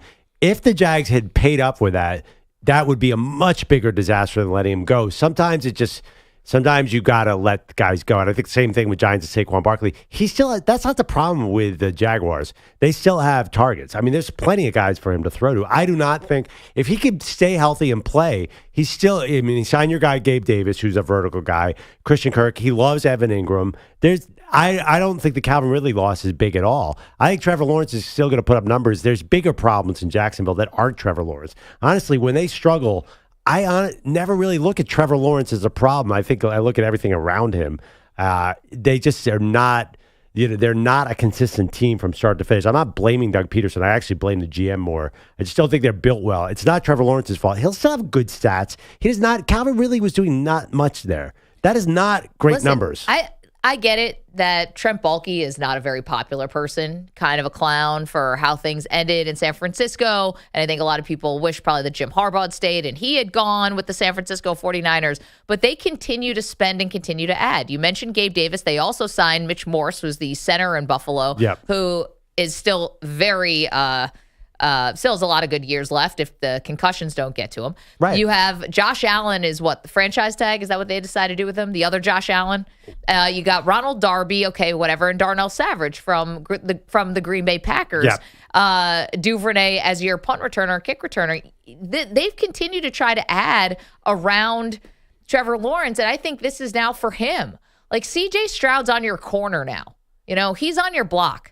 And if you really are going to become and fulfill this expectation that you are this guy and this elite guy, then it's time to make sure that the rest of the division doesn't catch up to you, because I think that's what's happening. Oof. And Houston has a chance to pass them. You think Houston could be a Super Bowl team? Houston's a heavy favorite right now in that division. Honestly, because you're right. I was arguing for Trevor. I think the Jaguars probably have taken a step back. I think the Titans are really stuck in this weird. I think the Titans are making. I don't know mistake. what the Titans are doing. Yeah, either. I think their GM has not gotten off to a great start, and I think Indianapolis is probably to me the biggest challenge for Houston. I don't know what they are. Do they scare you? Do we know Anthony Richardson's a complete unknown? It is interesting. Last year at this time, I think we both agreed the Jaguars. It was their division. The way we're talking about Houston now, we were talking about Jacksonville last year. But I think maybe where we disagree a little bit, you say it's on Trevor Lawrence.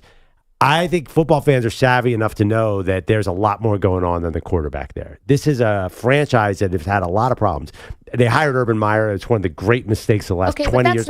You're right, but now we moved the past people that. that hired him are still there. I don't think we're past that. I think that they still are doing team building mistakes, front office mistakes. They had one of the greatest comebacks in playoff history. I think you've exercised the demons of Urban Meyer.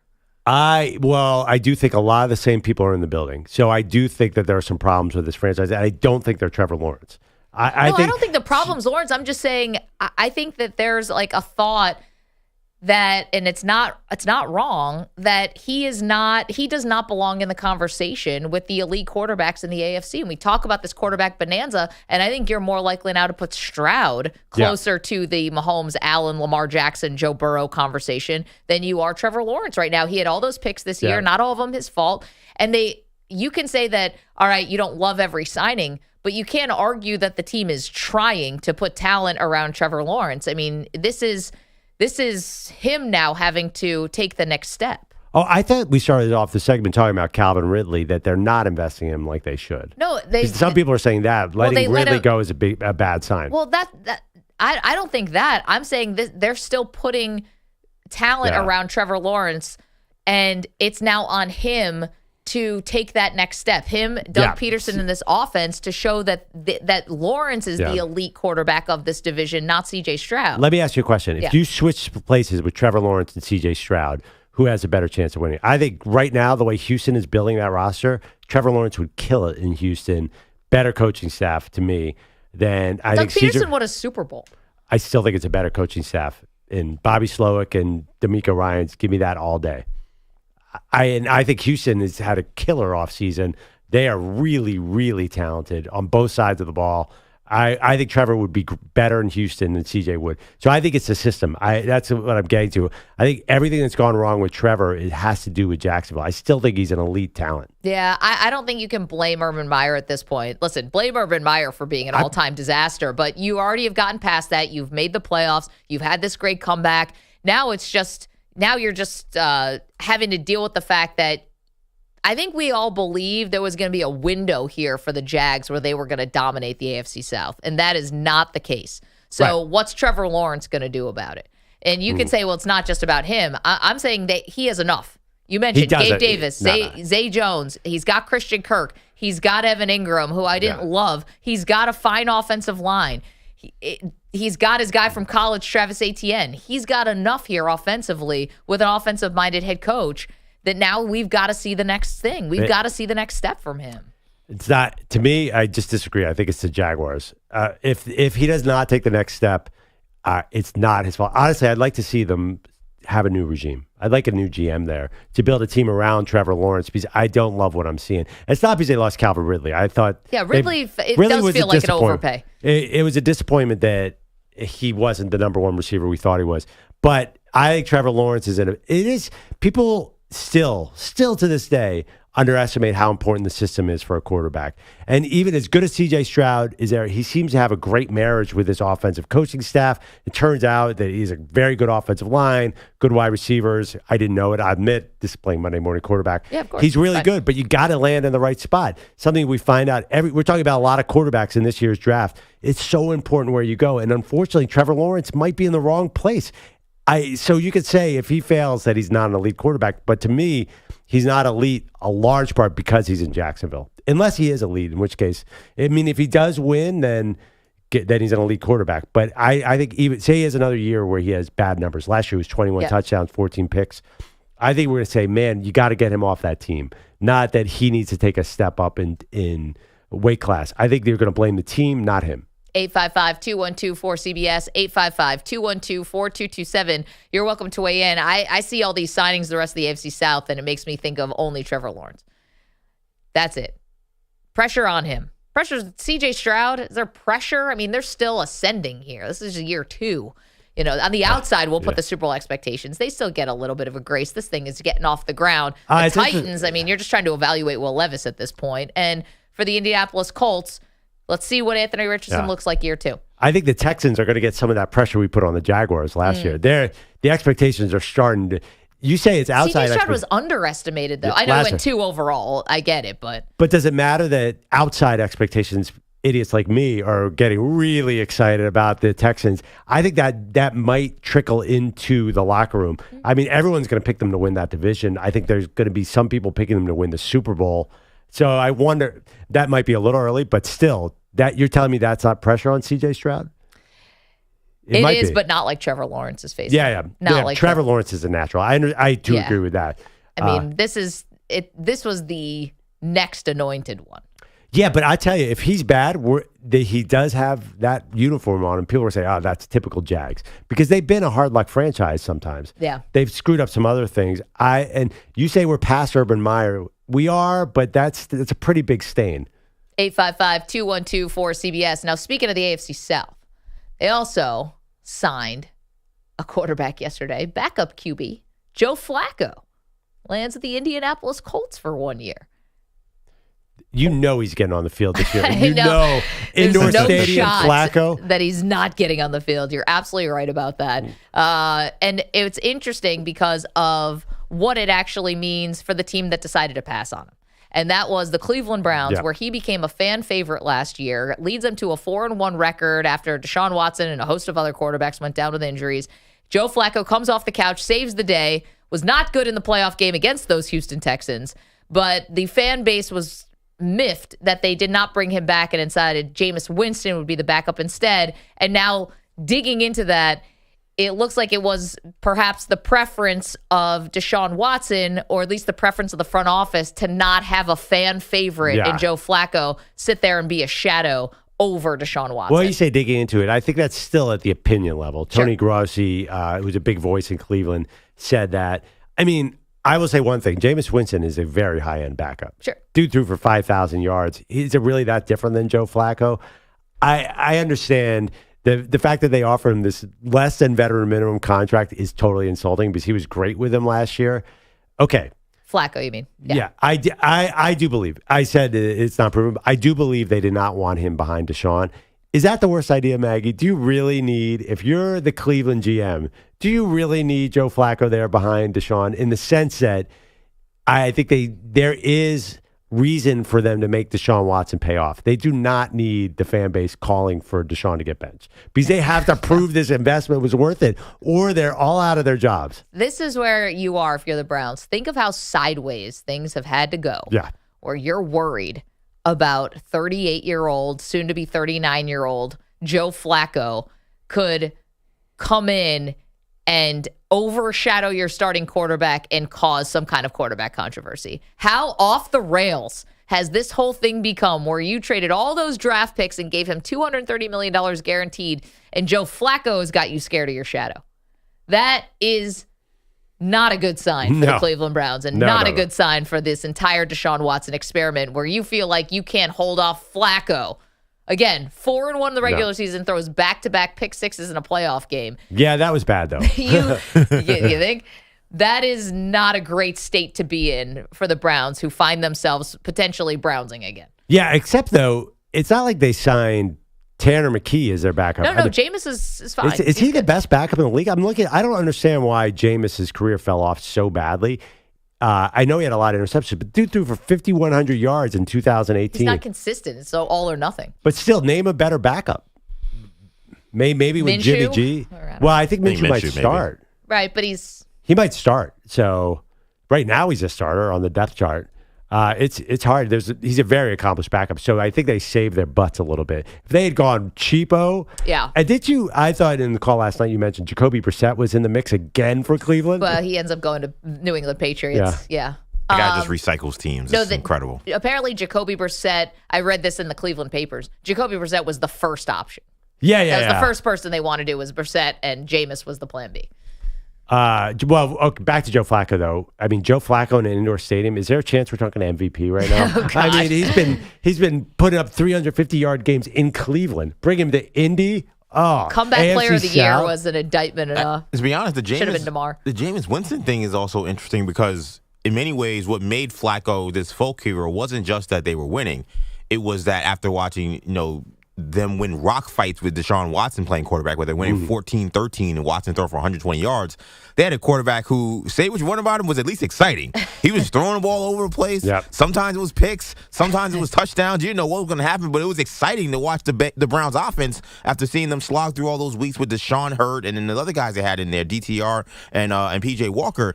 Well, then you go get Jameis Winston. If he ever gets in the game, you got just a younger Joe Flacco out there. Right. You're going to have the same thing. 300 yards, 4 touchdowns, and 3 picks. And you're going to have another folk hero you're going to build with Jameis Winston. So if you wanted to get a backup, don't you think you would get like a more, anonymous, boring kind of quarterback? Well, they tried for Brissett. Right. That was their first choice. I guess maybe that's why. But I feel like, man, they better hope that Watson doesn't get hurt because Winston goes out there, guess what? He's getting them up. Just like they say in basketball. He's getting up them shots.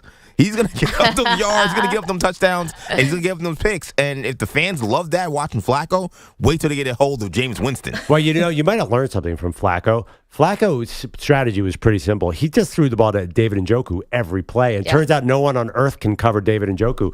So Watson, I hope, does the same thing. And you're right. We argued earlier this offseason about the Browns wide receivers. EJ's is absolutely right. They're good enough to get 400 yards a game for Jameis Winston. But Deshaun is a much cleaner quarterback than all those guys. Deshaun doesn't throw picks. So I think it's they want to win in Deshaun rock fights. They don't need 400 yards. Just again, think about what you're saying. If you just zoom out a little bit and take the 30,000-foot view, this is the most guaranteed money you've ever given to a quarterback ever or any player in the NFL. All the 30 first-round draft picks that you traded to Houston, all of this stuff, and we're talking about who's the better backup because we think both of them could come in and be folk heroes. Yeah. Because we saw it last year. That is a sad state of affairs right now for the Browns. This thing is so far off from where they intended to be, you can barely see it. But we already know that. I mean, the mistake was made. I think it's worth repeating. Now it's time. It's called sunk costs. Now it's time to figure out what's next. How are we going to salvage this? Imagine. All that being said, Cleveland, you always look at this roster like, ooh, they have a lot of good players. They could be really good again. I mean, really good. They have Myles Garrett. They have David Njoku. They've always had Myles Garrett. They won 11 games last year, and they had Joe Flacco at quarterback. They're again, we laugh at them, but then they'll go out there and they'll kick someone's butt. There was a report that came out. You're welcome to weigh in on this, by the way. 855-212-4CBS, 855-212-4227. Are the Browns just setting themselves up for the next folk hero? It's not Joe Flacco bringing Jameis Winston. Also the other thing about Deshaun Watson, that he is not staying healthy. I mean, that's the other part of this. Why can't all of a sudden Deshaun Watson was very healthy in Houston. Now he can't stay out there for 5 games in a row. 855-212-4CBS, 855-212-4227. It was a report yesterday, and it just sounds like this can't possibly be true. Can't possibly be true. It has us all baffled. We'll get to that next. Maggie and Perloff, CBS Sports Radio. You're in a 5-minute break.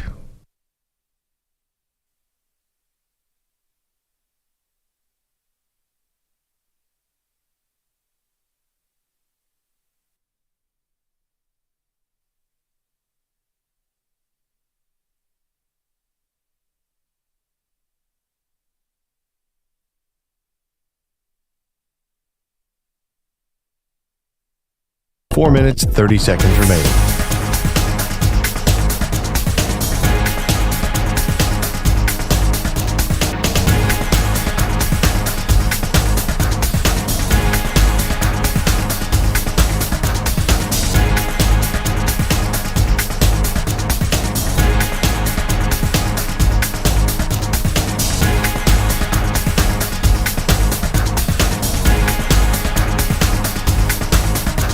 Four minutes remaining.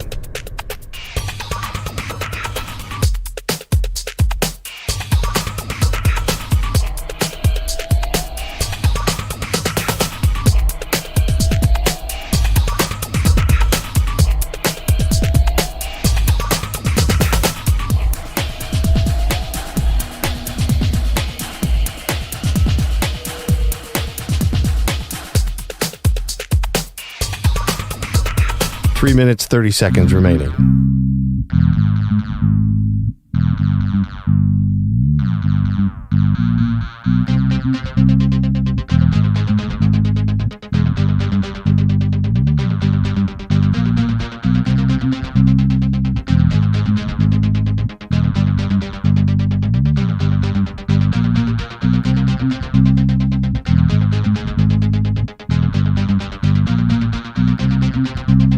Three minutes remaining.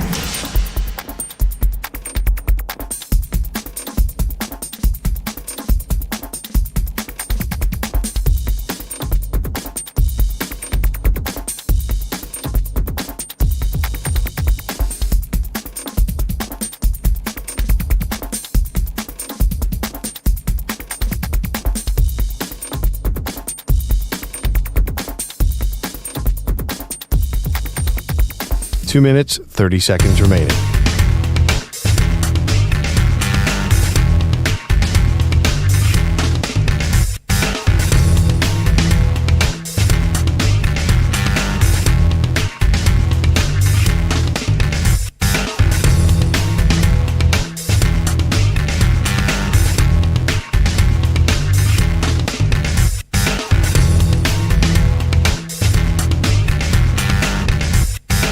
Two minutes remaining.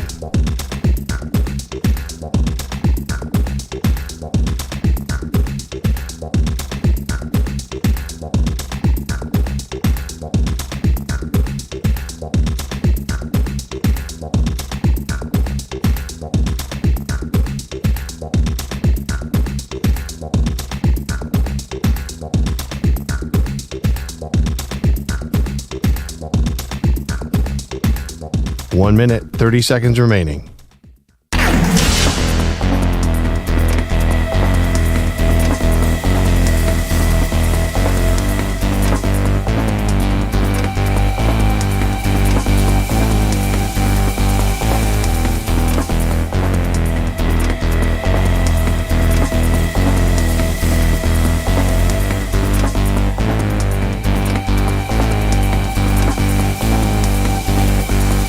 One minute remaining.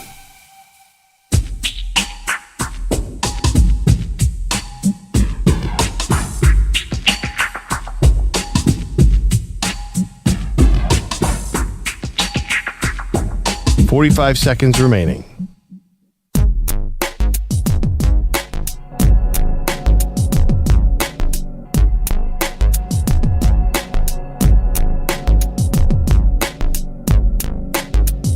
$30 seconds remaining.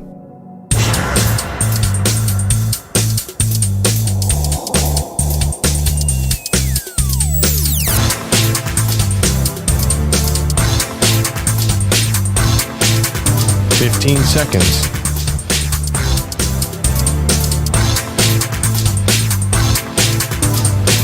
Break ends in 5 seconds.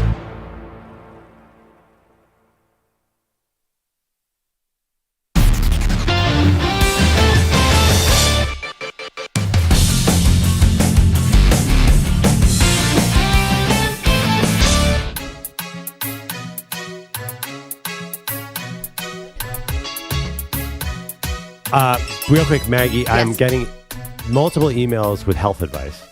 I don't know if people are guessing my email, but you can send us do we have a show email? Yeah, we do. Maggie and Perloff at gmail.com. Okay. A lot of people are giving me advice on golfer elbow that you believe is not a thing, that all I have to do is wear a brace around it and we'll fix it. You realize you're going to look like the bionic man with all your braces. I have a gigantic knee brace, and we haven't even gotten to my broken pinky, which did not heal right. I don't even know where to begin. But I do like this idea of using the audience for free stuff, like braces and wraps and medical advice. Wait a minute. You want to crowdsource medical advice? Yes. That's a bad idea. Is it? I'm not discounting that our audience is extremely smart and knowledgeable, but I would not crowdsource your health. Like, hey, should I get surgery? Check yes, check no. What do you want to make it a Twitter poll? No. We'll How do you get in? How do you treat elbow tendonitis? And I've already gotten a lot of good ideas. I don't know. But none of Everybody's these been through crowds this. people are doctors though, or medical people. No, but actually, there are people who are like me, suffered recreational sports injuries. I don't know. Why not crowdsource it? It's a lot cheaper than having to go through my insurance company, which will not pay for physical therapy. If anyone wants to give me free physical therapy, that'd be good too. I did get a message from a physical therapist who was listening today. Yeah. He said his name, well, I don't want to say it because I don't know if he wants it out there, but MCL tears do not require surgery, according to, I'll just call him Todd. Most orthopedic surgeons let them scar down. They just take a while. And most orthopedic surgeons see all things orthopedic, but do specialize in one body part. Todd knows what he's talking about, Maggie. He also says enjoyed listening. Well, Thanks, see, he does know what he's talking about. What are his thoughts on heat culture? Todd, let me write him back. Does Marco work in his office? Guys, I got a side hustle. I got to be Todd's receptionist. Is it really the most important thing about being a sports talk radio host, the ability to get free stuff? I mean, if I could get free if there's a physical therapist listening who wants to work with me, you're going to end up in some back alley somewhere with like a weird, you're going to come out with some funky like third eye. Or an FCC fine for like reverse payola. You can solicit free medical advice. Well, no, I don't think the FCC would mind that because it's such a stupid idea that they'd be like, the FCC good content segment of the show. Do you guys remember like the weird like doctor's offices that would be like in horror movies or like, Batman or like working on the Joker with like some weird tools? That's where you're ending up. If you pick something off the internet, you might end up. You go in there. There's like a brain floating in a blue jar, liquid. a hand. I've gone to doctors like that. I've gone to terrible doctors in my life, so I'm willing to listen to random advice. How? Why would you go to a terrible doctor? We're going to Weapon X where Wolverine was made. Where are you going?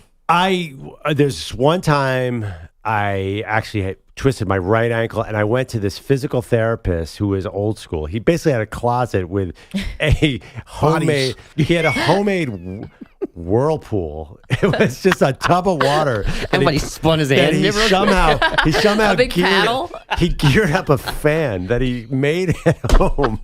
I'm not kidding. And you stayed? I stayed. But no, it gets way, way, way worse. He told you to bend over and cough? No, not that worse. But I did 8 weeks of it. Different guy. 8 weeks? That was later. 8 weeks. You went back 8 times. There was something. He could have been going twice a week. You shouldn't be allowed to vote. You went back 8 times. He fixed my ankle. He fixed my ankle with one. The one that's still currently all balled up? The left side is the right ankle he fixed. But there must have been like some little microscopic animals in the whirlpool because I had these like bacteria? kind of bed bugs on my right ankle. Oh my god! Little scabies or something. Yeah, scabies. I don't know what happened. I definitely. God, are you a dog? After Did you go that to a physical vet? therapist, I had to go to a dermatologist. I'm like, my right ankle's itching a lot. He's like, have you put it in any jerry-rig whirlpool machines lately? And he's like, yes, I have. What else was floating around in the whirlpool? Physical therapy is not cheap. I'm telling you that right now. Sometimes you have to go to a quack. A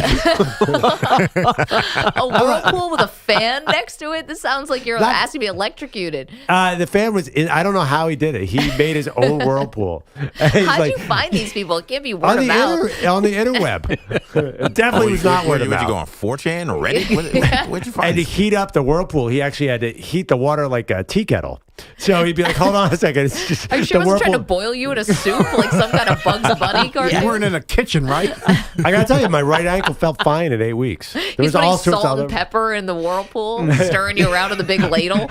You're into a cannibal. Yeah, that sounds like that sounds like Dark Knight Rises when Batman was in the cave and they just he had to fix his back and they would just like punch him in the back and they were just like pouring stuff on him. That sounds like you. Yeah, like cayenne pepper and other oregano. Or a Bugs Bunny cartoon where He's trying to cook you and eat you. I don't think anyone wants to eat my foot, Maggie. Well, you were smart to stop going because usually the 9th visit is when you die. So 8 was good. That's the place first to stop. 8 are safe. Yeah. Well, the rash didn't develop until about 4th or 5th visit. But at that point, I was so deep into fixing my ankle. I mean, for all we know, this guy was a genius. No, definitely not. I mean, so you did not leave after the 4th visit with the rash. Yes, this is true. Okay, got it. How do you make it through a day? You How guys is really the want anvil not falling on your head? You guys really want entertainment? I have a story about getting second-rate acupuncture that'll blow your socks off. Stab you? Yeah. So acupuncture also With what, extremely expensive. A switchblade? What were they using? No, I went to acupuncture, extremely, extremely expensive. So I went to this school that taught acupuncture, this questionable school, so the students would practice on me. Oh my gosh, you're a human pincushion. The key This to good is not acupuncture. the thing where two things you don't want to get students doing: acupuncture and haircuts. Yes. Don't do it. This was the haircut school of acupuncture. And acupuncture doesn't hurt at all if you have somebody who knows where the spots are.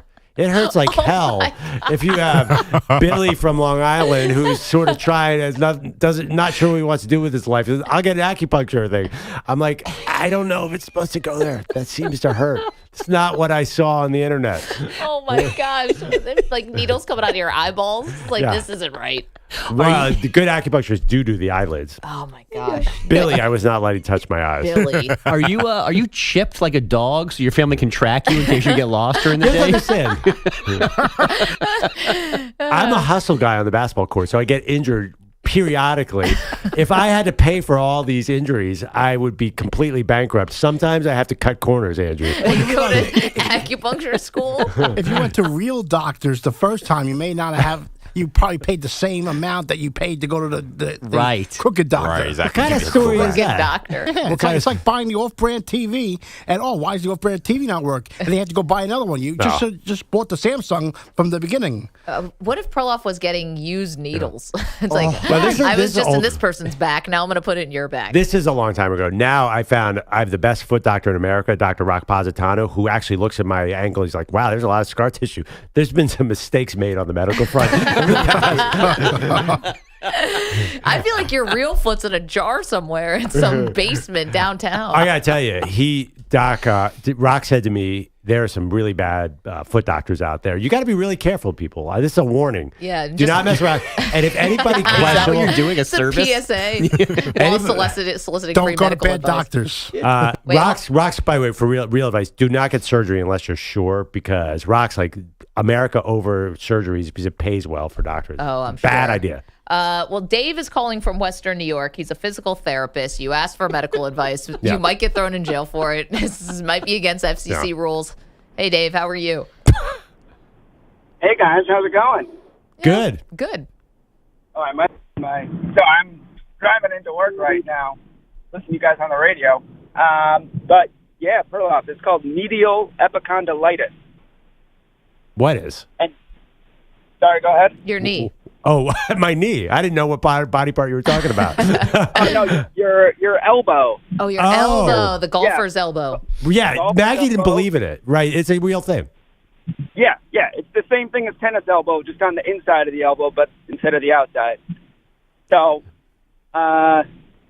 it's probably because you're gripping the golf club too hard, and you need to strengthen your rotator cuff. Perloff doesn't golf. Great advice, though. How else do you get golf You're elbow? gripping something too hard. Keep in mind, this is a family show. Perloff, for the love of God. Hello. Dave, in all seriousness, I know how it hurt. I specifically heard it on one play. I think I tore it when I was doing dips. God, that sounds like a made-up story. On Right, one her Debbie wife. does Dallas. Sorry. Dave, thank you. It's my fault. I'm a child. Oh, no, it's not just you. Okay, It's sorry. We're everybody all in the thinking room. it. Yeah. Good grief. So the problem is your empty house from like noon to 3. You just nothing else to do? Oh, my God. Listen. You need a When the second doctor's job. advice is go lefty.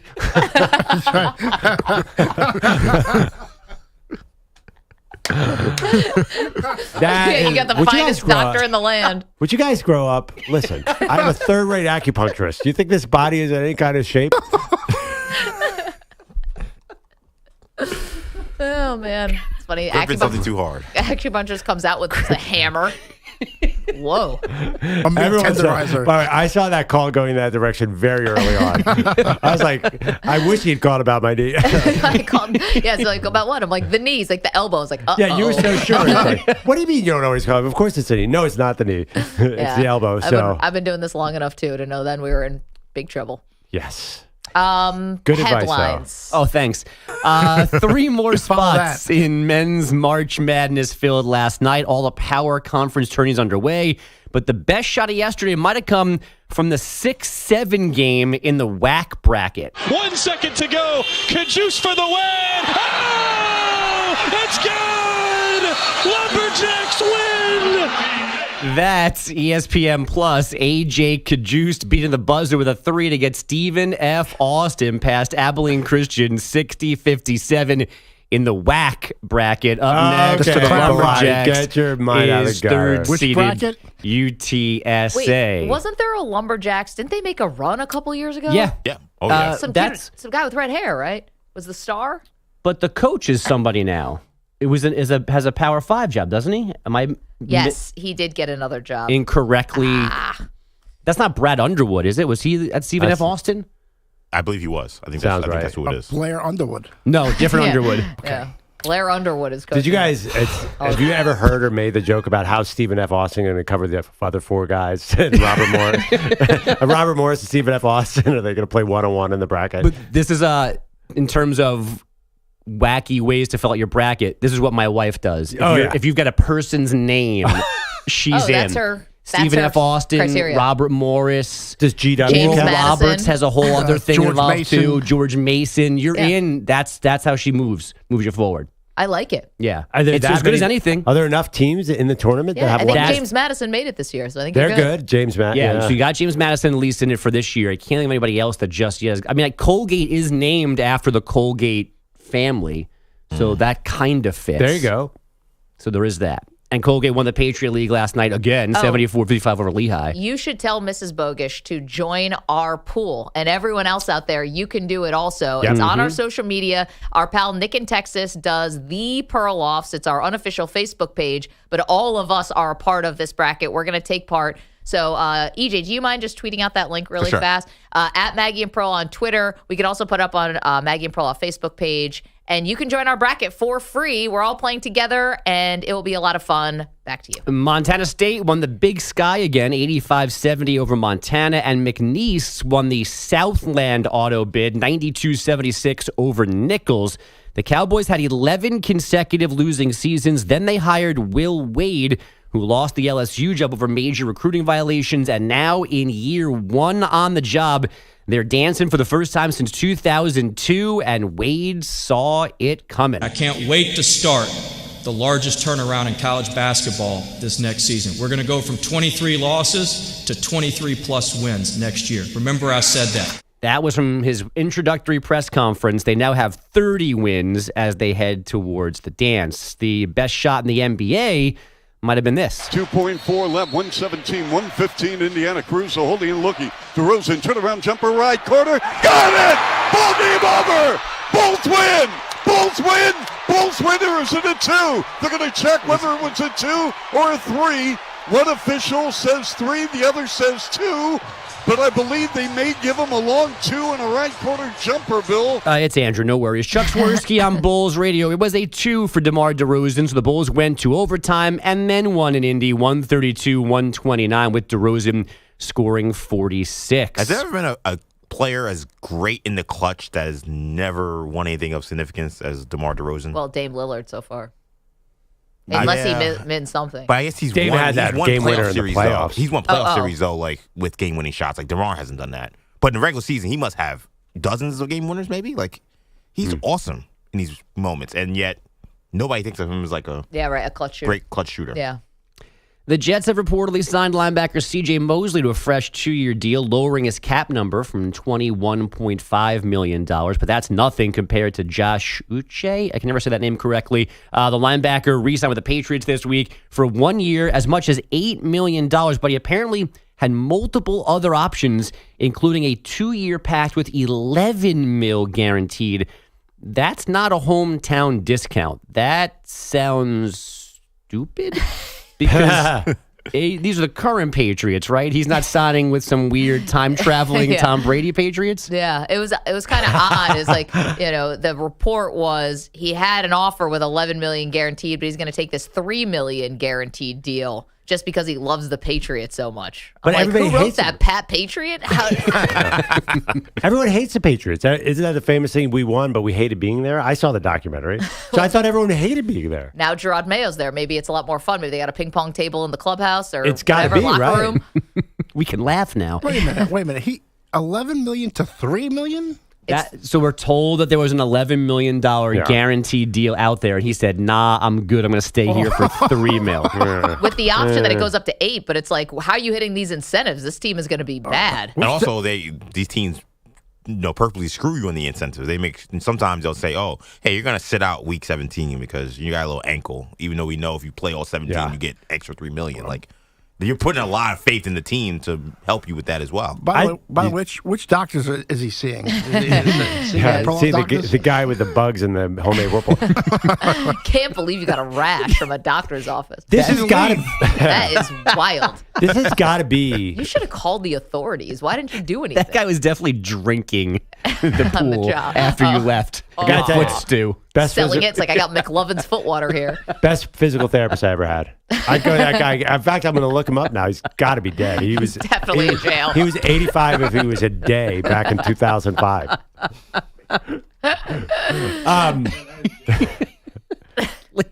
Leo Messi, a goal and assist. Inter Miami beat Nashville SC 3-1 to reach the CONCACAF Champions Cup quarters. But Messi now dealing with a right leg issue. He's likely to miss Saturday's MLS match with DC United. Brewers closer Devin Williams expected to miss 3 months with multiple small stress fractures in his back. And this appears to be true. It's Jaromir Jagr night in Pittsburgh. Fans were supposed to get bobbleheads, except the team just tweeted that the shipment of bobbleheads was stolen. So fans will not get them tonight. They'll get a voucher instead. And when they find the bobbleheads or make new ones, you can go pick yours up. What kind of a loser would steal how many thousand bobbleheads? It's everyone gets one. So I mean, these are these 20-ish thousand, and they didn't show up, and then they were not in the cargo hold or whatever. So this is a legitimate, apparent police investigation. Wow. So they'll have no further comment until it's concluded. They said. I'm gonna be honest. I think this is bad for both sides. You get your bobbleheads hijacked. That's annoying because you got to scramble. Yeah. On the flip side, I hijack a tractor trailer thinking I've got some really good merchandise in there, and I open it up and it's 25,000 bobbleheads. Yeah. I'm like, what the hell? That's tough to move. Last time I put frickin' Frack in charge. Sounds like a Nick Nolte movie or something, or Nick Cage movie. Yeah, something. I think the criminals also have. What a waste. Yeah, you can't fence 25,000 Jaromir Jagr bobbleheads. I just imagine a Tony Soprano character just bopping two guys' heads together like a coconuts. You stole the wrong tractor trailer, you doofus. Where are the stereos? Yeah, right. The high-end DVD players. The homemade whirlpools. Now, to be fair, you would have killed me if I had done that. Italian mobster. I'm doing a Tony Soprano. You doofus. It's all right. I live in Jersey. I get a pass. Why do we have a whole trunk full of Dick Vermeil bobbleheads? Yeah. I'd buy one of those. Yeah. One. That's how you get elbow problems. Thinking about that. That's a fantasy. A truckload. Whoa. What was that, Maggie? I mean, come on. Can we get out of the gutter here? Just because I have mysterious golfer's elbow, and I don't golfers. You haven't picked up clubs in 20 years. Huh. No, although you did beat Nance at his own house. Yeah, that was before the golfer's elbow struck. It's a great story. Maybe Nance will join us another time to retell that one. He tells it. He's doing the Masters, not the tournament now. I know. Well, we're gonna have a special guest with us tomorrow. Speaking of the tournament. Ooh. Yeah, it's going to join us on the show. Hello, friends. No, not that guy. No, not that guy. That's the guy that's not doing it. I'll give you a jawbreaker. There you go. Take that. Back to you. No, back to you. No, we're out of time. By the way, we have two NCAA tournament-related guests tomorrow. That's true. Both Awesome very guests. exciting. Yeah, I mean, might as well just say who they are, right? Oh, yeah, we gave one away. Rex Chapman is scheduled to join us tomorrow. He's got a new book out. Yep. Obviously, Kentucky legend and now broadcaster, and amazing book. And Ian Eagle is scheduled to appear tomorrow on the show. Yes. We need to get Dr. Rock Positano on. We've had him He's on many times. Yeah. Yeah. By the way, are you a Yankee fan? Oh, no, you're a Met fan. Yeah, if you want to hear what's really going on with Aaron Judge, he gave me a 10-minute lecture yesterday on why Aaron Judge can't. He knows sports so well. He knows way more than we do because the real work is done in the medical office, not the coach's office. Yeah, just the whirlpool with the scabies in it. Yeah. That's where the real magic happens. Well, I don't think the professional athletes are going to that guy. Can't believe you went 8 times. Was he actually wearing a lab coat? Yes, he had a lab coat. It was a little dirty, which is weird for a physical therapist. Was there blood on it? Yeah, I was going to say, grease stains? Are you sure he wasn't working under the hood of a car and then coming over to you? Yeah, it was weird. And I went to the doctor yesterday, and there was kind of like New York Knicks were walking around. It was an incredible experience. This guy didn't have any pro athletes in there. Yeah, or any people at all. Weird. Just had a weird bodega cat running around. and chasing away mice. He was shocked when I think I was in my late 20s. I'm like, no, I don't take I don't have Medicaid. He's like, what do you mean you're in here without Medicaid? He's the first patient he'd had that wasn't on Medicaid in forever.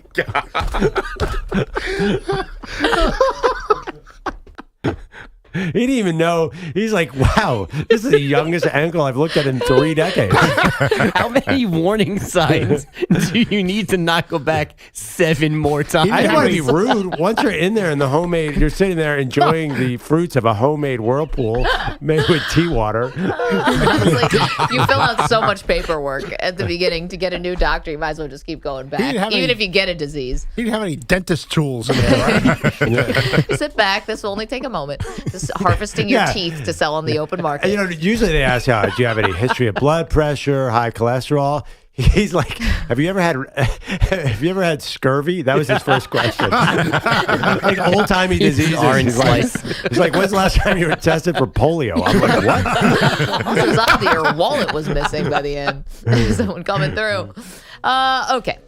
Thank you. Bogish, 855-212-4CBS. Coming up, see you guys on the phones. We'll get to you. And also, most annoying thing about NFL free agency. We'll do that next. You're in a 5-minute break.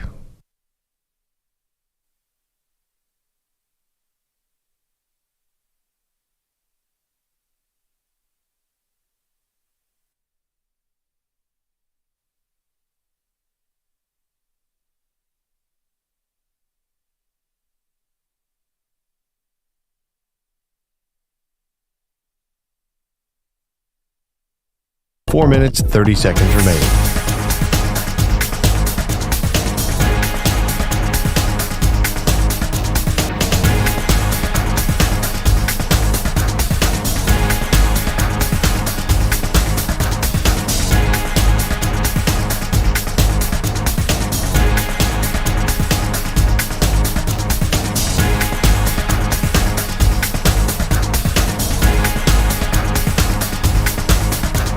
Four minutes remaining.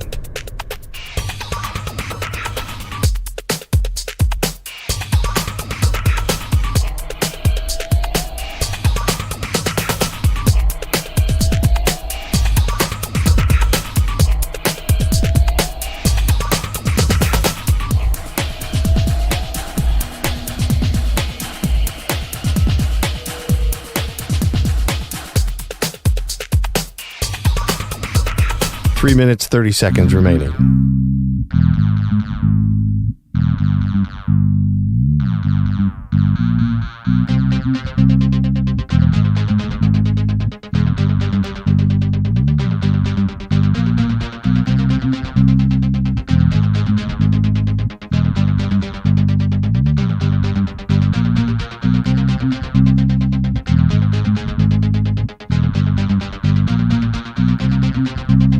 Three minutes remaining.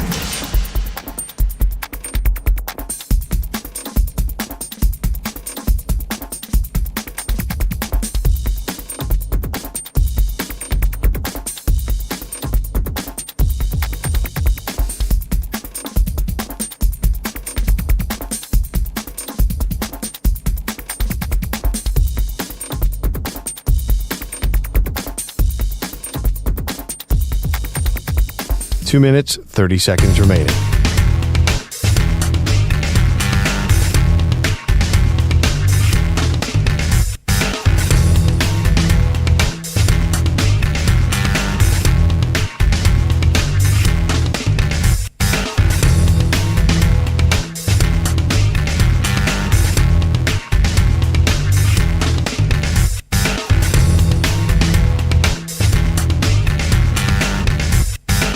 Two minutes remaining.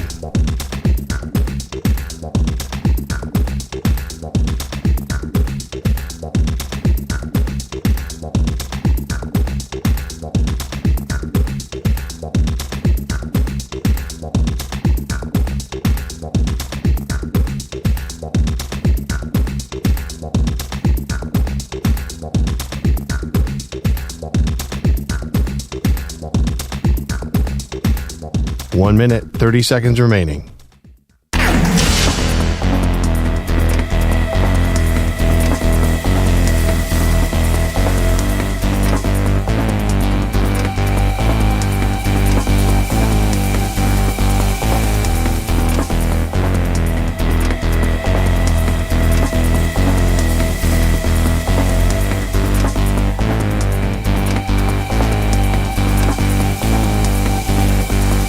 One minute remaining.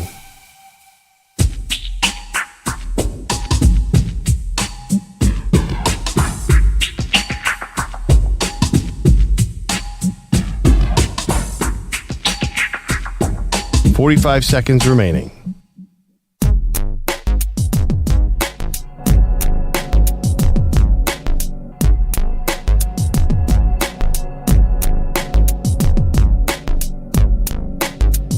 "30 seconds remaining.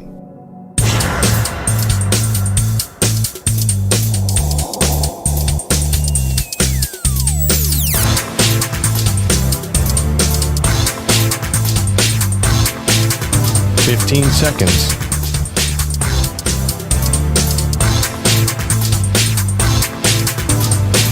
Break ends in 5 seconds.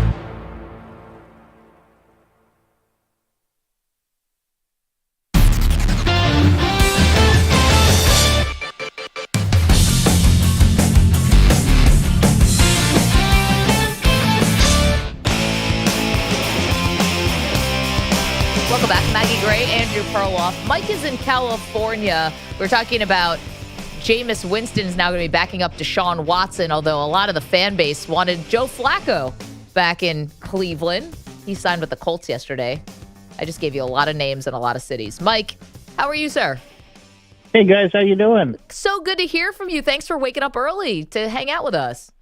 Yeah, I catch you guys in the mornings every now and then, but today I had to call about the whole Jameis Winston thing. But before I go to there, really quick, after listening to you guys for the last 15 minutes, Perloff, all of your adult-making decisions are suspended until you move to California where I can represent you. We can both retire early. Yes, Mike, thank you. Someone needs to get a hold of. Perloff told us a story the last segment about going to a very shady doctor where he was in a whirlpool that gave him a rash. Yeah, Mike, do you want to be my life coach? Because I need one badly. No, I'll just represent you. We'll sue everybody that you talk to because apparently you make the worst decisions ever. Yes. So I'm all for it. Just come to California. We got to taken care of from there. No. What a guardian angel Mike is. Now I have really, really good doctors, actually. So I don't know, Mike. This is a long time ago when I had no money at all and no health insurance. Then I made some very odd decisions. Yeah, like going to acupuncture school for your acupuncture. Oh, boy. Apparently, we both missed our boats on that one, apparently. Wait, are you a lawyer? Yeah, Mike, you're a lawyer? Yeah, Mike's a lawyer. Oh, okay. Yeah. Served in the military. Thank you for your service. And then a lawyer, I remember. Yeah, and then I cook a little on the side. Yep, of course. As far as the Jameis Winston thing goes, I'm sorry. I don't care what the question is, Final Jeopardy, Trivial Pursuit. The answer is never Jameis Winston. And Mike, you're a Saints fan, right? Yes. Yeah. And as much as I can't stand having Derek Carr on the field, every time I would hear people say put in Winston, I was like, why? That's even worse because you don't know what you're going to get out of Carr, but you know what you're going to get out of Jameis Winston. A bunch of interceptions, one really cool-looking pass that's going to put you on the news, and then a bunch of bad stuff happens after that. So, yeah, I'm glad he's gone and off the team because hopefully the Saints will figure out that they actually need to get a quarterback besides what we've got now and what we had in the past. But, yeah, Jameis Winston's never the answer. Man, Mike, you're the best. Great to hear from you. And the offer to, represent Perloff in some maybe statute of limitations has run out, medical malpractice. Yeah. Whatever. Joni is in Rye. Hey, Joni, good morning. Hi. Thank you for taking my call. I just wanted Was that Gloria Stefan? I love CBS. Hello? Yes, we can hear you. I love CBS, and Rick Ashley is like one of my favorite songs that you played before, and Elton John's Tiny Dancer is the next favorite. Oh, that's awesome. I love that song, too. We're flat out of time. Thank you, DJ Stewart. Thank you to Pete Pilati. I'm with her. Hold me closer, tiny dancer. Andrew Bogish, Andrew Kaplan. Weedos coffee drinkers. You guys are the best. Bye.